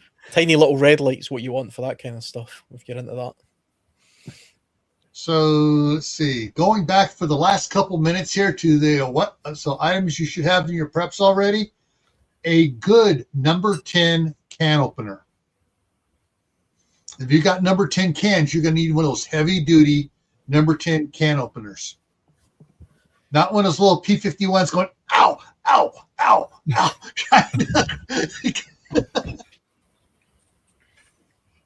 I didn't know there was a separate can opener for them, to be fair. Yeah, the actually on Amazon I got one. It doesn't have a little small twist handle on it. It's actually got a crank handle on it to handle the number 10 cans. Literally one on Amazon with the crank handle. Yeah, £8.79. And I guarantee the ones with the crank handle work a whole lot better, because we took the number 10 cans to Scout Camp to make like the number 10 can of chili and beans. to open for all the scouts. So instead of taking 20 little small cans, we take just the one, and yeah, it works. Good point. Yeah, a robust can opener.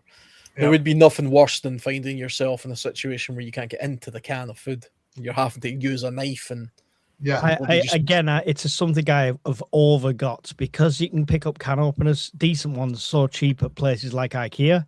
Every time I'm dragged to IKEA kicking and screaming, the two things I get is an extra can opener and some of the meatballs. That's the only things I get when I get dragged kicking and screaming to IKEA.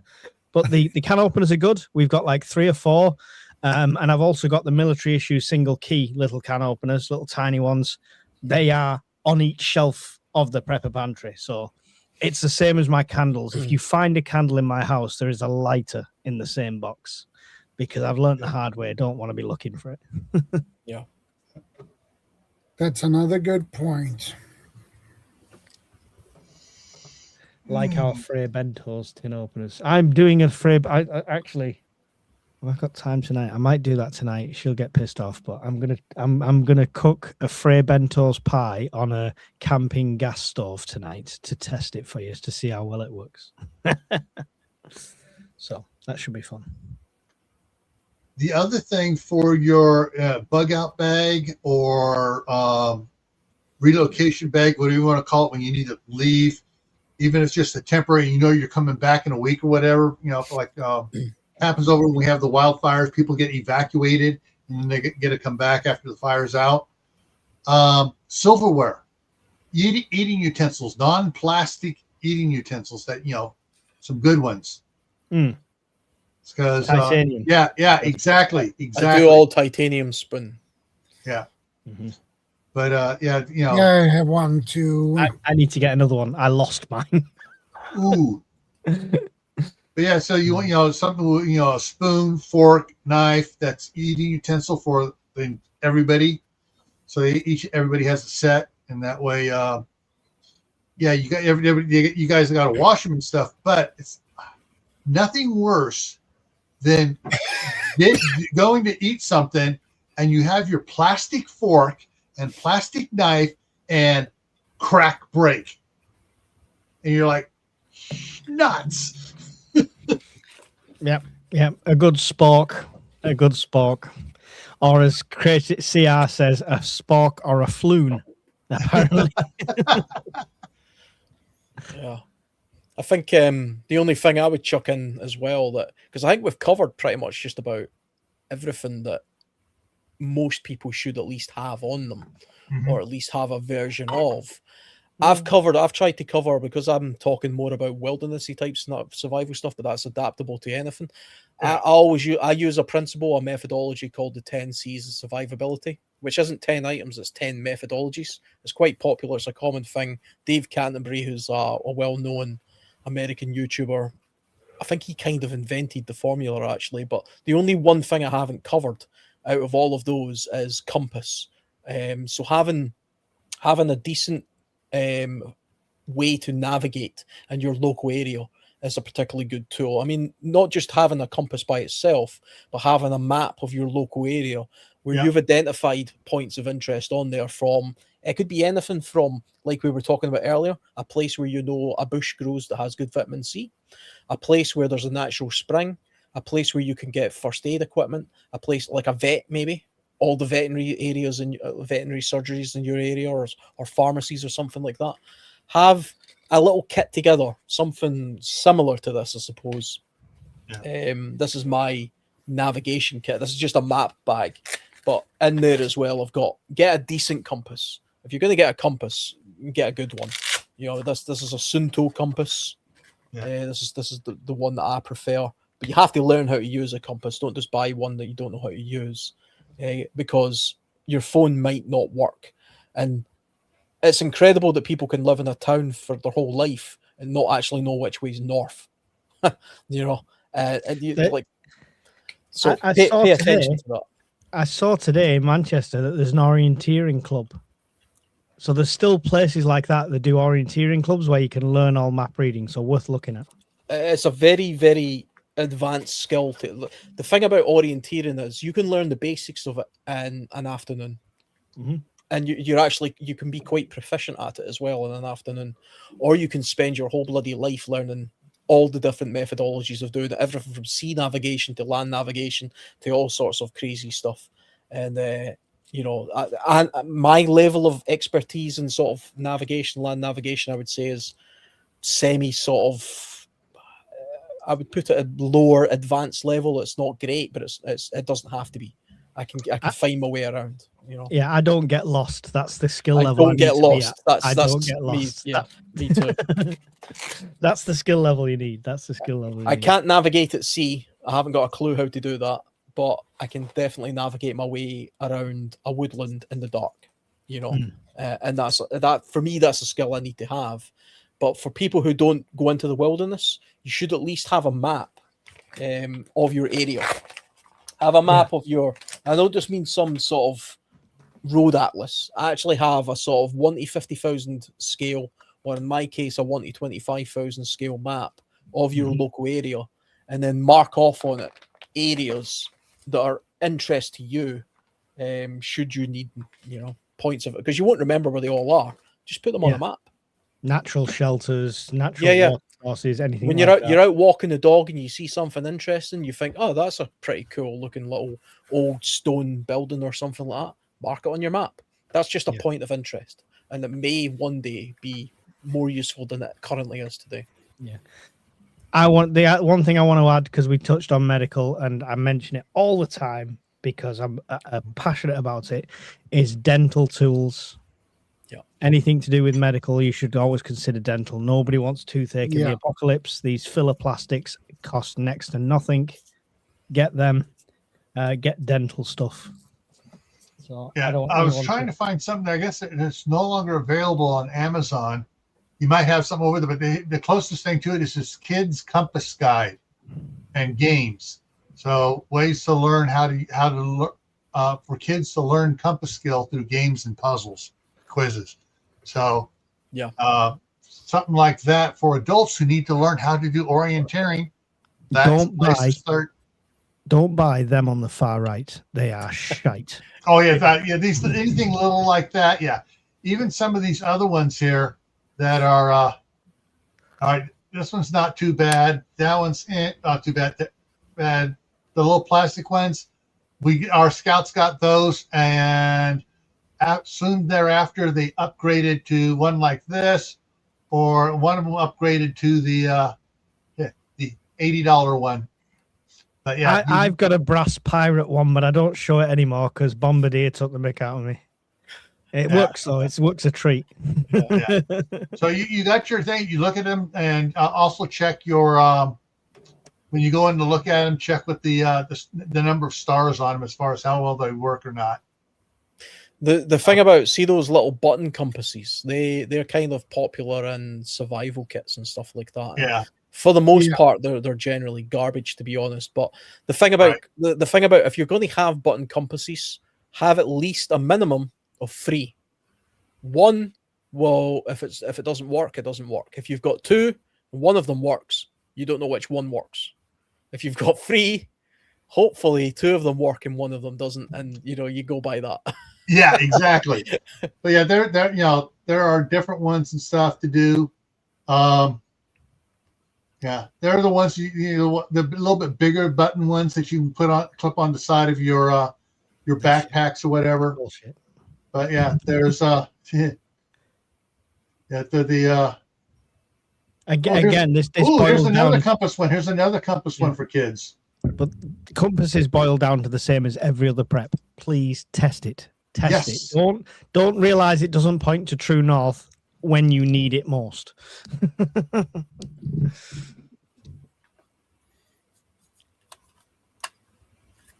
Yeah.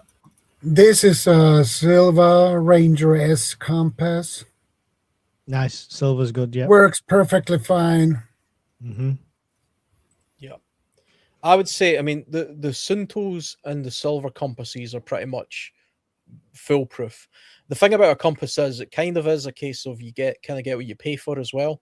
So, I mean, my compass cost about, I can't remember how much I paid for it, but you're looking at 70 quid. I mean, they're not 10 quid off Amazon. You're talking about 70 pounds or $80 or whatever. So make sure you're buying something that's worthwhile. If you're buying something for $8.99 off Amazon, it's probably a piece of crap. It doesn't matter if it looks the same. It's not the same. And a compass is one of the only pieces of technology that you really don't want to mess with when it comes to the quality of them, because when you really need it, you really need it. And one of the things I've got sat nav, and that tells me everywhere I need to go. Yeah. One of the other things to consider too is find out where you're at. Find out what the declination is for the for your maps and stuff, because you may have your map there, but it's like you need to go. Okay, now it's right. If you can as well, see something like the Sunto compass here. It actually has a little declination tool on it. See that tiny little key there? Yeah. That little key there allows you to change the declination on your compass. So when you buy an up-to-date map, it'll tell you what the declination is, and then you can adjust the compass using that little tool to the current declination of your particular area. That way you know your compass is always tuned in. It changes a lot. The declination changes a little bit. It drifts as time goes on, but for the most part, you'll get along. You'll get along fine. Obviously, magnetic north and true north are not the same. So, without going into a sort of map reading lesson, you have to learn how to use a compass properly and how to use a map and orientate a map properly. Once you learn the basics of it, and it looks intimidating, but it's actually quite simple, especially if all you're wanting to do is get from one place to the next in a local area. A compass really just allows you to travel in a straight line. That's all a compass really is for. A map, if you orientated the map correctly and you know where you are on the map, that's how you find your way around or find your way to places.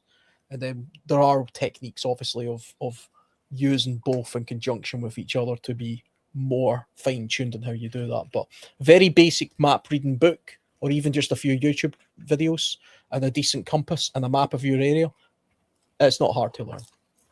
Or better yet, join a group like Mike was saying. Those guys, those orienteering groups, they're like really hardcore type guys that all levels know exactly how to really use a map and compass properly in whiteout conditions. They can actually use them in zero visibility.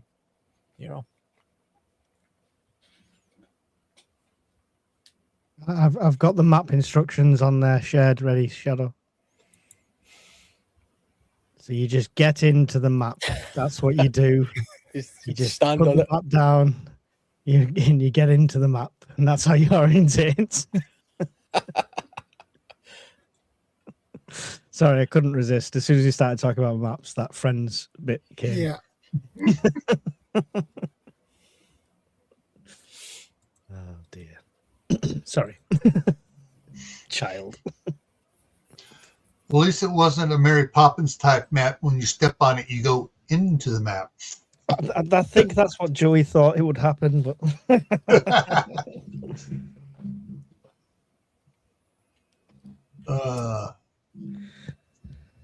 there's a really good YouTube channel of a guy.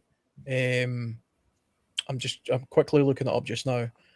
See if you go onto a YouTube channel, and it's just his channel is just called The Map Reading Company. I think he runs courses in England somewhere, but The Map Reading Company, and the guy in it, he's a kind of I don't know, he's like an Asian British looking guy. He knows his shit. He is a very, very skilled map reader, and he goes into fantastic detail for beginners at all levels of how to use map and compass, and he's got some great tutorial videos there. I don't know how to share my screen, that's why I'm not showing it. Oh, I'm terrible with this thing. Somebody else can probably do it. I think it's beyond Shadow's bedtime now, though. Yeah, yeah, it is. All right.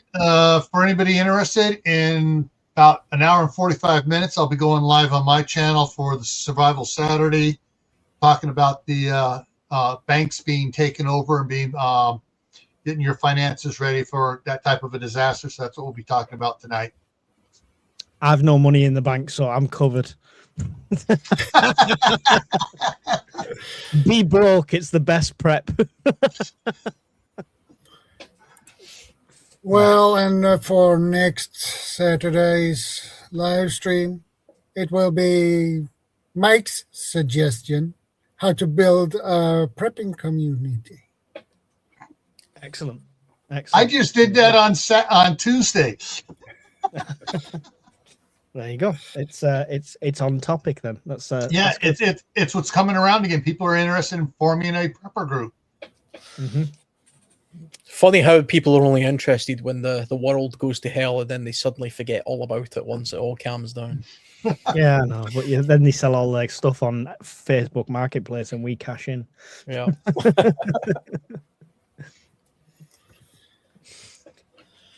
Yeah, good seeing you. It's been a couple of weeks since I've been on your channel, Shadow, so thanks for having me on. That was good fun. It's nice to see you again. It's always a pleasure to have you, Alan. I know. I saw him on here and I thought, no, he can't represent Britain on his own. I'm going to have to go on there and spoil it. And it's always a pleasure to have you as well, Mike and Gil. Yeah. Oh, and tomorrow morning at 10 Eastern time in the U.S. here, I'll be working on my book 2 of the Scout and the Ninja novel series. And so I'll be, you can catch me doing that tomorrow morning. Beware of old men in dangerous professions. That's my final word. Old age and treachery will beat out youth and enthusiasm every time. Definitely. All right, I'm going to bow out of here. Yeah. Cheers, Gil. Take care, guys. Stay safe. Be part of the solution, not the problem. Stay safe.